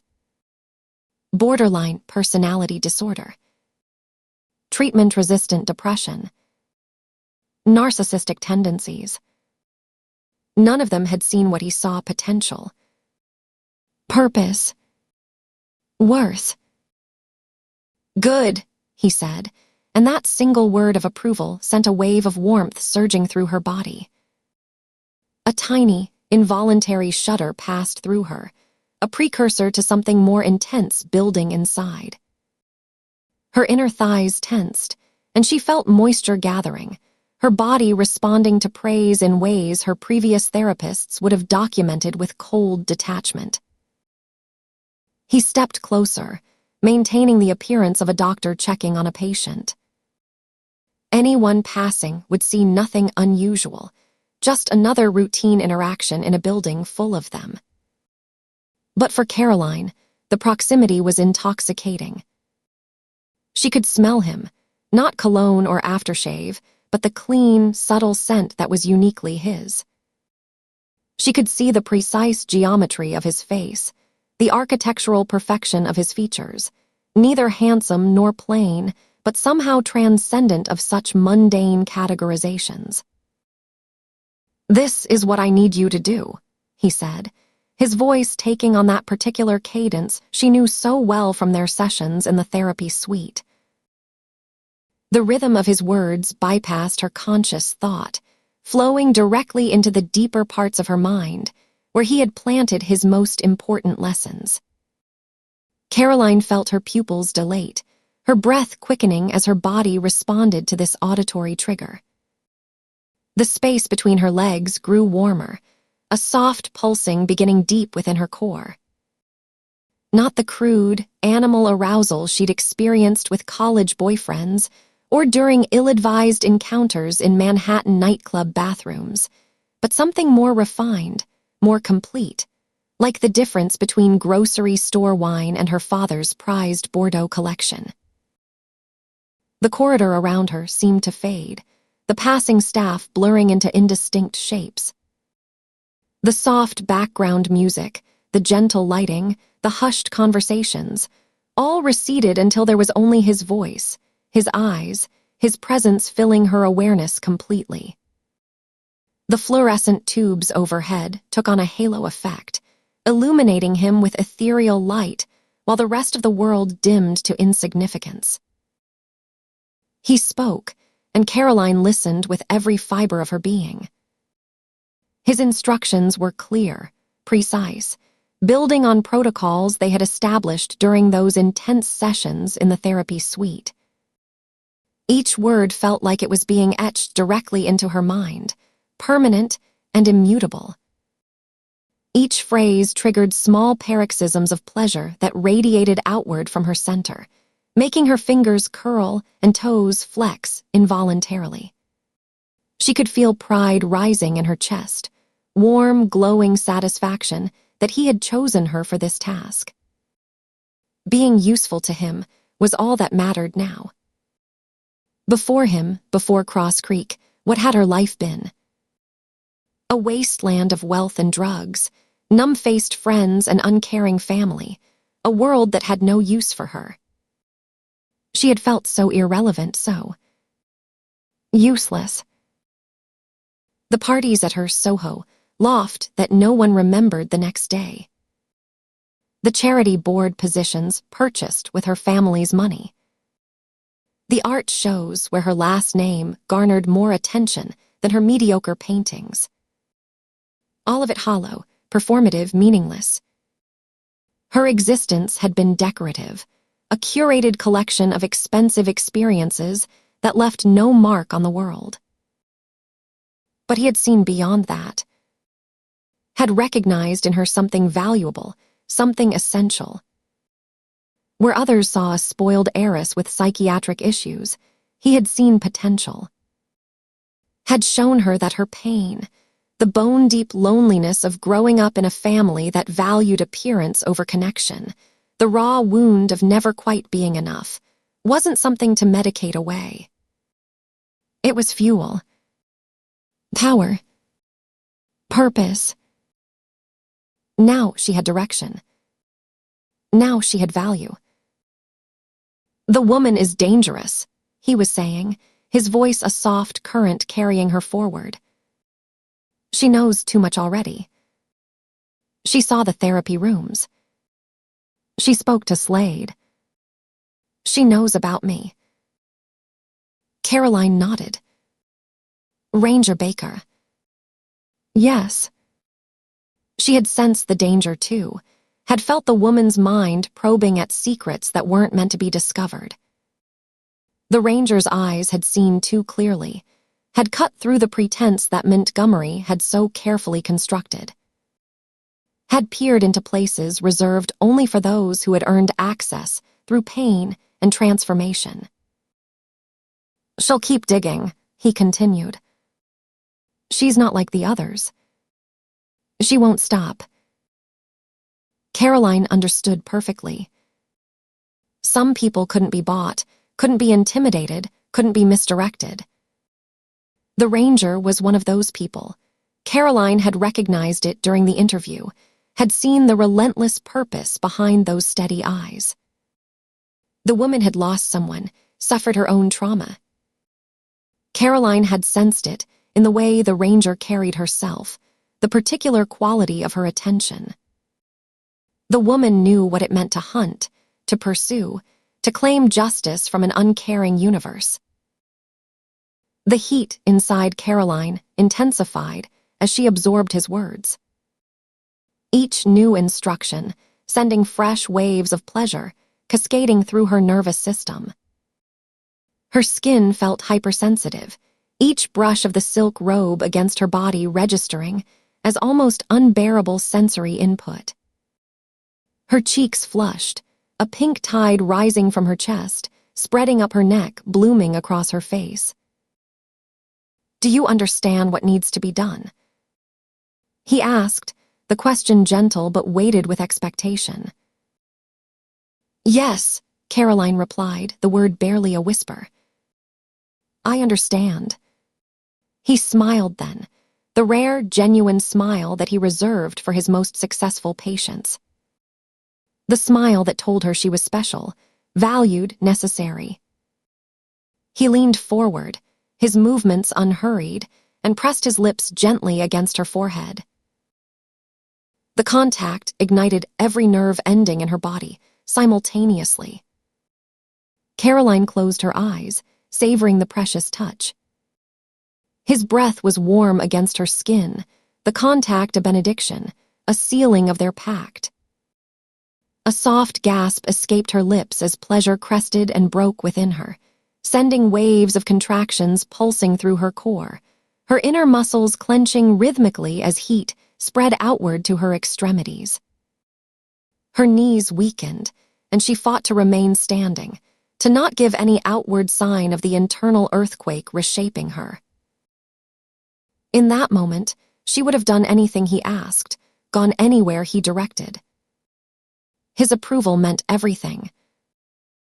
When she opened her eyes, he was gone. The corridor had returned to normal around her, staff moving efficiently between rooms, the soft music audible again, the scent of lavender and bergamot wafting from a nearby diffuser. But the power of his presence lingered, like the phantom sensation of his kiss on her forehead, like the aftershocks still pulsing between her legs, gradually diminishing but never quite disappearing. She felt clear-headed for the first time in days.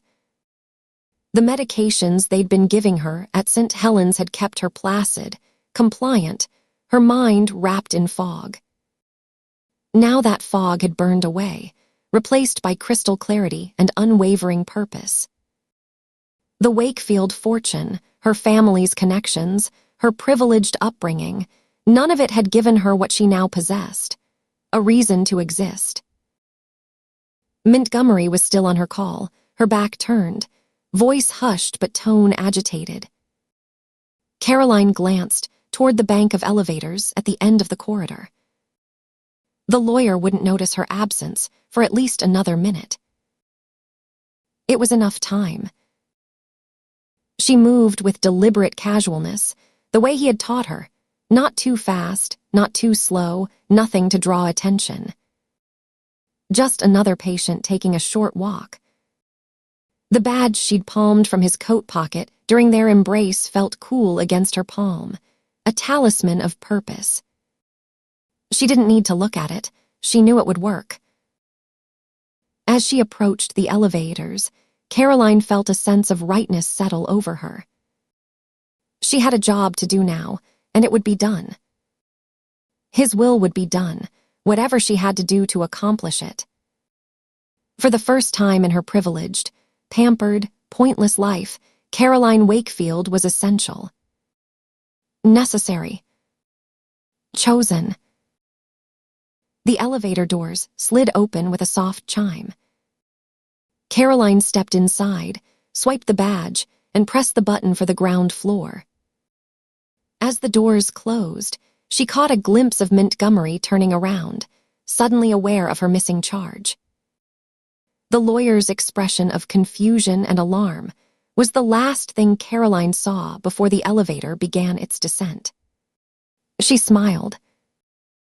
By the time Montgomery raised the alarm, she would be gone. By the time anyone thought to check the security footage, it would be too late. Ranger Ruth Baker had proven herself dangerous. And Caroline knew exactly what needed to be done about dangerous people. Chapter 13. There has to be something we can do, Ruth said, her voice edged with frustration. It was the fourth time she'd asked the same question in different words, and she knew it. She didn't care. The glass-walled conference room on the 32nd floor of the Austin high-rise that housed the Rangers' administrative headquarters offered a panoramic view of the city.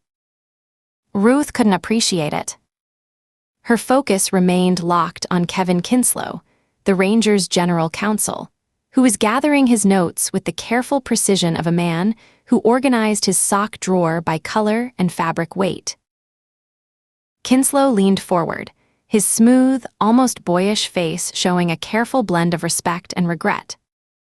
Despite being in his mid-40s, he could have passed for 35.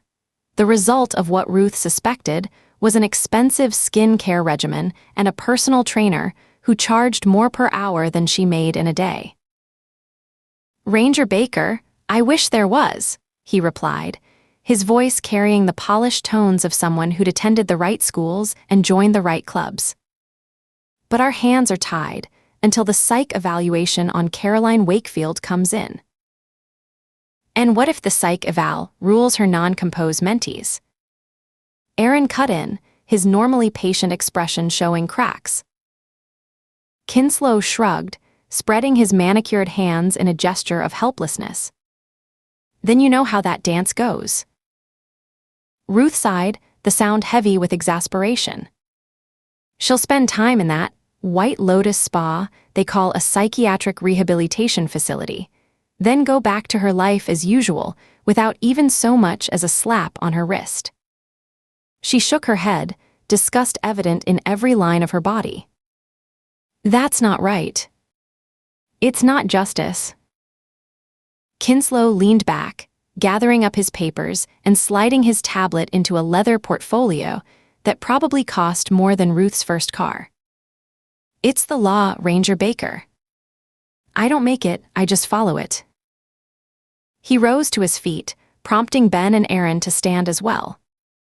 Ruth remained seated, a small act of defiance that didn't go unnoticed. Kinslow's eyes flickered to her, then away, his expression carefully neutral. "Yeah, well, I enforce it," Ruth said, looking up at him, "and I can tell you, the law makes our job tougher than it needs to be at times. I gotta tell you, counsel, sometimes I wonder which side the law is on. Right now, it sure as heck ain't on the side of justice."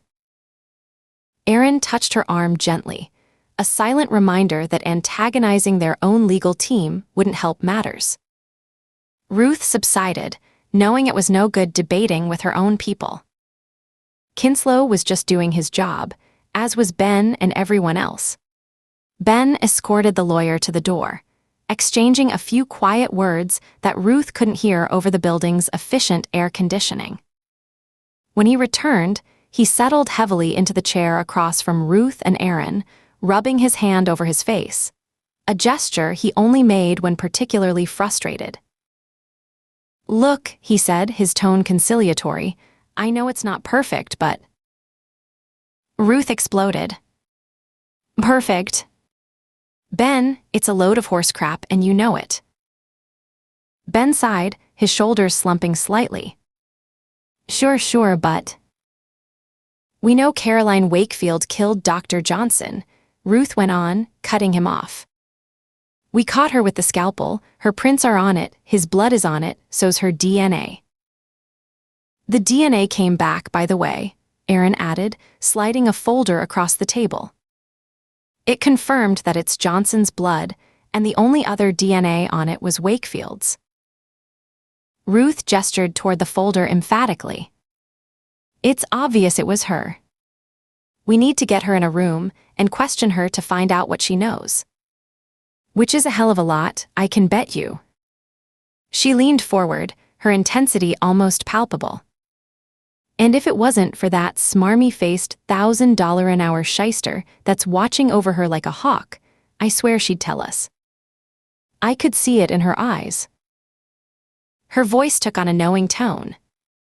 "She wants to help. I know her type. She wants to be of use."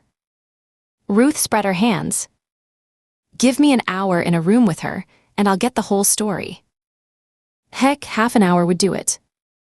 It's like turning on a light. I just have to find the right switch. It won't take long." Ben sighed again and shook his head, the afternoon sunlight catching the gray at his temples. "No can do, Ruth. You know, if I could, I would. But once it gets to the lawyers, it's out of my control." Ruth looked at him, studying the man who'd been her supervisor for 8 years, who'd backed her plays more times than she could count. She groaned with frustration and disgust, knowing he was right but hating the reality of it all the same. They talked it over some more, Ruth arguing that they could at least request a formal interview through proper channels, Ben explaining how Montgomery's Harvard law connections would ensure any such request got buried under paperwork and bureaucratic delays.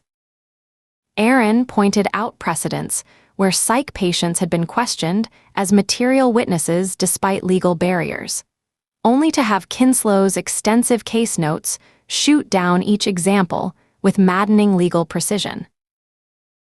The late afternoon sun slanted through the windows, casting long shadows across the conference table. The city spread out below them like a diorama, traffic flowing in orderly streams, pedestrians reduced to ant-like specks, all of it so neatly arranged, so perfectly regulated. So unlike the messy business of actual justice. Finally, Aaron stopped talking and sat back, withdrawing. His posture shifted from engaged to resigned, his hands falling still on the table. Ruth carried on for a few more minutes before noticing his silence. She glanced over at him, catching the subtle shake of his head, the slight tightening around his eyes that she'd come to recognize as his signal that they were beating a dead horse. She understood. This was getting them nowhere. It was time to move on. They said their goodbyes to Ben, who walked them to the elevator. The hallway was eerily quiet, most of the administrative staff having left for the day. Their footsteps echoed against the marble floors, the sound amplified in the hushed space. Just before the doors opened, Ben cleared his throat. "There's something brewing on the counterfeiting ring I might need you two for." Ruth frowned. "I thought the Secret Service took over that one." "They did," Ben nodded. The Secret Service handled counterfeiting of U.S. currency, along with various financial crimes affecting federal institutions, had ever since they were established in 1865 to combat rampant counterfeiting after the Civil War. But they've requested some additional support. Might need Rangers for backup. Ruth studied his face, reading the unspoken message in the careful neutrality of his expression, the deliberately casual way he avoided her eyes. Ben wasn't so much offering them a new assignment as he was telling them to let go of Cross Creek. The elevator arrived with a soft chime, and they stepped inside. As the doors closed, Ruth turned to Aaron. They can use local PD and the States. The Rangers don't just provide backup. Aaron nodded, his expression knowing. He's telling us to move on. Yeah. Ruth leaned against the elevator wall, watching the floor numbers tick downward. I don't like it. I know. The weight of the unfinished investigation pressed on her like a physical burden. She hated leaving a case incomplete, and with Cross Creek, it felt like they'd barely started to scratch the surface.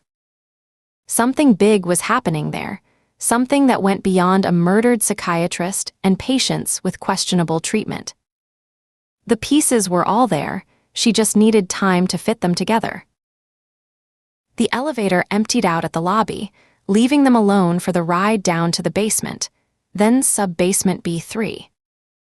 They stood in companionable silence, both lost in their own thoughts. When the doors finally opened to reveal the cavernous underground parking area, the change in atmosphere was immediate, from the climate-controlled, hushed elegance of the upper floors to the raw concrete and echoing emptiness below. They got off and walked through the deserted expanse, their footsteps echoing around them. The overhead fluorescents cast harsh shadows, turning familiar shapes strange and ominous. The basement always reminded Ruth of scenes from crime shows where bodies were discovered in abandoned parking structures, which wasn't exactly comforting given her line of work. Aaron stopped suddenly, snapping his fingers. I just remembered, I need to see Victoria in accounts. Accounts? Ruth asked, raising an eyebrow. Can't you just call her? Sure, but it's always good to do it face to face since we're right here. He checked his watch. Won't be but a minute. He gestured toward the exit. Why don't you head over to Lebowski's to grab a bowl of chili? I'll catch an Uber and join you there. Before Ruth could respond, Aaron was jogging back to the elevator lobby, his footsteps fading as he disappeared around a concrete support column. Ruth shook her head with a small smile and continued walking. She was alone in the basement now, except for the sudden screech of tires on concrete as a truck drove out the exit ramp, the sound reverberating through the empty space like a banshee's wail. Her footfalls echoed as she walked toward the Range Rover, each step sending ripples of sound through the subterranean chamber. The garage was nearly empty at this hour, just a few vehicles scattered across the vast expanse of parking spaces. Her Rover sat in splendid isolation, its dark blue exterior reflecting the fluorescent lights overhead. She heard a sound, a soft scuff like shoe leather against concrete, and stopped instantly, her body going still. She listened, head slightly tilted, every sense suddenly on high alert. Years of field work had taught her to trust her instincts, and right now, those instincts were screaming that something was off. Her hand moved instinctively to her weapon, fingers wrapping around the grip from long habit. She didn't draw, not yet, but the familiar weight against her palm was reassuring. Her eyes scanned the perimeter methodically. First the vehicles nearest her position, then the support columns that could hide a human form, then the deeper shadows where the overhead lighting didn't quite reach. Nothing. No movement, no further sound. Just the distant hum of the building's ventilation system and the soft tick of cooling engines. She waited, breathing slowly and evenly, her body perfectly still except for her eyes, which continued their careful sweep of the surroundings. 1 minute stretched to 2. The air in the garage felt suddenly thick, charged with invisible tension. Was it just her imagination? The residual frustration of the meeting, with legal making her jumpy. It wouldn't be the first time her professional paranoia had manifested after a stressful day. She waited another full minute before slowly relaxing her posture. Nothing. Just the empty garage and her overactive instincts. Still, that sound had been real, hadn't it? She covered the remaining distance to the rover quickly, but without rushing, maintaining her situational awareness. Getting into the vehicle, she shut the door with a solid thunk that felt reassuring in its finality. Inside the rover's familiar confines, the outside world seemed suddenly less threatening, though she didn't allow herself to fully relax. She started the engine and backed out of the space smoothly, keeping her eyes moving between the mirrors and the path ahead.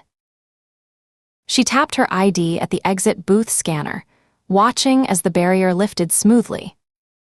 She drove out into the night, squinting against the sudden assault of streetlights after the dim confines of the garage.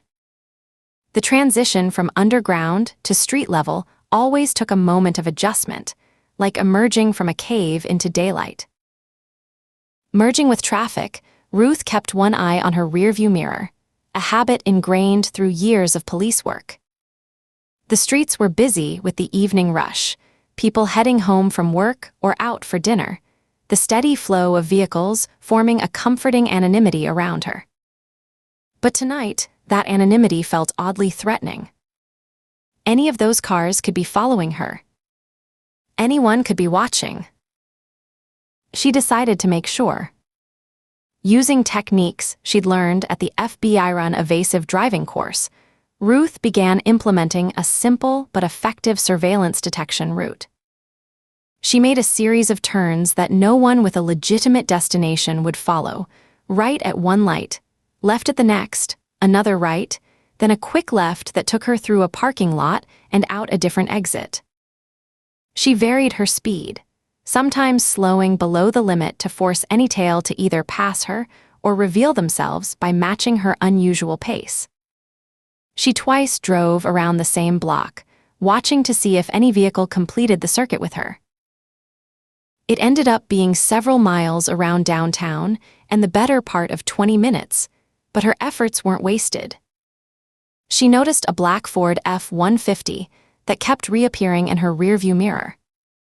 The truck was maddeningly generic, the most common vehicle in Texas, with no distinguishing features she could make out in the dim evening light.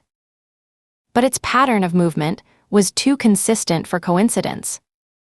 It would fall back, disappear for a time, then reappear, always maintaining 3 or 4 car lengths of separation. Professional surveillance. Not law enforcement, they would have used multiple vehicles, tag-teaming to avoid detection. This was a single vehicle, which meant either amateur hour or someone with enough skill to handle the job alone. The F-150 made the same turn she did onto Congress Avenue, hanging back but definitely following her pattern. Ruth felt her pulse quicken slightly, adrenaline beginning to simmer in her bloodstream. She wasn't afraid, not exactly, but the heightened awareness that came with potential danger had her senses sharpened to a fine edge.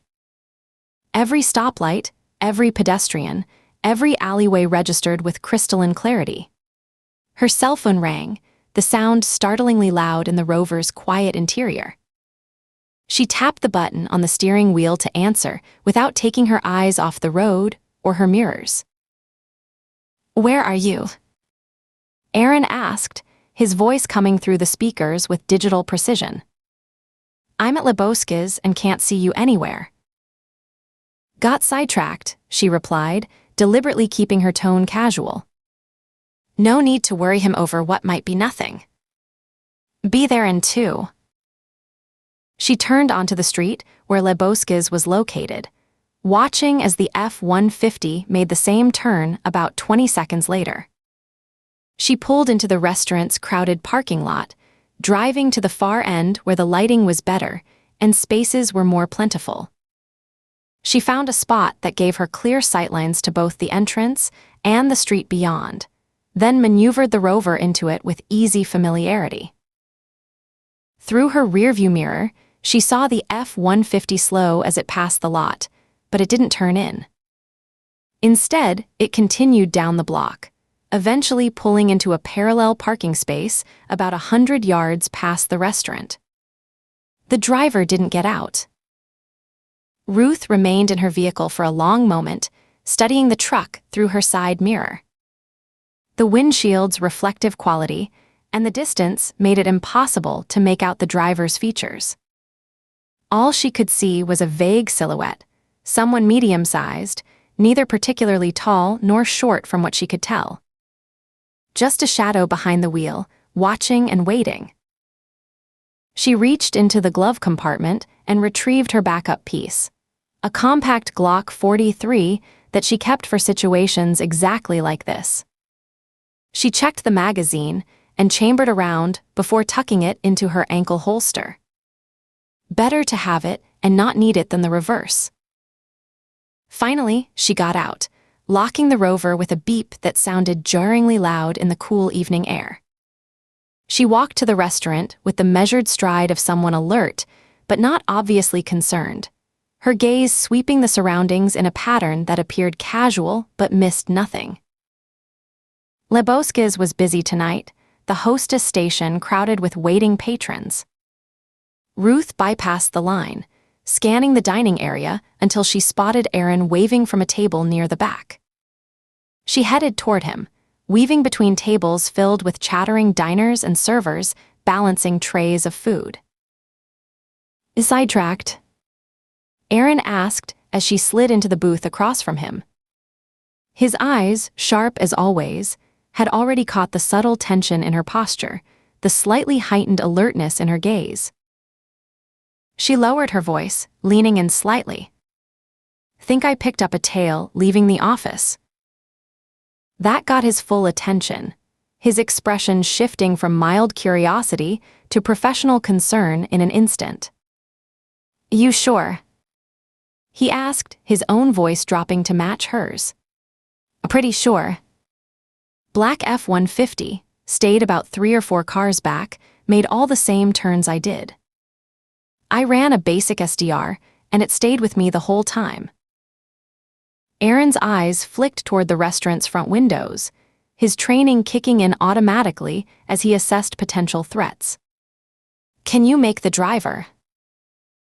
"No." Too far away, and the windshield's got a good tint. "It's parked down the block now, just sitting there." They talked about it for a minute, going through the possibilities. Official surveillance seemed unlikely. Nobody at the Rangers would greenlight a solo tail on a fellow agent without authorization, and there was no active internal investigation that either of them knew about. Could be related to one of their past cases. There was never a shortage of people with grudges against law enforcement. Ruth took a long sip of the water Aaron had ordered for her, feeling the tension in her shoulders that refused to dissipate.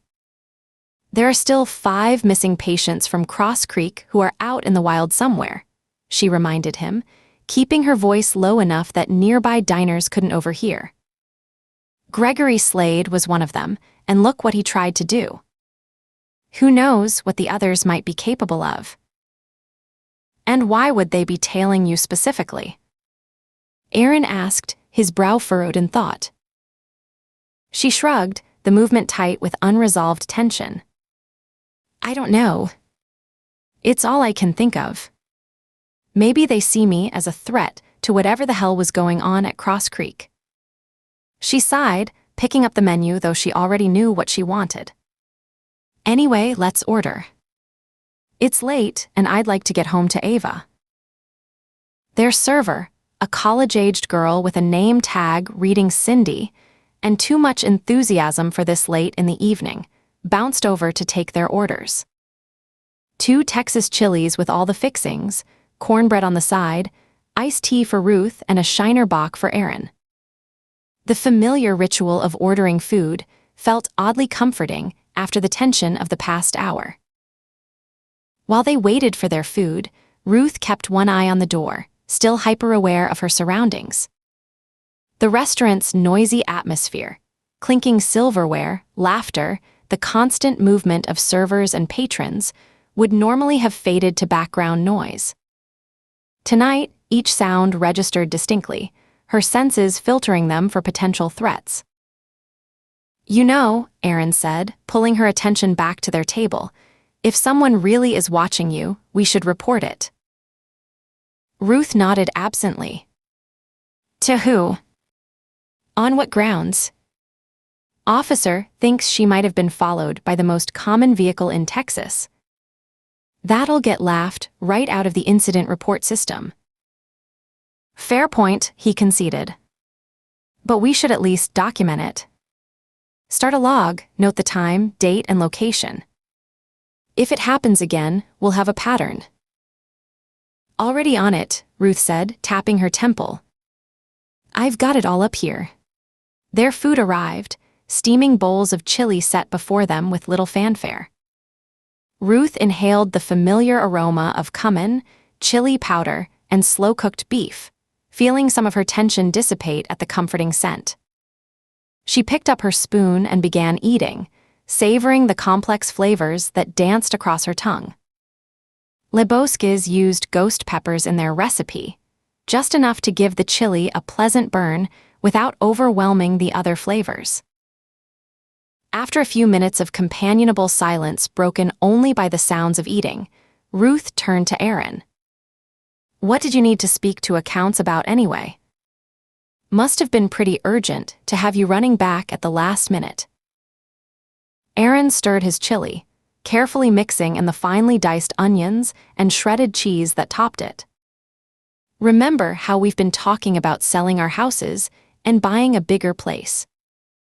One that could accommodate both our families." Ruth nodded, breaking off a piece of cornbread and using it to scoop up some chili.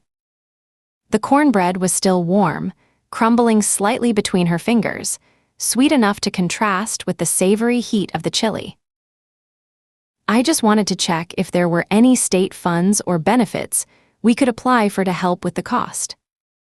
Victoria's husband works in real estate, and she knows all the programs available to law enforcement. Turns out there's a first responder housing assistance program that could knock about 15 grand off the closing costs." The comment softened something in Ruth after the long, hard day. The mundane, domestic nature of the errand, so at odds with the tension and frustration of the legal meeting, the mystery of Cross Creek, the unsettling sensation of being followed, felt like a lifeline to normality. She smiled, genuinely this time, feeling the muscles in her face relax for what seemed like the first time in hours. That would be nice, she thought. Moving in together. A new home, a new family, a new start. A place big enough for Ava to have her own space, for Jake and Marcus to stay over without it feeling cramped. Somewhere they could build memories together, heal old wounds, create something lasting. But even as warmth spread through her at the thought, she couldn't shake the prickling sensation between her shoulder blades. The F-150 was still out there, its driver watching and waiting. The Cross Creek case remained unsolved, its secrets protected by money and influence. 5 potentially dangerous patients were still missing, their whereabouts and intentions unknown. And someone, somewhere, had her in their crosshairs. Chapter 14. Thomas Burke whistled softly as he made his final preparations, the melody of Taylor Swift's Anti-Hero drifting through his otherwise silent apartment. The tune had been stuck in his head since hearing it on the radio yesterday, its catchy rhythm making it perfect for whistling, even if the self-deprecating lyrics about being one's own worst enemy struck him as ironic given what he was about to do. He arranged his tools with meticulous precision, each one in its proper place in the leather roll. Precision screwdrivers, wire strippers, voltage tester, insulated pliers, a small soldering iron with battery pack. Tools of his trade, a master electrician's everyday companions.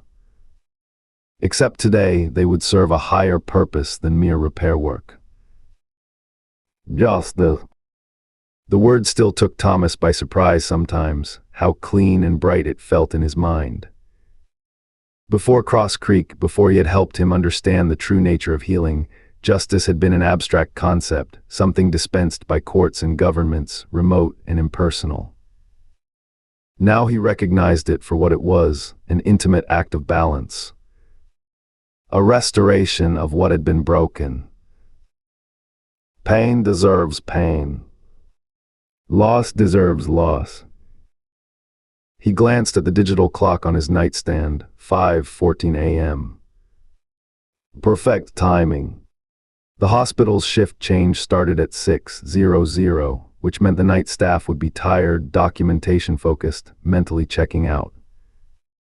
The day staff wouldn't be fully alert yet, still clutching their coffee cups and chatting about their weekends. The gap between that sliver of institutional vulnerability, that was his window. Thomas rolled up the leather toolkit and secured it in unhurried, familiar movements. He'd been an electrician for 31 years. Good with his hands, that's what everyone said. Good at figuring out the invisible pathways of power, at understanding how systems connected and could be modified. Margaret used to joke that he could fix anything except her broken body. She'd been wrong about that. He couldn't fix her, true, but he could fix what had happened to her. He could balance the scales. Dr. Victor Harrison. Just thinking the name sent a pulse of cold rage through Thomas's chest. The oncologist who had promised Margaret another year, minimum, with the experimental treatment protocol. Who had assured them both that the side effects were manageable, the benefits worth the risk. Who had somehow failed to mention that manageable meant Margaret would spend her final weeks in agony, her skin sloughing off like wet paper, her throat too raw to swallow even water, her beautiful mind confused and terrified by hallucinations the medications couldn't touch. Harrison had been so polished, so confident during those initial consultations. All earnest eyes and technical jargon, his pristine lab coat nearly glowing under the office lights. The picture of medical competence. He'd called the treatment aggressive but promising. Had said they were fortunate to catch it at this stage. Had talked about quality of life considerations as if reading from a script. But when the treatment failed, when Margaret began to die in ways more horrific than the cancer had initially threatened, Harrison had become suddenly unavailable. Appointments were handled by his physician's assistant. Questions were deflected to nursing staff. Concerns were addressed with prescription adjustments rather than human connection. The coward couldn't even face what he'd done.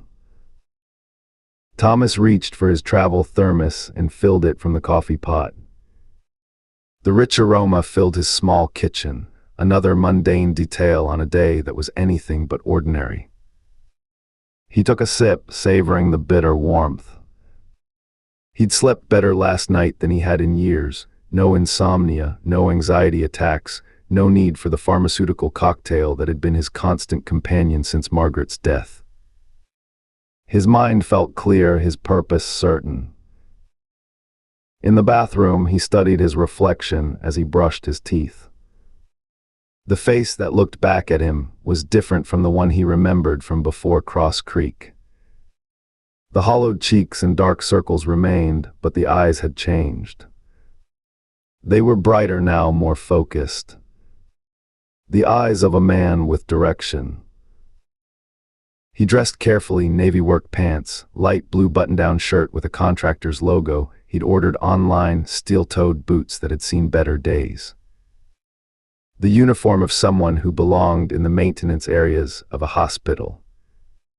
Someone invisible to doctors and administrators. Someone with access. The hospital ID badge clipped to his breast pocket was a near-perfect forgery, created using the template he'd photographed surreptitiously during Margaret's numerous appointments. Thomas Burke, maintenance contractor, Westlake Systems. The company existed, done his research, but he'd never worked for them. Details mattered when you were planning to infiltrate a major medical facility. Control the details and you control the narrative. Thomas checked his watch as he climbed into his pickup truck. 5:43 a.m. Right on schedule. The morning traffic would be light at this hour, giving him plenty of time to reach Austin Memorial Hospital before the prime window of opportunity closed. He drove methodically, precisely at the speed limit, using his turn signals with textbook correctness. Nothing to attract attention. Nothing to remember.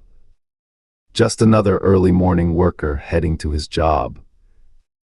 The city passed by in a blur of streetlights and gradual dawn, none of it registering in Thomas's focused mind. What mattered lay ahead. What mattered was the balance he would restore.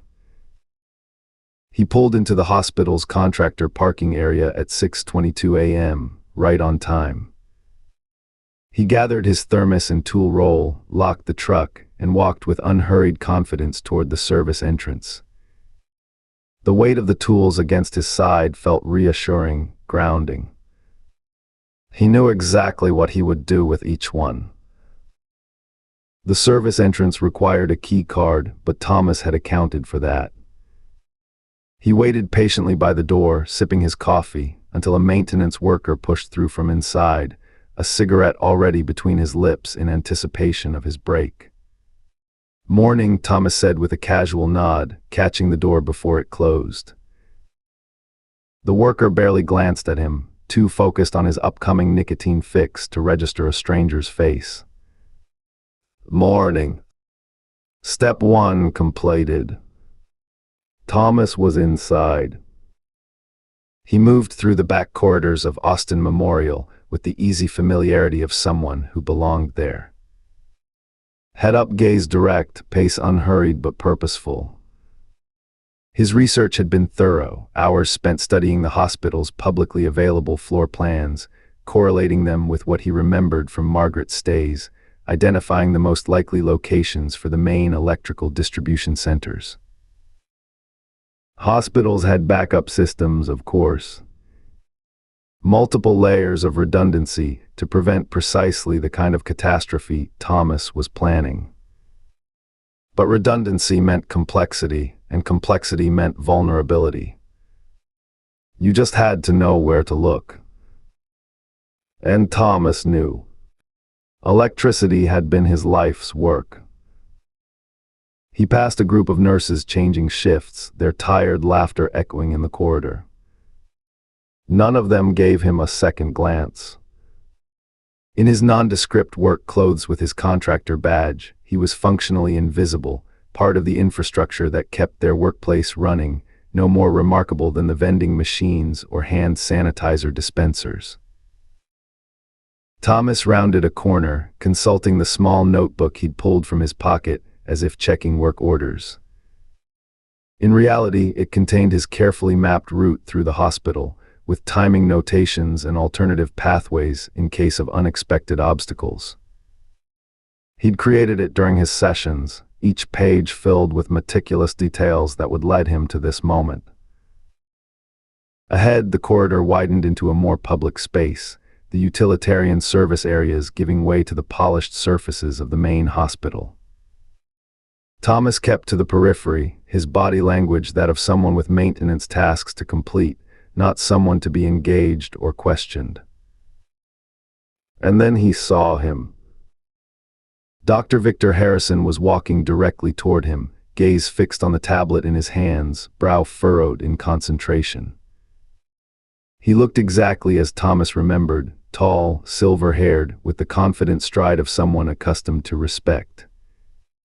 His white coat was impeccable, his tie perfectly knotted at his throat. The very picture of medical authority. Thomas felt a surge of hatred so intense it momentarily blurred his vision. This man had killed Margaret not through intentional malice but through arrogance and indifference, which seemed somehow worse. This man had walked away from her suffering, had hidden behind medical jargon and busy schedules while she screamed in pain. This man would now face justice. As their paths converged, Thomas made a slight adjustment to his trajectory, ensuring their shoulders would collide. The impact wasn't violent, just enough to throw Harrison slightly off balance, to force him to look up from his precious tablet. "Hey, watch it," Harrison snapped, irritation flashing across his features. Thomas didn't respond, didn't turn back, didn't give any indication that he'd registered the doctor's existence. But inside he was smiling. The man didn't recognize him. Hadn't remembered the husband who had sat beside Margaret's bed for weeks, who had begged for better pain management, who had finally held her hand as she slipped away, her body ravaged as much by treatment as by disease. He was invisible to Harrison, just as Harrison would soon be permanently invisible to the world. Flooding. Thomas continued to the service elevator, swiping his forged ID over the reader. The light turned green, another small victory in his carefully orchestrated plan. He selected Bay 3, the lowest basement level, where the main mechanical rooms would likely be located. As the elevator descended, he mentally reviewed the next steps. Locate the electrical distribution center. Access the backup generator systems. Identify the critical care circuit pathways. Modify selected breakers to ensure catastrophic failure during peak load. Target operating room 6 specifically, Harrison's domain for his Tuesday morning procedures. The elevator doors opened to a dimly lit corridor, humming with the sound of machinery. Signs on the walls confirmed he was in the right place: mechanical services, authorized personnel only, main electrical distribution. Thomas moved forward with quiet confidence, softly whistling the catchy pop melody as he approached the electrical room. The door featured both keycard access and a physical lock. The keycard reader was easy enough, a maintenance override card cloned from a template he'd purchased through less-than-legal channels online. The physical lock required actual skill, but Thomas had practiced for weeks. 30 seconds of careful manipulation, and he felt the satisfying click of tumblers aligning. He slipped inside, closing the door behind him. The room was massive, filled with banks of electrical panels, transformers, and control systems. The heart of the hospital's power infrastructure. Thomas took a moment to simply observe, to appreciate the elegant complexity before him. Then he set to work. His initial plan had been surgical in its precision: disable power only to operating room 6, where Harrison would be performing a delicate neurosurgery at 10:30. Thomas had spent weeks studying the hospital's electrical systems, determining exactly how to isolate that single circuit without affecting the rest of the facility. But as he examined the actual layout before him, he realized a problem. The surgical suite's electrical system had been modernized recently, with new panels and circuit architectures he hadn't anticipated. The distribution wasn't arranged the way he'd expected, with individual operating rooms on dedicated circuits. Instead, the entire surgical wing was on a unified system, with internal redundancies that would make isolating a single or nearly impossible without physical access to the local distribution panels, which would be much harder to reach undetected. Thomas paused, considering his options. He could abandon the mission, retreat, formulate a new plan. Or he could continue, knowing that disabling power to the surgical wing would affect not just Harrison's procedure, but all operations in progress. He hesitated, a momentary flicker of doubt crossing his mind. Other doctors, other patients, innocent bystanders in his pursuit of justice. But then he remembered what his therapist had told him during one of their most intense sessions. Sometimes justice requires collateral damage. People endure unintended consequences every day from others' actions. At least your actions have purpose. They're restoring balance to a world where the powerful hurt the vulnerable with impunity. The words resonated in Thomas's mind, clear and certain. Yes, others might suffer. But hadn't Margaret suffered too? And here was Harrison, still practicing, still wielding the power of life and death over trusting patients who had no idea of the arrogance behind that polished facade. His whistling resumed, the tailor's swift melody echoing softly in the cavernous electrical room as he made his decision. The song felt perfect for the moment, its catchy hook masking darker themes, just as his simple maintenance worker disguise masked his true purpose. Thomas worked methodically, his fingers sure and steady as they modified connections, adjusted settings, created the conditions for total failure.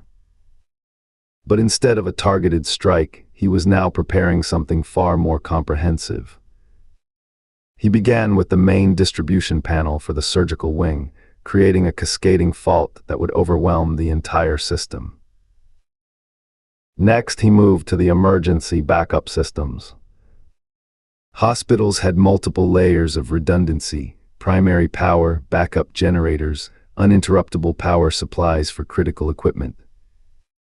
Thomas had to disable all of them to ensure the kind of catastrophic failure justice demanded. He identified the automatic transfer switches that would activate emergency power when the main supply failed. With delicate precision, he modified their control circuits, introducing faults that would prevent proper switching. Then he accessed the generator start circuits, installing tiny devices of his own creation that would send false signals, preventing startup altogether. The work was exacting, requiring complete focus. Time slipped away as Thomas lost himself in the technical details, the familiar comfort of electrical systems that obeyed consistent rules. Unlike people. Unlike doctors who made promises they couldn't keep. He checked his watch. 9:12 a.m. He'd been in the electrical room longer than planned, but his preparations were nearly complete. The surgical schedule he'd accessed online showed 5 procedures in progress or about to begin in the wing, including Harrison's neurosurgery, scheduled for 10:30 a.m. 5 operations. 5 patients under anesthesia, opened up and vulnerable. 5 surgical teams who would suddenly find themselves in darkness, their equipment dead, their monitors silent. Thomas carefully returned his tools to their role, wiping down every surface he'd touched, removing any evidence of his presence. The changes he'd made would appear as system failures, not sabotage, to anyone but the most skilled forensic investigator. And by then it would be too late. He exited the electrical room, locking it behind him. His steps were unhurried as he made his way back to the service elevator. The day shift was in full swing now, the hospital humming with activity, but no one paid him any attention. He was just part of the building's circulatory system, a maintenance function rather than a person.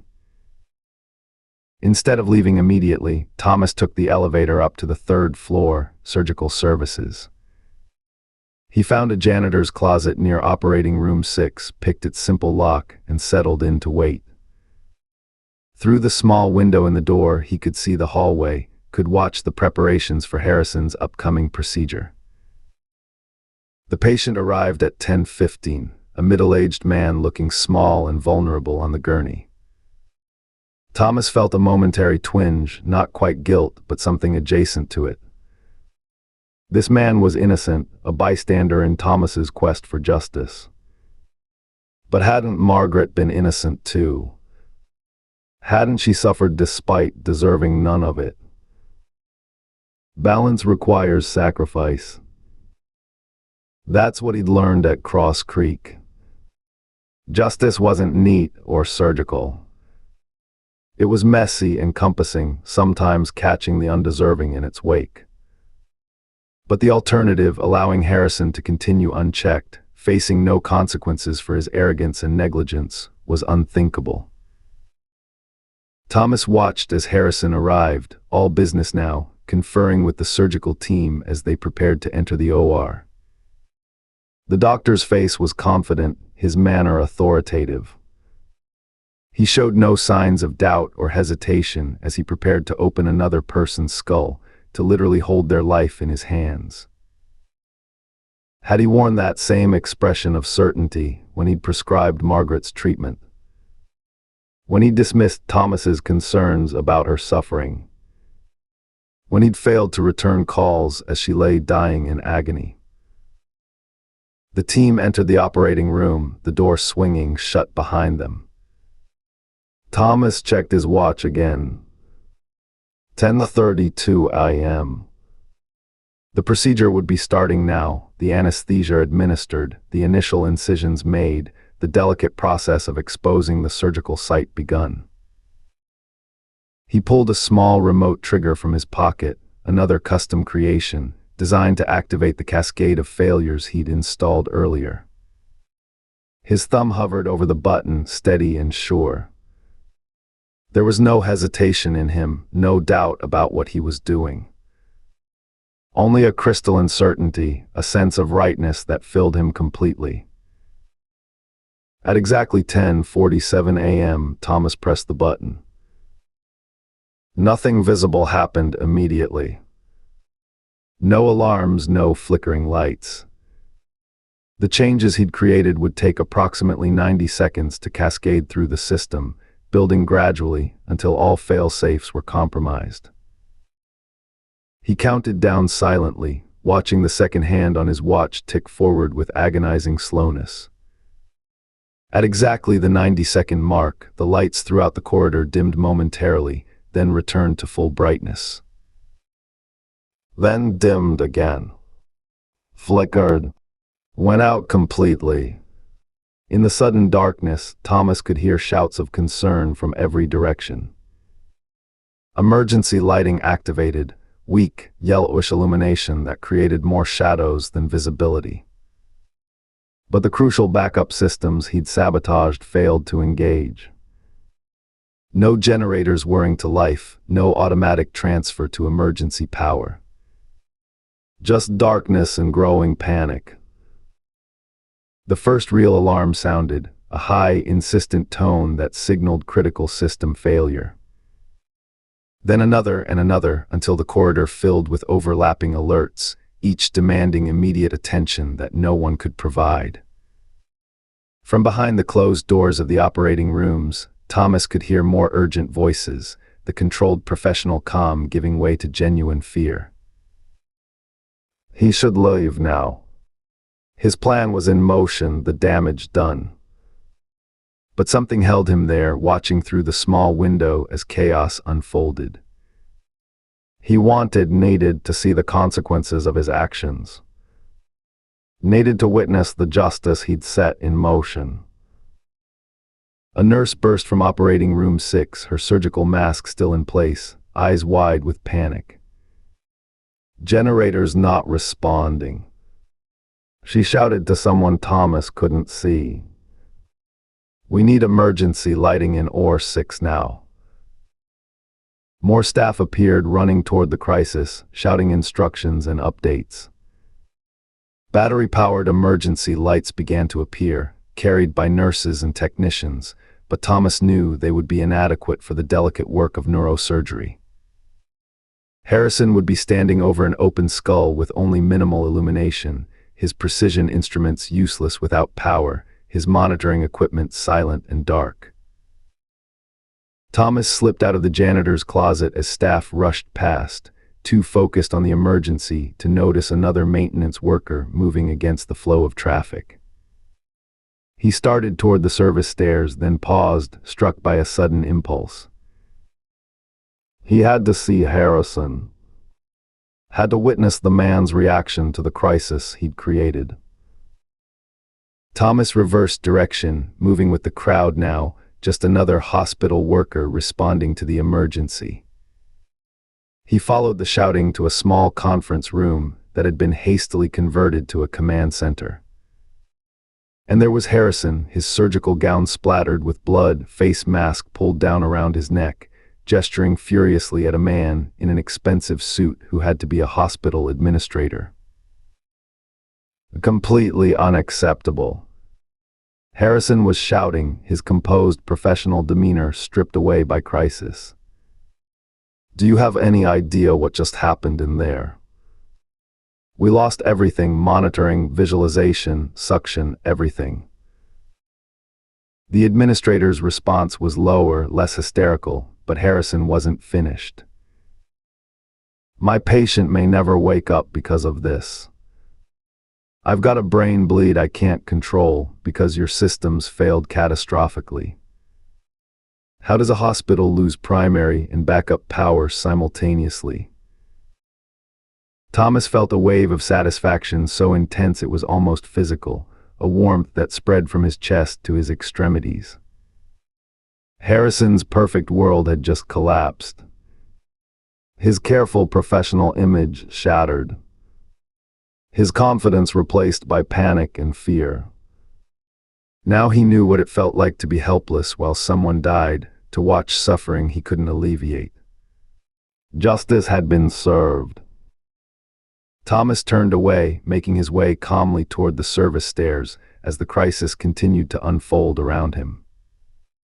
No elevators during a power outage, that was standard procedure. And the stairwells would be filled with people moving between floors, providing perfect cover for his exit. He descended to the ground floor, merged with the general confusion, and walked out a side entrance used by smokers. No one stopped him. No one questioned him. He was just another hospital worker leaving during a crisis, perhaps to check external systems, perhaps simply escaping the chaos. In the parking lot, he climbed into his truck and set his tool roll carefully on the passenger seat. He'd return home, dispose of the contractor's shirt and badge, wipe down the tools. By the time anyone identified the power failure as sabotage, if they ever did, there would be no evidence connecting him to it. Thomas pulled out of the parking space just as ambulances began to arrive, the first responders to the multiple emergencies unfolding inside Austin Memorial. He watched them in his rearview mirror, lights flashing urgently against the morning sunlight. Too late, of course. Far too late for the patients in those darkened operating rooms. As he drove away, he began to whistle that catchy Taylor Swift melody again. The tune had never sounded sweeter to him, its upbeat rhythm a perfect counterpoint to the sophisticated revenge he'd just executed. Everything had happened exactly as his therapist had promised it would. The plan had worked perfectly, better than perfectly, even. He'd affected not just Harrison, but the entire surgical wing. A grand gesture of justice. Thomas merged onto the highway, just another driver heading home after his shift. Just another man going about his day. Nothing remarkable to see. He smiled as the hospital disappeared from view behind him.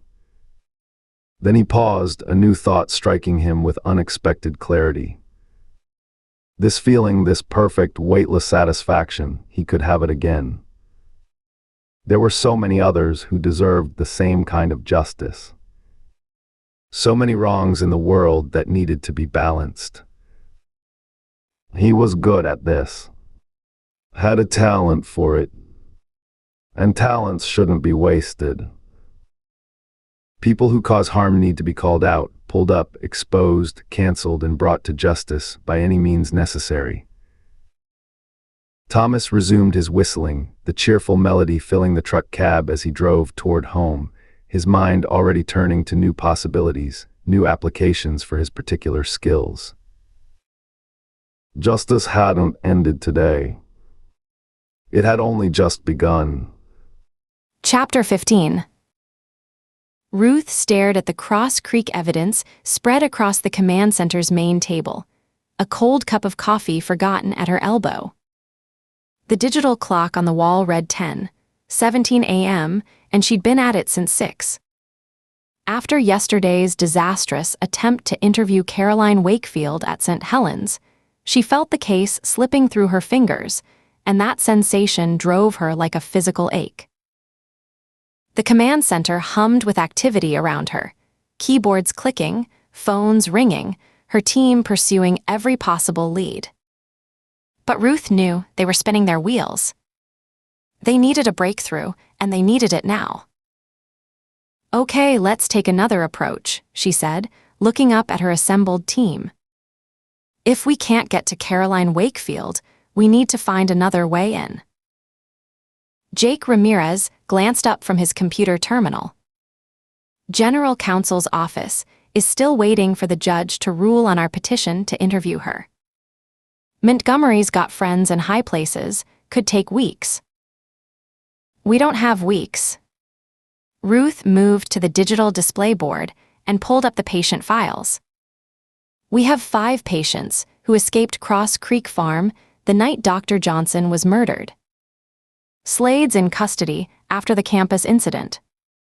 Caroline's locked away at St. Helens behind Montgomery's legal fortress. That leaves 3 still missing." She tapped the screen, enlarging each photo in turn. David Miller, Angela Reeves, and Thomas Burke. All these bolos, and not a single hit. I need to understand why. "They could have left the state," Brett Collins suggested, looking up from the evidence logs he was cataloging. "Or gone off-grid." "All 3 of them. Simultaneously." Ruth shook her head, thinking it through aloud. No credit card usage, no cell phone activity, no appearances at their homes or workplaces. It's been 3 days since Johnson's murder. That's not just unusual, it's extraordinary. Andrea Walsh nodded from her workstation. "You're right. People instinctively seek out the familiar during stress: home, family, friends. But these 3 haven't," Ruth continued, following the thread of her own logic. "They've actively avoided any connection to their normal lives." A thought struck her, and she felt that familiar click in her mind when pieces began to align. "What does that suggest to you all?" "A pattern," Jake replied immediately, straightening in his chair. "Exactly," Ruth nodded. "And not just any pattern, coordinated behavior. Learned behavior, not innate." "You mean, go to their workplaces and take their bosses hostage?" Aaron asked, moving closer to the display board. "Not necessarily their bosses," Ruth clarified, reaching for the tablet to pull up more files. "It doesn't have to be their boss. It could be anyone who triggered them." She projected Slade's journal entries onto the main screen. "Look at what Slade wrote here. True healing comes through justice. Pain deserves pain. Loss deserves loss." She swiped to another patient's journal. "And here's something from Angela Reeves. The detective who dismissed my case is still working, still living his life, while I can barely function. Dr. J says this imbalance needs correction for true healing to begin." The team gathered closer as Ruth navigated through the documents, connecting dots they hadn't seen before. "See the pattern?" Slade targeted the department chair who fired him, the person he believed had wronged him. He took him hostage, wanted a public confession. Ruth tapped another entry. Same phrasing appears across multiple patients' journals. Balance requires sacrifice. Pain deserves pain. It's programmed language. You think Cross Creek was conditioning patients to seek revenge? Priya Patel asked, folding her arms. Not revenge, justice, Ruth corrected, making air quotes. At least, that's how they'd frame it. We live in an age where outrage is weaponized. Social media, cable news, politicians, they all profit from anger, from the desire to see justice done to those who have wronged us. Aaron frowned. But Slade's gun wasn't even loaded.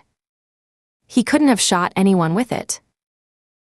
Maybe that was just Slade, Ruth replied, the theory crystallizing in her mind. Maybe he couldn't bring himself to go all the way, even after whatever conditioning they did at Cross Creek. But what if the others aren't as reluctant? That's a lot of ifs, Priya pointed out, though her expression had grown more concerned.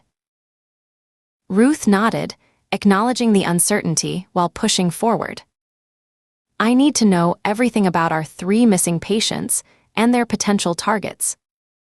Miller was an accountant who fired him. Alan Chen at Bigelow Accounting, Jake responded immediately, pulling up the file. Miller was downsized despite having the highest performance metrics in his department. Angela Reeves developed PTSD after a mugging, Andrea added, scanning her notes. The detective assigned to her case, Roger Donovan, dismissed it as low priority. And Thomas Burke's wife died of cancer, Aaron continued. Experimental treatment that went wrong. His wife suffered greatly before death. Oncologist was Dr. Victor Harrison at Austin Memorial Hospital. Ruth absorbed this information, mapping potential scenarios in her mind. She turned to the digital display and created 3 new entries.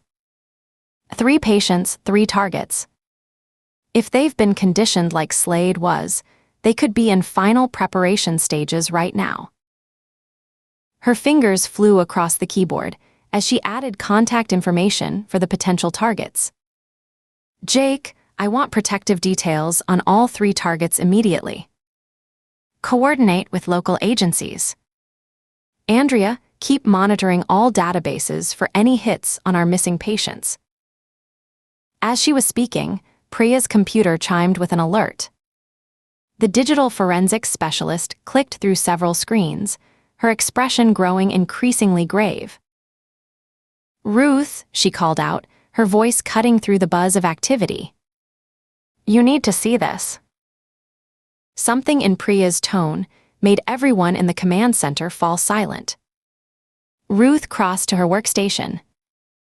What is it? Austin Memorial Hospital just experienced a catastrophic power failure. Total blackout, main power and all backups. Priya pulled up the emergency services feed. It happened 23 minutes ago. Ruth felt a chill run down her spine. Casualties. Reports still coming in, Priya replied, scanning the updates. They had surgeries in progress when it happened. The command center erupted into activity as screens filled with news feeds and police communications. Ruth felt her pulse quicken as the pieces fell into place with terrible clarity. What do we know? She demanded, moving to the main display board. Andrea quickly pulled up the incoming information. Power failed at 10:47 a.m. throughout the surgical wing.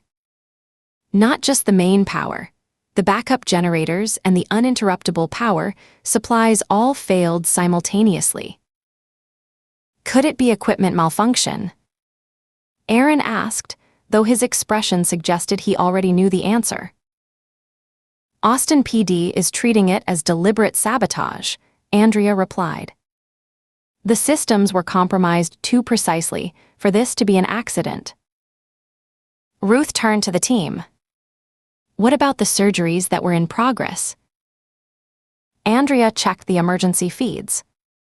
4 procedures were happening. 1 had just finished, so that patient was already in recovery.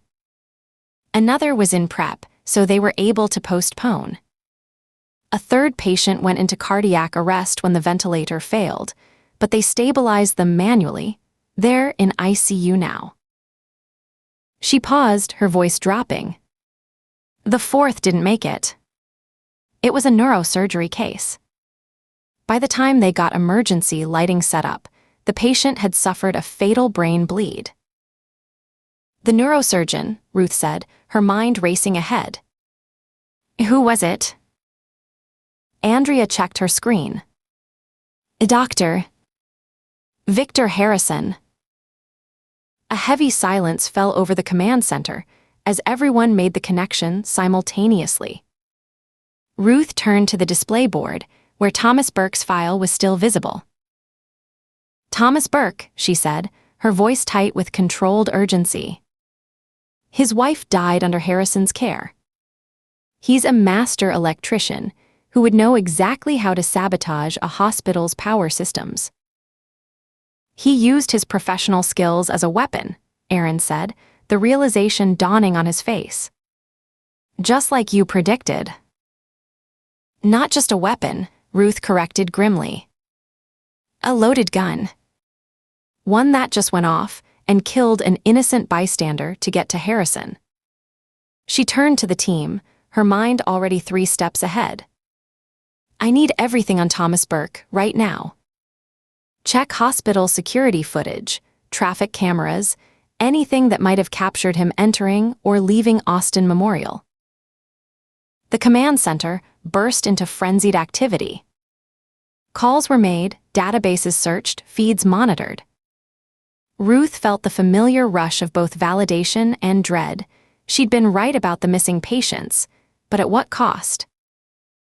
"I want background checks on everyone who entered the hospital between 6 a.m. and the time of the outage," she directed. "Focus on maintenance workers, contractors, anyone who could access restricted areas. Cross-reference with Burke's physical description." For the next 90 minutes, the team worked with relentless focus. Reports flowed in, evidence was processed, leads were followed. Every available surveillance feed from Austin Memorial and the surrounding area was scrutinized. "Hospital security footage isn't giving us much," Andrea reported, frustration evident in her voice. If Burke was there, he knew the camera layout. He kept his head down, stayed in maintenance areas where coverage is minimal. Ruth wasn't surprised. What about outside the hospital? Parking lots, traffic cameras.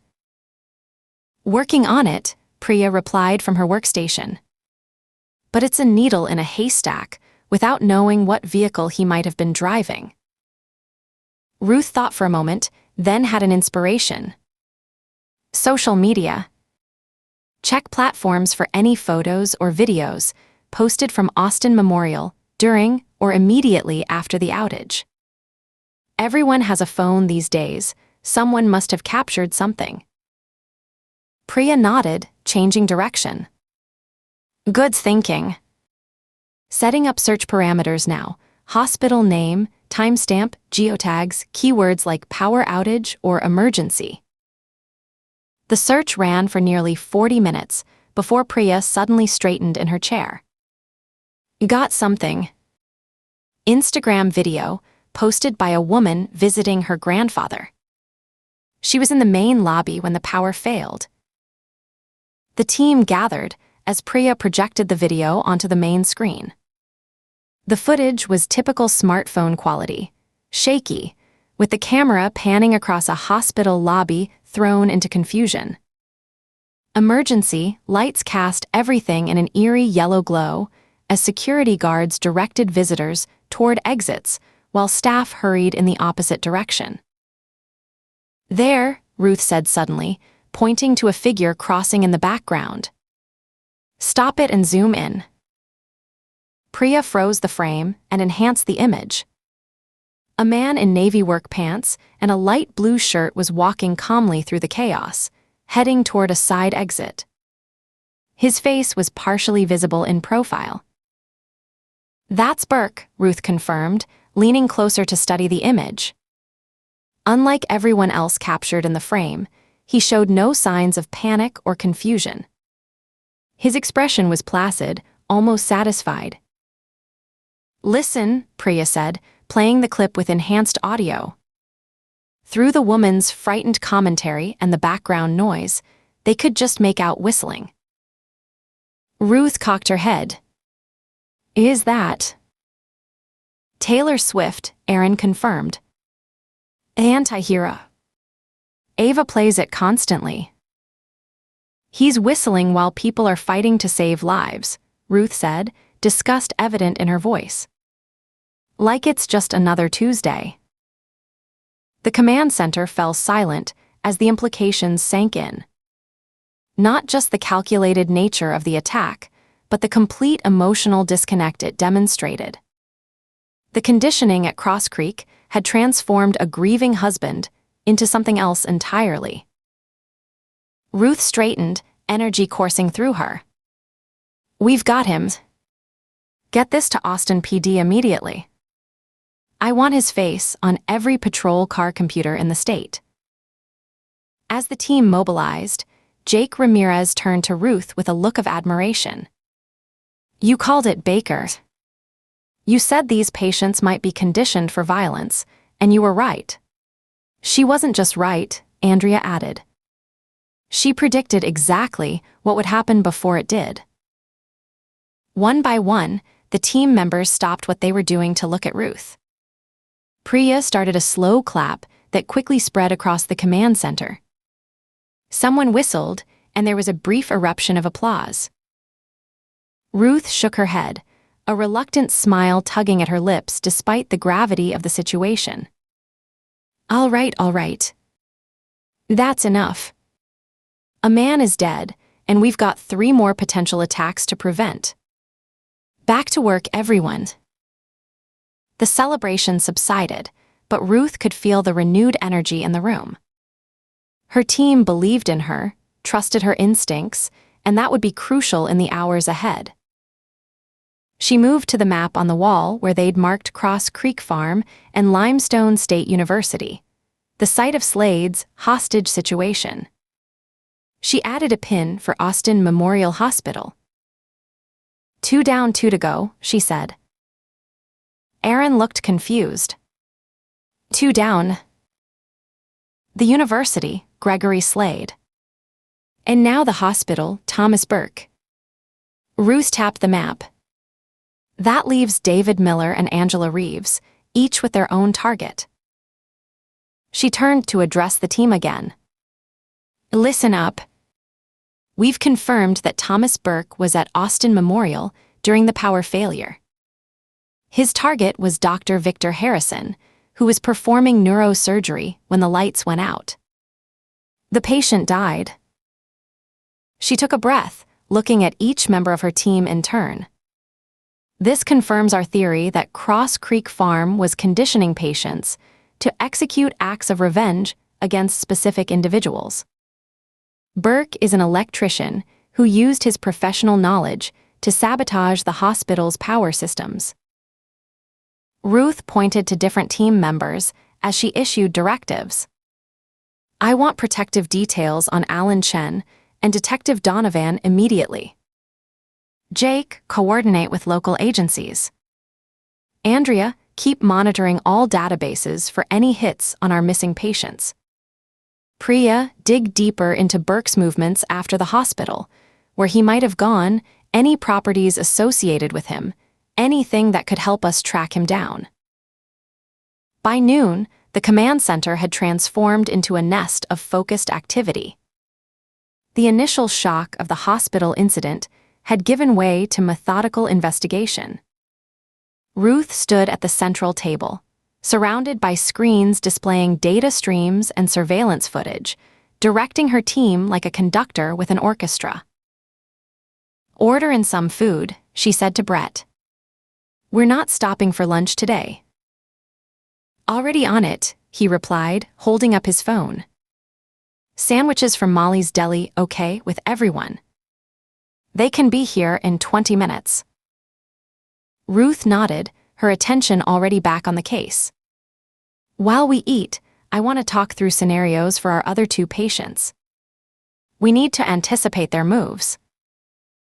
For the next several minutes, the team continued working in silence, broken only by the sound of keyboards and occasional murmured phone conversations. When the food arrived, they gathered around the main table, unwrapping sandwiches while continuing to review evidence. "Okay," Ruth said between bites of her turkey club. "Let's think about what David Miller and Angela Reeves might be planning, based on what we now know about how these patients operate." Priya pulled up Miller's file on the main screen. David Miller, accountant who lost his job at Bigelow Accounting when they downsized. His target would likely be Alan Chen, the senior partner who decided on the layoffs. But how would an accountant strike back? Jake asked, reaching for a pickle. Not exactly the skill set for sabotage like Burke had. Ruth leaned forward. "That's an interesting point. Burke used his electrical expertise. Slade used his institutional knowledge of the university campus to stage his hostage situation. Miller would use what he knows: numbers, systems, financial structures." "What ifs?" Andrea began, her expression thoughtful. "What if Miller isn't planning something as direct as what Burke did? Burke killed a patient to punish Harrison. But what if Miller is plotting something that would destroy Chen professionally?" Aaron nodded slowly. "Financial sabotage. He could be planning to infiltrate his former workplace after hours, plant falsified financial records that would trigger an IRS audit or SEC investigation. His accounting expertise would make it convincing," Ruth agreed, energy in her voice. "His justice wouldn't be taking a life. It would be destroying the firm's reputation and the careers of those who fired him." She made notes on the digital board, creating a potential scenario timeline. Miller would need access to the firm's systems, probably after hours. He'd need to know security protocols, might even have kept credentials.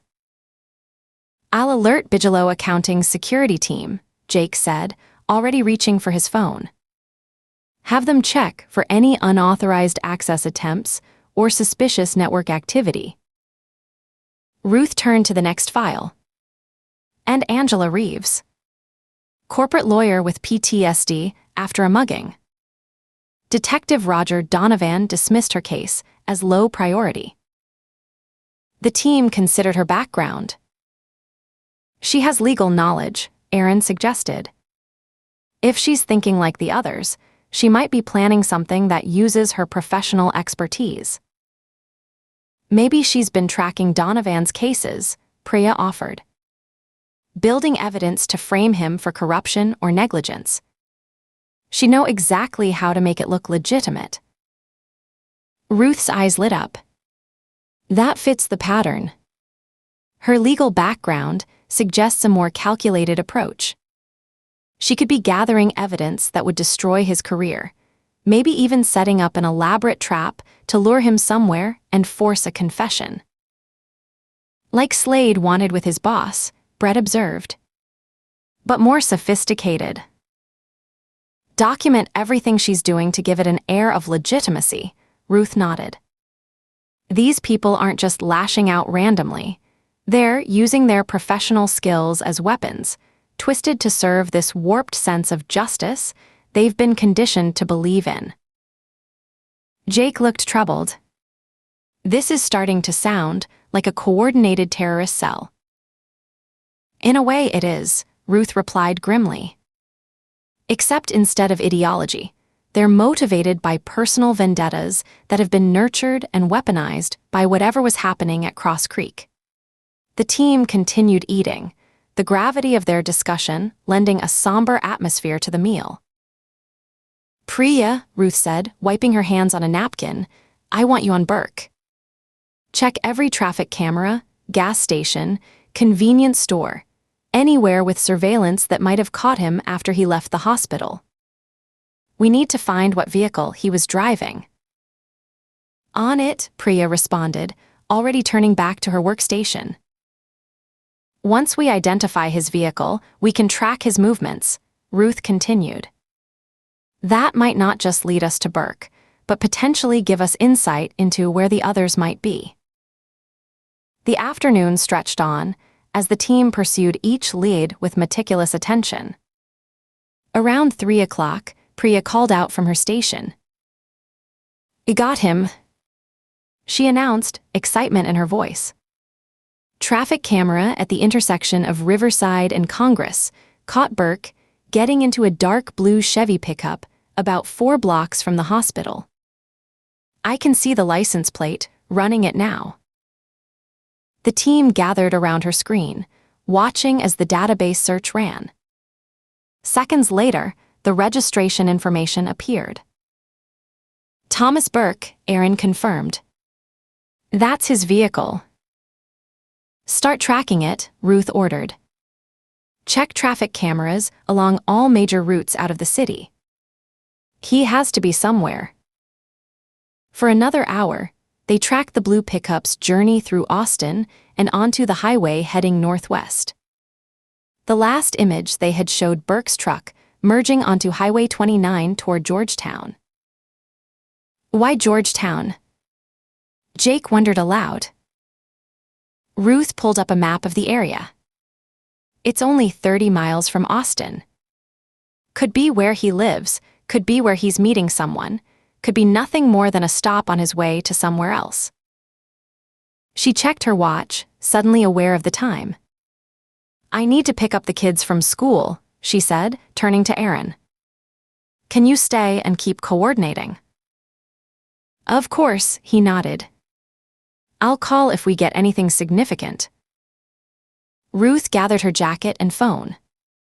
"Keep the pressure on. I want protective details on Chen and Donovan, and I want every available unit looking for Burke's truck." She paused at the door, looking back at her team. "We've got momentum now. Caroline Wakefield was just a speed bump. We're back on track and picking up speed."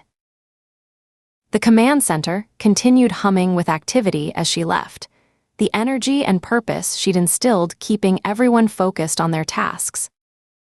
Ruth walked through the building feeling more optimistic than she had since discovering Cross Creek Farm. They had a solid lead, a clear understanding of the threat, and a team firing on all cylinders. The afternoon sun was warm and inviting as she stepped into the parking garage, a welcome change from the air-conditioned building. Ruth headed toward her Range Rover with a lightness in her step she hadn't felt since discovering Cross Creek Farm. They had concrete leads now, a clear understanding of the threat, and a team executing with precision. The pieces were coming together. As she drove to the school, Ruth hummed along to the radio, fingers tapping the steering wheel in rhythm. For the first time in days, she felt like they were ahead of the curve rather than scrambling to catch up. The protective details were in place, the search for Burke was progressing, and they had solid theories about Miller and Reeves. Things were looking up. The elementary school parking lot bustled with activity as parents lined up for pickup. Ruth spotted Ava immediately, her daughter's face lighting up with recognition as the Range Rover pulled to the curb. She hopped in first, followed by Jake and Marcus, all 3 kids chattering excitedly about their day. "Did you get the bad guys?" Jake asked, buckling his seatbelt in the back seat. "Working on it," Ruth replied with a smile, catching his eye in the rearview mirror. "How was the math test, Ava?" Her daughter's hands flew in animated sign language, describing the questions she'd aced and the single problem that had given her trouble. Ruth laughed at the dramatic retelling, feeling the simple joy of this moment. Just a mother and children, everyday concerns, normal life. She checked both ways before pulling out of the school driveway, signaling for a left turn. The intersection was clear, and she began to accelerate. That's when she saw it. A black F-150 tore around the corner, engine roaring, doing well over 100 miles per hour. Headed straight for them. Time seemed to slow as Ruth processed what was happening. The truck wasn't slowing down. It wasn't swerving. It was coming directly at the Range Rover, deliberately aimed to hit them broadside. Ruth's hand flew to the horn as she shouted a warning to the kids and yanked the wheel hard to the right. Chapter 16. Time compressed and expanded simultaneously. A strange phenomenon Ruth had experienced before in moments of extreme danger, but never with such clarity as now, when her children's lives hung in the balance. The world slowed to a crawl. The black F-150's grille seemed to fill her entire field of vision, a wall of chrome and darkness bearing down with murderous intent. She could see individual water droplets on its polished surface, could make out the Texas plates, could even glimpse the silhouette of the driver through the tinted windshield. A dark figure, featureless but unmistakably focused on her vehicle. Panic surged through her system, raw, primal, maternal. Not me. Not now. Not with the kids. The thought flashed through her mind with desperate intensity. Then training took over. Ruth's body moved with the fluid precision that came from years of high-stress situations, her brain bypassing conscious thought entirely. Her right foot slammed the accelerator to the floor. Her hands wrenched the steering wheel hard to the right. The Range Rover's engine roared in response, tires gripping then breaking free as the vehicle lurched toward the school's front lawn. "Hold on," she yelled, the heel of her hand hammering the horn in 3 frantic blasts. In the rearview mirror, she caught a glimpse of the children's faces. Ava's eyes wide with shock, Jake and Marcus frozen in identical expressions of confusion. The Range Rover jumped the curb with a bone-jarring thud, suspension groaning as they bounced onto the grass. Ruth spotted a cluster of children crossing the lawn and laid on the horn again, her voice joining the blare of the horn. "Get back. Move." The students scattered, 8th graders with backpacks and sports equipment, old enough to recognize danger and respond with adolescent speed. Their shouts and screams created a discordant chorus as they flung themselves away from the vehicle's path. The SUV rocked and bounced across the sloping terrain, crushing a flower bed of vibrant Mexican roses beneath its tires. Petals and soil sprayed upward, pattering against the undercarriage like rain. Ruth kept her foot heavy on the gas, hands white-knuckled on the wheel, forcing the vehicle to plow forward across the green expanse. A quick glance in the rearview mirror confirmed her worst fear. The F-150 had stopped precisely where they would have been had she continued onto the road, where the impact would have been catastrophic. The truck's brake lights flashed briefly as the driver paused, assessed, then threw the vehicle into reverse. "Mom." Marcus's voice quavered from the backseat. "It's okay," Ruth replied automatically, eyes never leaving the mirror. "Just hold tight." The F-150 backed up with alarming precision, then cranked its wheels and surged over the curb, following their path across the lawn. The screams intensified as parents and teachers realized what was happening, not an accident but a pursuit. Metal shrieked against metal as the truck sideswiped a silver Silverado parked along the pickup lane. The impact was glancing, but violent, the F-150's front left panel catching on the other vehicle's wheel well with a sound like tearing fabric. For one precious moment, the truck slowed, snagged on the twisted metal.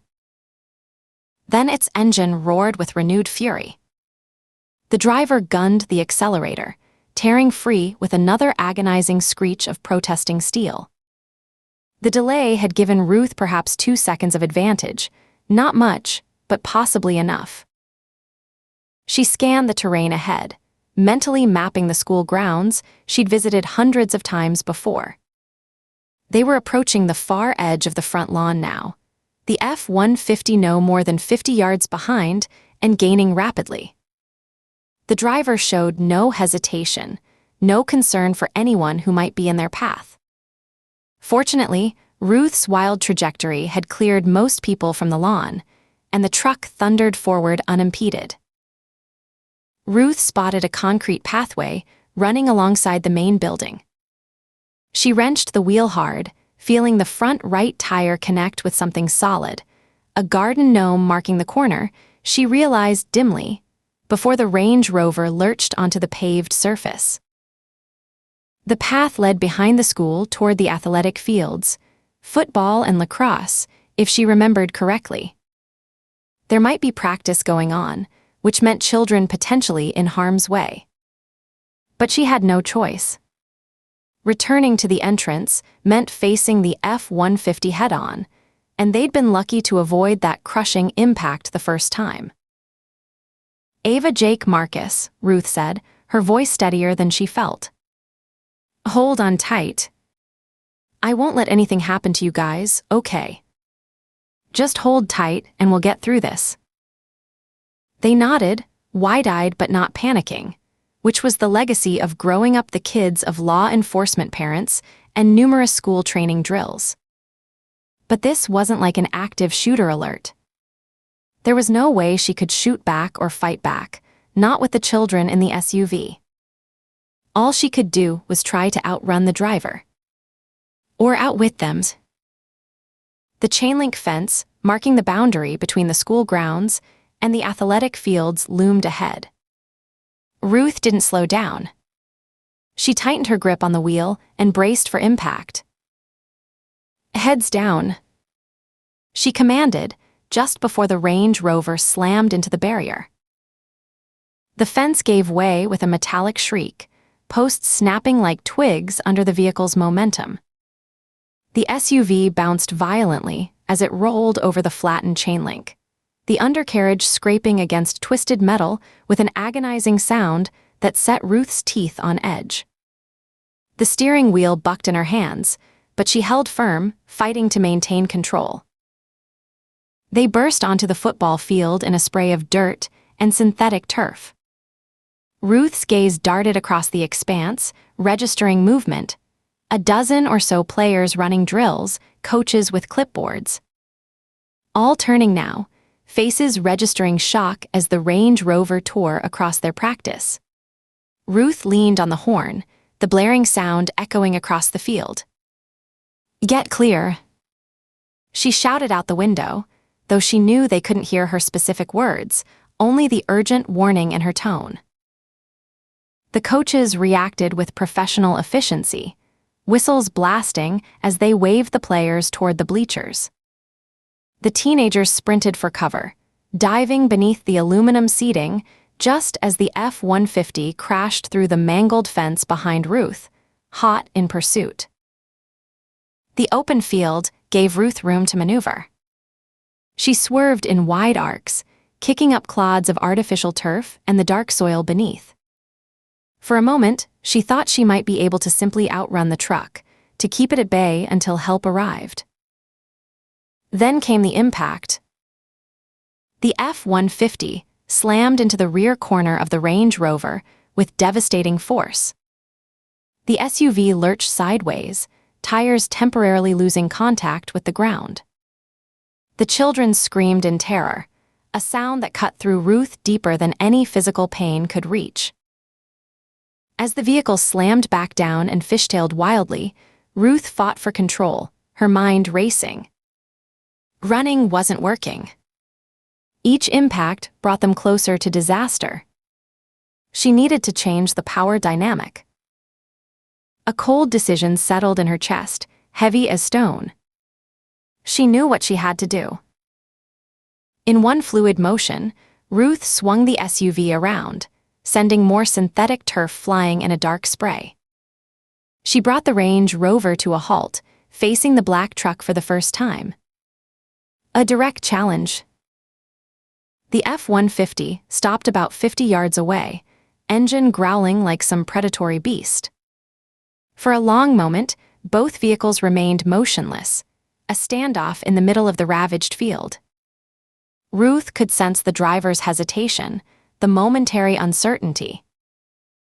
Then the F-150's engine roared with renewed fury.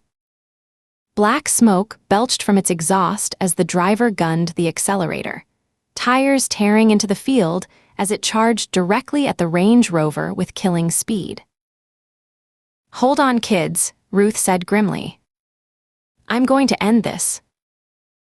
She floored it too, the SUV's engine responding with a throaty roar as she raced straight toward the oncoming truck. Shouts rose from the football team and coaches sheltering under the bleachers. Marcus gasped in shock from the back seat. Ruth glanced at the rearview mirror. Ava's face was chalk-white, but her hands moved with calm precision. "I trust you, Mom." "Nail the bad guy." Ruth mouthed, "I love you," back, then focused entirely on the looming black truck barreling toward them at insane speed, like a crazed bull hellbent on crushing her to death. The acrid stench of burning rubber and shredded astroturf filled the SUV, mingling with the earthy smell of exposed soil torn up by their wild chase. Sweat poured down Ruth's face, soaking her shirt beneath her arms and plastering her bra to her skin. Her heart hammered against her ribs with such force she thought it might bruise. In these next seconds, 4 lives hung in the balance. 5, if she counted the driver of the F-150, though right now, Ruth couldn't summon a shred of concern for whoever was behind that wheel. Even her own life was disposable if that's what it took. The 3 young lives behind her were all that mattered. And she'd be damned if she let harm come to any of them.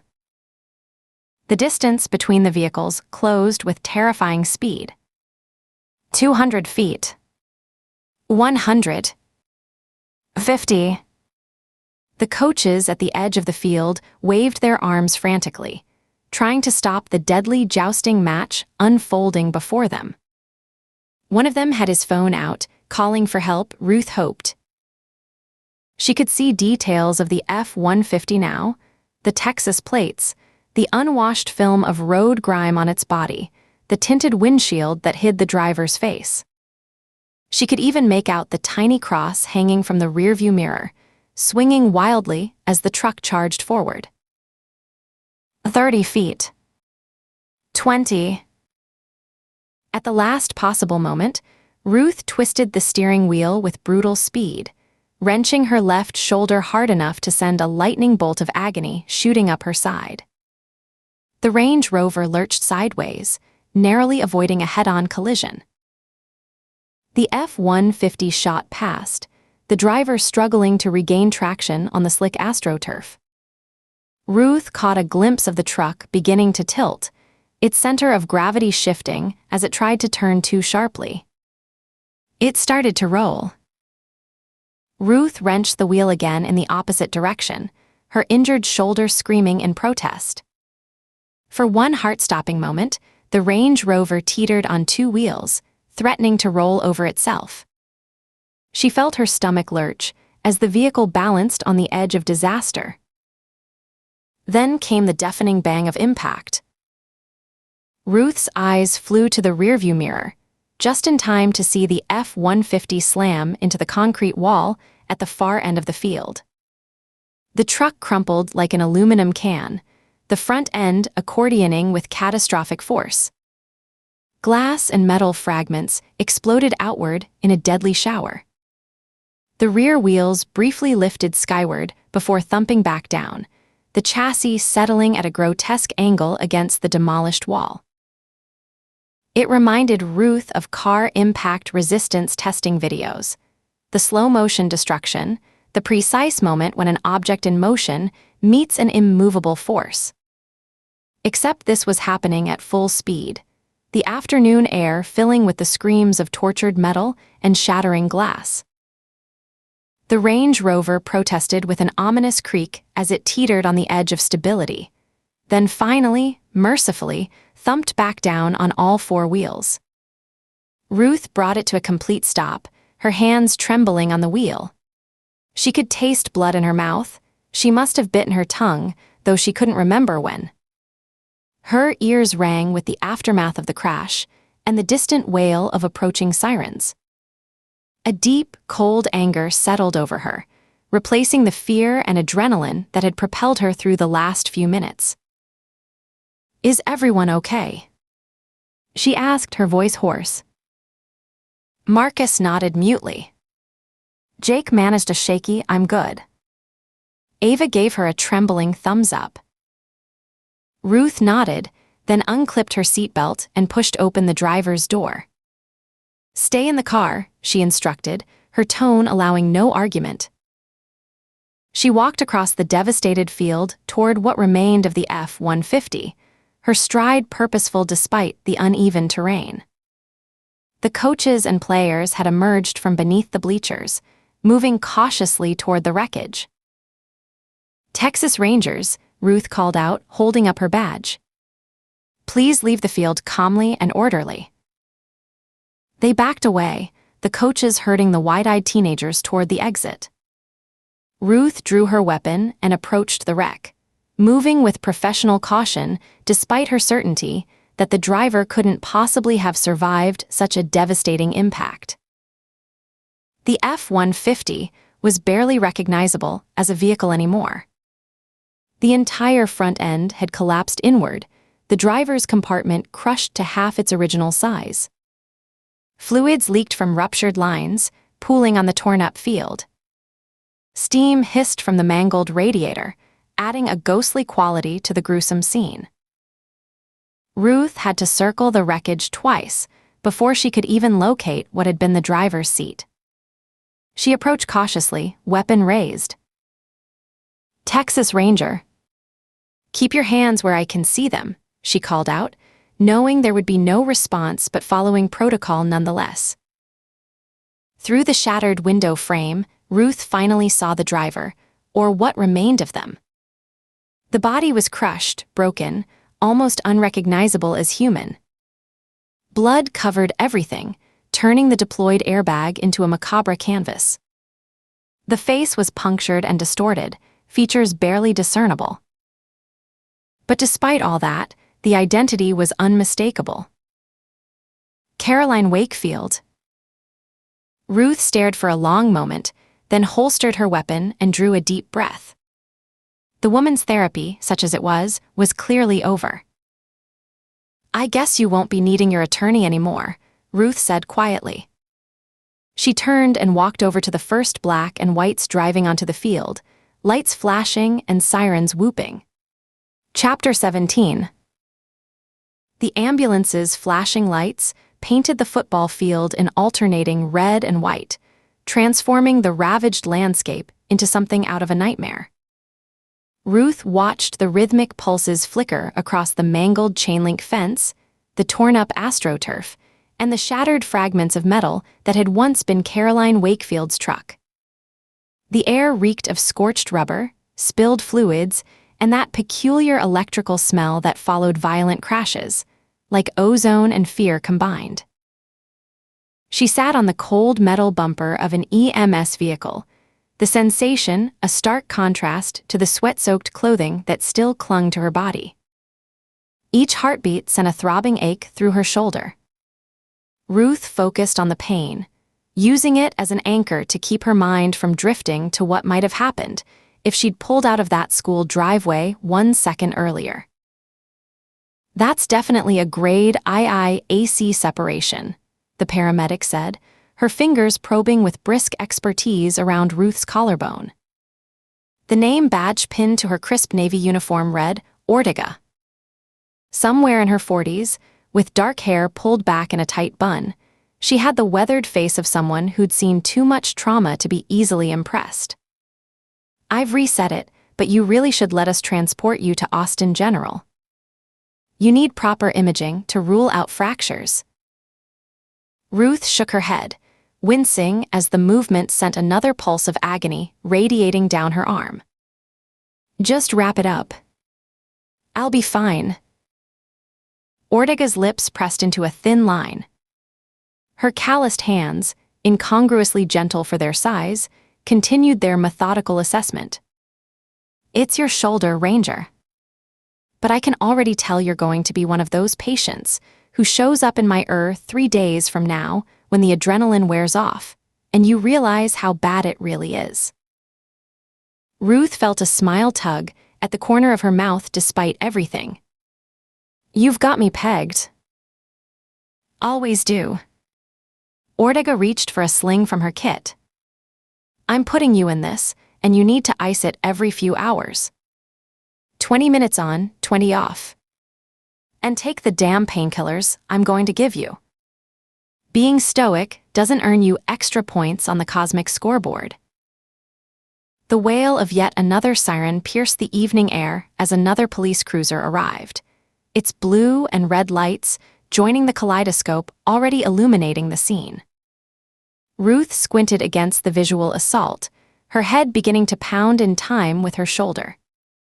School security officers had established a makeshift perimeter with yellow caution tape, holding back a growing crowd of onlookers. Parents who'd arrived to pick up their children only to find a war zone, teenagers with phones held high to capture every gruesome detail, neighbors drawn by the commotion like moths to flame. Beyond them, crime scene technicians swarmed over what remained of the F-150.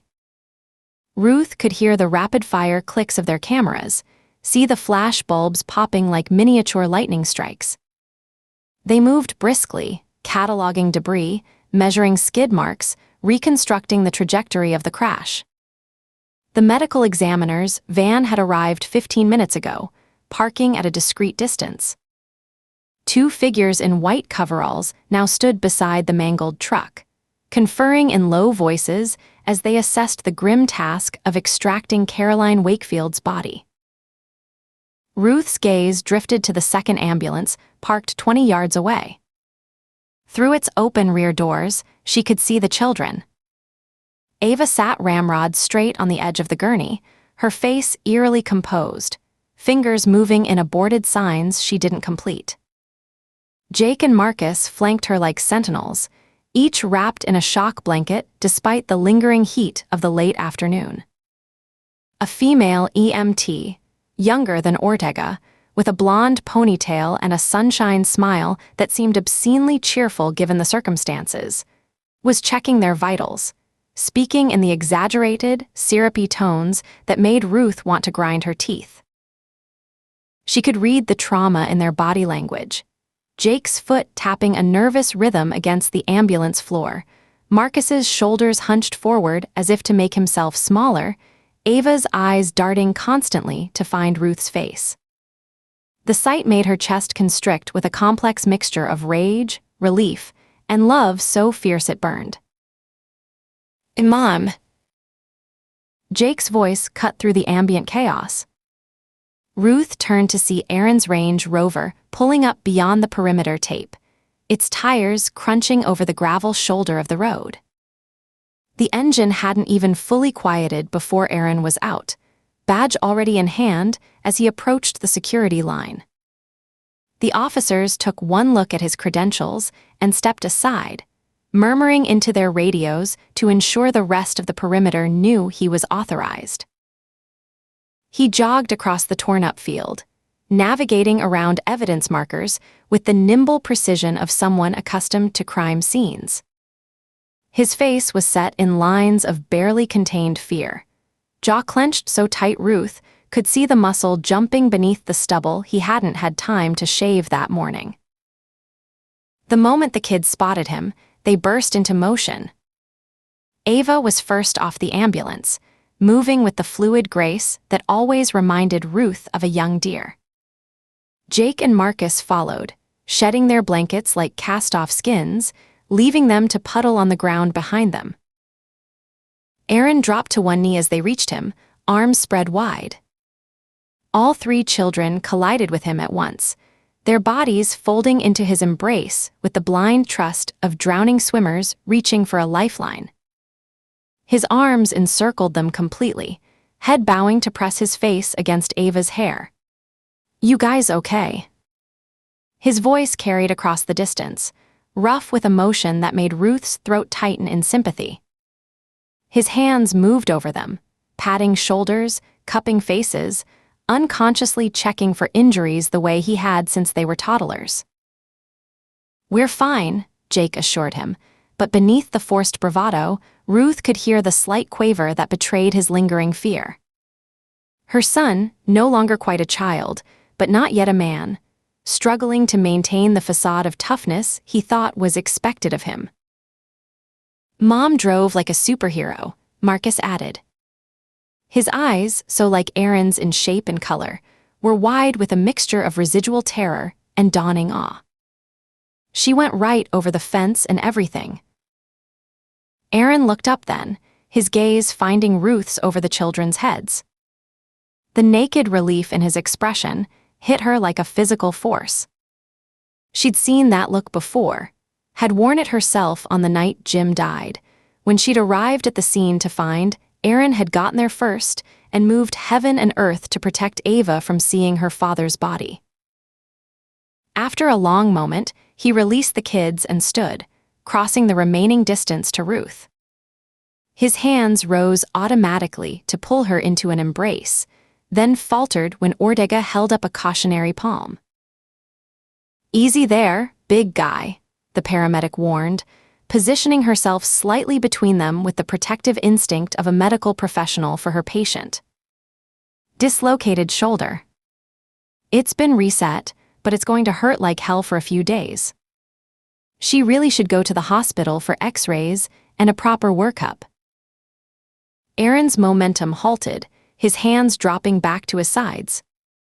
Instead, he leaned in carefully, pressing his forehead against Ruth's in a gesture so tender it made her chest ache more than her shoulder.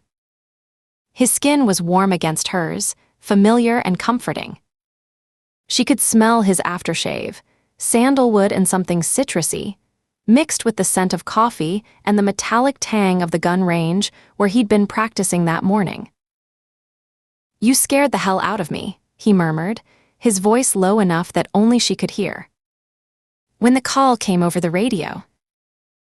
He didn't finish the sentence, but he didn't need to. Ruth knew exactly what had gone through his mind. The same images that had flooded hers during those frantic seconds in the school driveway. Shattered metal, broken bodies, the unthinkable aftermath of losing everything that mattered in an eye blink. She closed her eyes briefly, allowing herself to absorb his presence, solid, real, alive. "I'm okay," she whispered back. "We're all okay." Ortega finished securing the sling, adjusting the straps with quick, sure hands. The nylon rubbed uncomfortably against Ruth's neck, and the constrained position already made her back muscles protest. "All set, Ranger Baker. I can't make you go to the hospital, but I strongly recommend." "Thanks, but I'm good," Ruth interrupted, sliding off the ambulance bumper. The movement sent a jolt of white-hot pain lancing through her shoulder and down her arm, bringing a wave of nausea in its wake. She locked her knees to keep from swaying, but Aaron's hand was already at her elbow, steadying her with a touch so light she barely felt it. Ortega sighed, the sound heavy with the resignation of someone who'd given the same advice to countless stubborn patients. She reached into her kit and extracted a small paper envelope, handing it to Aaron. 2 extra-strength, prescription-grade painkillers. Not enough to worry about addiction, but enough to get her through tonight. Ice every few hours. Keep the sling on for at least 3 days.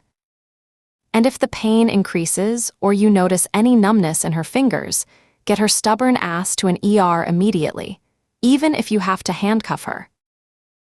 "Will do," Aaron promised, tucking the envelope into his shirt pocket. Ortega held Ruth's gaze for a beat longer, her expression softening slightly. "Take care of yourself, Ranger. Those kids need you in one piece." The paramedic stepped away, returning to her vehicle to prepare for the next emergency, leaving Ruth and Aaron in a small island of relative privacy amid the controlled chaos of the crime scene. The children had drifted back toward the second ambulance, where the blonde EMT was offering them juice boxes with the cheerful insistence of a kindergarten teacher at snack time. "Caroline Wakefield," Ruth said quietly, nodding toward the wreckage. The name tasted bitter on her tongue, like vinegar or bile. Aaron's eyes widened, his gaze darting between Ruth and the crumpled remains of the F-150. "You're absolutely sure?" "What's left of her?" Ruth couldn't keep the edge from her voice. The memory of those final moments played in her mind with high-definition clarity. The truck bearing down on them, the driver's silhouette behind the tinted windshield, the cold deliberation of the attack. "She came straight for us, Aaron." No hesitation, full speed, like a missile locked on target. She swallowed hard, her throat suddenly dry. "If I'd pulled out of that driveway 1 second earlier."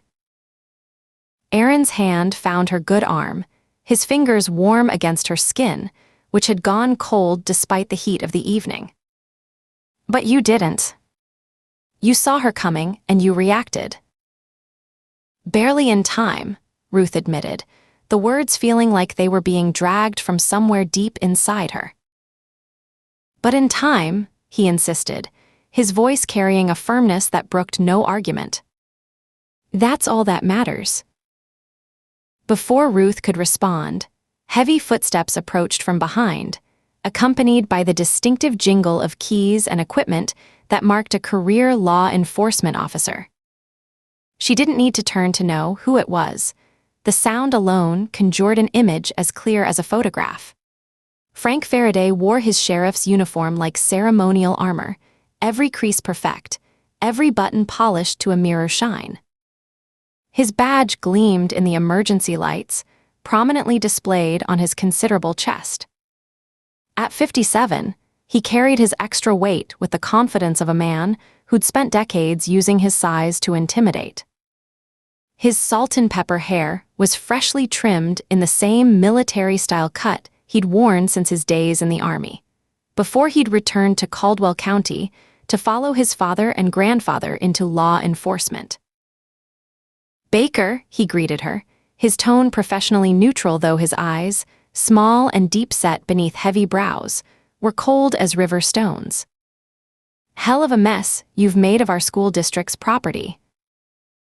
Ruth had known Faraday most of her life. Had eaten Sunday dinners at his table when she and Jim were first married, their families drawn together by the brotherhood of the badge. Had watched him weep at Jim's funeral, his massive shoulders shaking with grief. Had cut him from her life completely when she discovered he'd been deliberately slow-walking the investigation into Jim's death, protecting the department from scandal at the expense of justice. She straightened despite the stabbing pain in her shoulder, pulling herself to her full height. Even so, she had to tilt her chin up to meet his gaze. "Wasn't much choice, Sheriff. It was either the lawn or my kids." Faraday's gaze flicked to the children, then back to Ruth. She saw something flicker behind his eyes, an emotion quickly suppressed, but not before she recognized it as the same complicated mix of guilt, resentment, and grudging concern he'd shown at Jim's wake. "My deputies will need statements from all of you," he said, his tone clipped. "And we'll be impounding the Range Rover as evidence." "The Range Rover?" Aaron asked, his voice carrying the calm incredulity that Ruth knew preceded his rare but formidable anger. The muscles in his jaw tensed, a telltale sign she'd learned to recognize years ago. "Frank, be reasonable. The kids have been through enough today." "Protocol," Faraday replied with a dismissive shrug that made his equipment belt creak. His expression suggested professional regret, belied by the satisfaction in his eyes. "Scene investigation requires thorough documentation of all vehicles involved in the incident. You know the drill, Tate." "The scene is over there," Aaron interrupted, gesturing toward the crumpled remains of the F-150.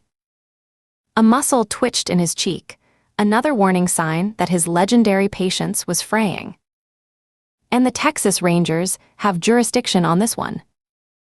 It's connected to an active investigation."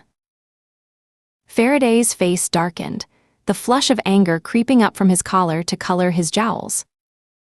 This happened in my county, Tate, and involved an attempt on the life of a Texas Ranger and 3 minors by a suspect in a Rangers investigation, Aaron countered, his voice remaining level, but taking on a steel edge that Ruth had heard him use only in the most tense confrontations. His posture shifted subtly, shoulders squared, weight balanced, hands relaxed but ready. It wasn't an aggressive stance, but it carried an unmistakable message. We'll provide copies of our statements by tomorrow, but we're taking the kids home now. The 2 men stared at each other, locked in a silent battle of wills that carried the weight of professional authority, masculine pride, and the ghost of a friendship that had died with Jim Baker. Faraday was the superior physical specimen, 6'3", and built like a bull even in his later years. But there was something in Aaron's quiet confidence that made him seem the more formidable of the 2. A bead of sweat traced its way down Faraday's temple despite the cooling evening air. Finally, he broke eye contact, his posture suggesting that he was choosing to concede rather than being forced to. Fine. The word emerged as a grunt. Have the statements on my desk by tomorrow noon. He turned to Ruth, his expression hardening into something that might have been concern if there had been any warmth behind it.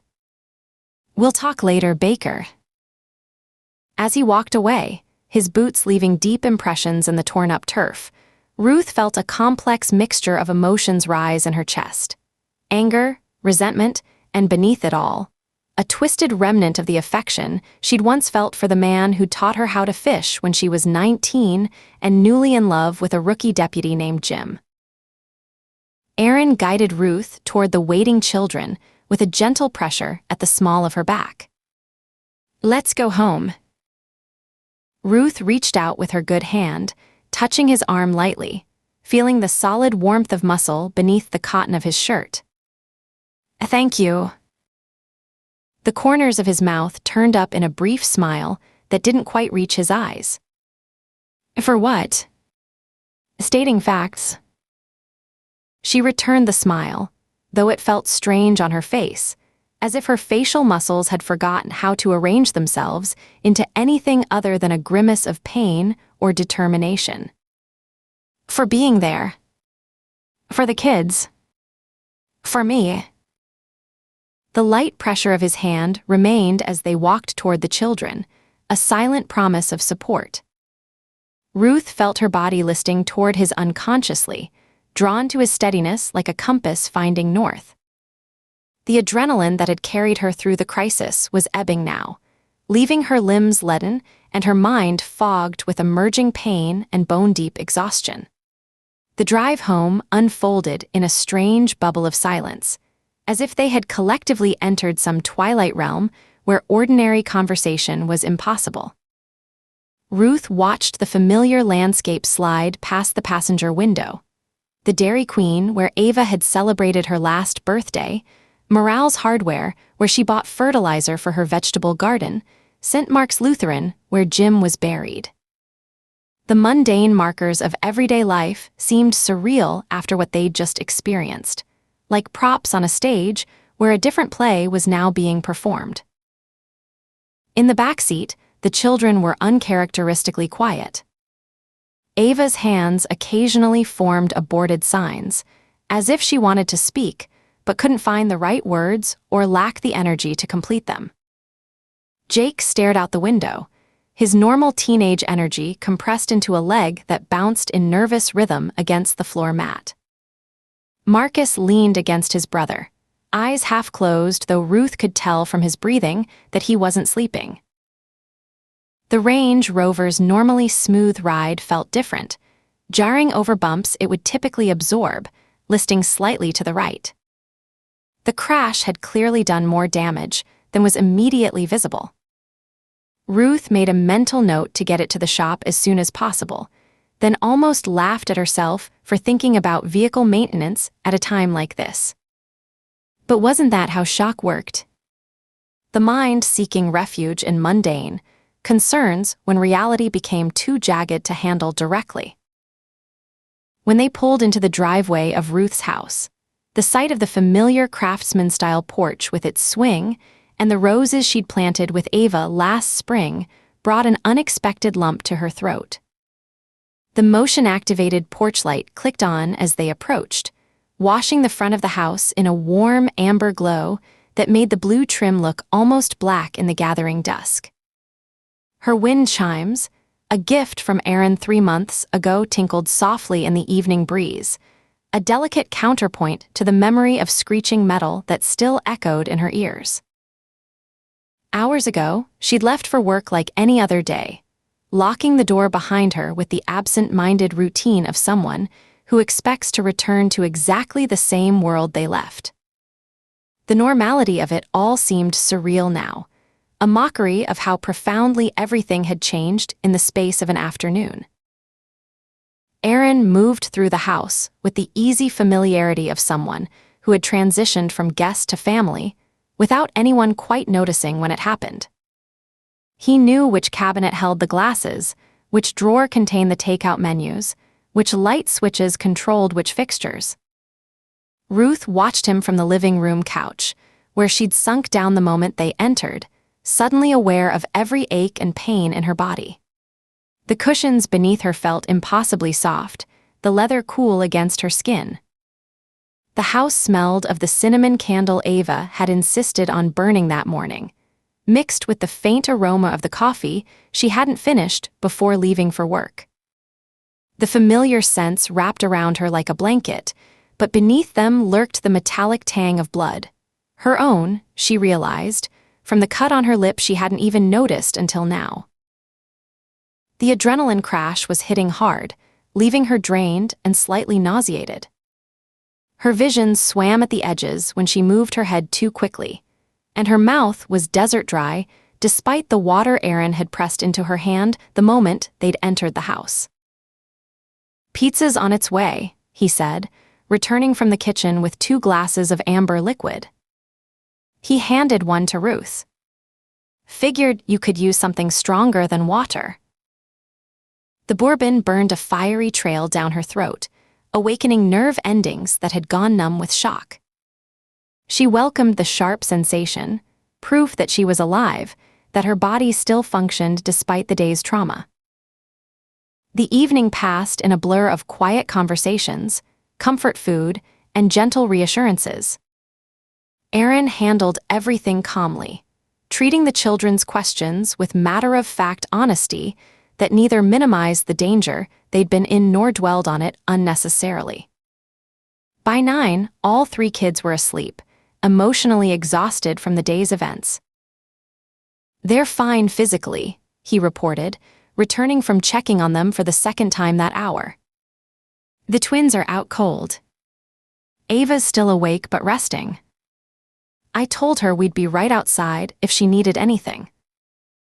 He'd shed his button-down shirt hours ago, moving around now in the plain white t-shirt he'd worn beneath it. The cotton stretched across his shoulders as he bent to retrieve 2 bottles from the refrigerator, revealing the lean muscle built from years of physical training rather than for show. "They're resilient," he added, handing her a beer as he joined her on the back porch. "But they might have nightmares tonight." Ruth nodded, accepting the bottle with her good hand, feeling the cool condensation against her palm. "Wouldn't blame them. I might have a few myself." The night was warm, the air heavy with moisture that promised rain by morning. Stars peppered the clear Texas sky, visible despite the ambient light from nearby houses. Ruth's half-acre backed onto undeveloped land, giving her an unobstructed view of the horizon where heat lightning occasionally flashed in the distance, brief pulses of blue-white brilliance that disappeared as quickly as they formed. They sat in comfortable Adirondack chairs Aaron had built himself, the solid cedar worn smooth by countless evenings just like this one. The familiar chirp of crickets and the occasional mournful call of a whippoorwill created a soothing symphony that stood in stark contrast to the day's chaos. For a long moment, neither spoke, content to share the silence and the simple comfort of each other's presence. Ruth took a long pull from her beer, letting the cold liquid soothe her parched throat. The painkillers Ortega had given her were finally taking effect, dulling the sharp edges of her discomfort to a manageable throb. She sighed, a sound that carried all the weight of the day's events. I can't stop thinking about it, Aaron. What if I hadn't looked up at that exact moment? What if the traffic light had been green instead of red? The questions tumbled out before she could stop them, breaking the peaceful silence like stones thrown into still water. Aaron's profile was limned in silver by the moonlight filtering through the oak branches overhead. The shadows accentuated the strong line of his jaw, the straight bridge of his nose, the slight furrow between his brows that deepened as he considered her words. Don't go down that road, he advised gently, his voice a low rumble that seemed to vibrate in harmony with the night sounds around them. You can what, if yourself into madness with close calls? Trust me, I know. His last words carried an extra weight, and Ruth knew he was thinking of his own close call 2 years ago, a routine traffic stop that had nearly cost him his life when the driver pulled a concealed weapon. The scar on his upper arm was a permanent reminder of how thin the line between life and death could be in their profession. It wasn't just a close call. It was calculated. She turned to look at him fully, her neck protesting the movement. The porch light caught the amber highlights in his hair, turning them to burnished gold. Caroline Wakefield was waiting for me. For us. She knew exactly when school let out, knew which entrance I'd use, positioned herself for maximum impact.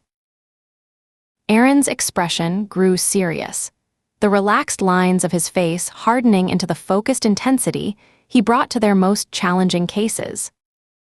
You're thinking she'd help. I'm thinking our theory about Cross Creek just got a whole lot more complicated. Ruth shifted, wincing as her shoulder protested. The pain felt distant now, muffled by medication but still present, a reminder of how close they'd come to disaster. This wasn't just unorthodox therapy, Aaron. What they were doing at Cross Creek was more like something out of those Bourne movies you're always watching. Treadstone, Aaron supplied, taking a sip of his own beer. The bottle gleamed like dark amber in the low light. The Black Ops program that created Jason Bourne and the other assassins. Exactly. Ruth nodded, feeling the pieces clicking into place with a certainty that transcended the fog of pain and medication. They were programming ordinary people, turning them into what? Killers. Weapons. Gregory Slade, Thomas Burke, Caroline Wakefield. It's not just a pattern anymore, it's a goddamn program.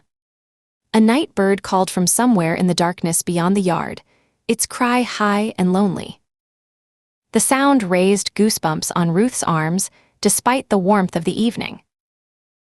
Aaron leaned forward, resting his elbows on his knees, the bottle dangling between his fingers. The movement cast his face into deeper shadow, but Ruth could still read the concern etched into every line. If you're right, then David Miller and Angela Reeves are next in line. And Thomas Burke, Ruth reminded him, a chill running down her spine that had nothing to do with the breeze that had sprung up, rustling the oak leaves overhead. Don't forget he's still out there, running wild. Aaron frowned, the expression deepening the lines that bracketed his mouth. You really think he's still a threat? After what he did at the hospital? Absolutely. Ruth's voice carried absolute conviction, hard as granite. If there's one thing we've learned as cops, even back at the academy, it's that once a citizen crosses that moral divide, commits a crime and gets away with it, they're certain to do it again. There are no one-off criminals, Aaron. They're all repeat offenders. She took another long swallow of beer, feeling the cool liquid slide down her throat, a fleeting relief from the fire of certainty burning in her chest. The more they do it and succeed, the bolder and more ambitious they get. These were just there. She searched for the right word, finding it with grim satisfaction. A gateway crimes. Aaron considered this, his face illuminated by the soft glow of the porch light. The expression in his eyes was one Ruth had come to value above almost anything else, the look of someone truly listening, weighing her words with the gravity they deserved. But if Dr. Johnson's dead, why continue? He asked, the question emerging slowly, thoughtfully. We know Caroline Wakefield killed him and let the others go.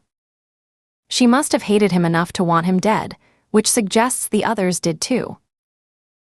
That makes sense, Ruth agreed, tilting her bottle thoughtfully, watching the moonlight play across the condensation on the glass. After what we saw in those basement rooms, what they must have been put through down there, they must have hated his guts. So then why continue with the programming after he's dead? Aaron's question hung in the air between them, demanding an answer. Ruth stared up at the night sky, considering. The stars seemed impossibly distant, cold and indifferent to the human dramas playing out beneath them. A satellite tracked silently across the darkness, its steady movement somehow comforting in its predictability. Well, one reason could be that the programming was too strong to overcome, she offered finally. Aaron held up a hand, the gesture illuminated by a distant flash of heat lightning. I knew you were going to say that, but it's wrong. Why? Ruth asked, though part of her already knew the answer, had been circling the same conclusion herself. Because if the programming was that strong, they would simply follow it, go out there and kill whoever they were supposed to kill, not kill their own programmer. Ruth nodded slowly, feeling the weight of certainty settle in her chest. I thought of that too, which is why I said one reason. Aaron leaned closer, the scent of his aftershave mingling with the earthy aroma of the garden and the faint, metallic tang of the approaching storm. So what's the other reason? Ruth set her beer bottle on the small table between them, the glass making a soft clink against the wood. She leaned forward despite the protest from her shoulder, the pain a distant concern compared to the clarity of the realization taking shape in her mind. What if Dr. Johnson wasn't the real programmer? What if he was only the front for the whole operation? A legitimate psychiatrist with a keen interest in experimental, innovative methods that someone else used to further their own agenda. The idea felt right, fitting into place like the final piece of a puzzle she hadn't realized she'd been solving. The night seemed to grow quieter around them, as if the very crickets were pausing to listen. Aaron's eyes narrowed, reflecting the distant lightning. And that someone was. Someone we haven't met yet. The man in the shadows. Ruth's voice dropped to almost a whisper, as if speaking too loudly might summon the very person she described. A cool breeze swept across the porch, raising goosebumps on her arms that had nothing to do with the temperature. Someone hiding behind it all, like a puppet master. We see the marionettes, the stage, and we see things when they happen. But we don't see the man responsible for it all. She fixed Aaron with an intent gaze, feeling the truth of her words with bone-deep certainty. And until we do, we're going to be playing catch-up. With our cases. She paused, her expression darkening as the image of the black F-150 bearing down on the Range Rover flashed through her mind again. And with our lives. And our children's lives. Aaron was silent for a long moment, absorbing the implications of what she'd said. The weight of their shared responsibility, to the case, to the children, to each other, settled around them like an invisible mantle. Finally, he reached over and took her hand, his grip warm and solid around her fingers, which had grown cold despite the mild night. "Then we find him," he said simply, the words carrying the quiet force of absolute commitment. "Whatever it takes." Ruth nodded, squeezing his hand in return, drawing strength from the connection. Above them, the stars continued their silent vigil, indifferent to the human dramas playing out beneath their ancient light. In the distance, the ominous rumble of thunder rolled across the Texas landscape, growing closer with each passing moment. Somewhere far beyond the comfortable circle of light cast by Ruth's porch lamp, a lone coyote howled, the sound carrying through the darkness like a warning. Or a promise. I hope you enjoyed part 1 of that audiobook. Again, please consider subscribing to the channel Book Empathy on YouTube so that you can keep listening to my audiobooks free of charge. And do consider buying a copy of this book to support the author. Thank you.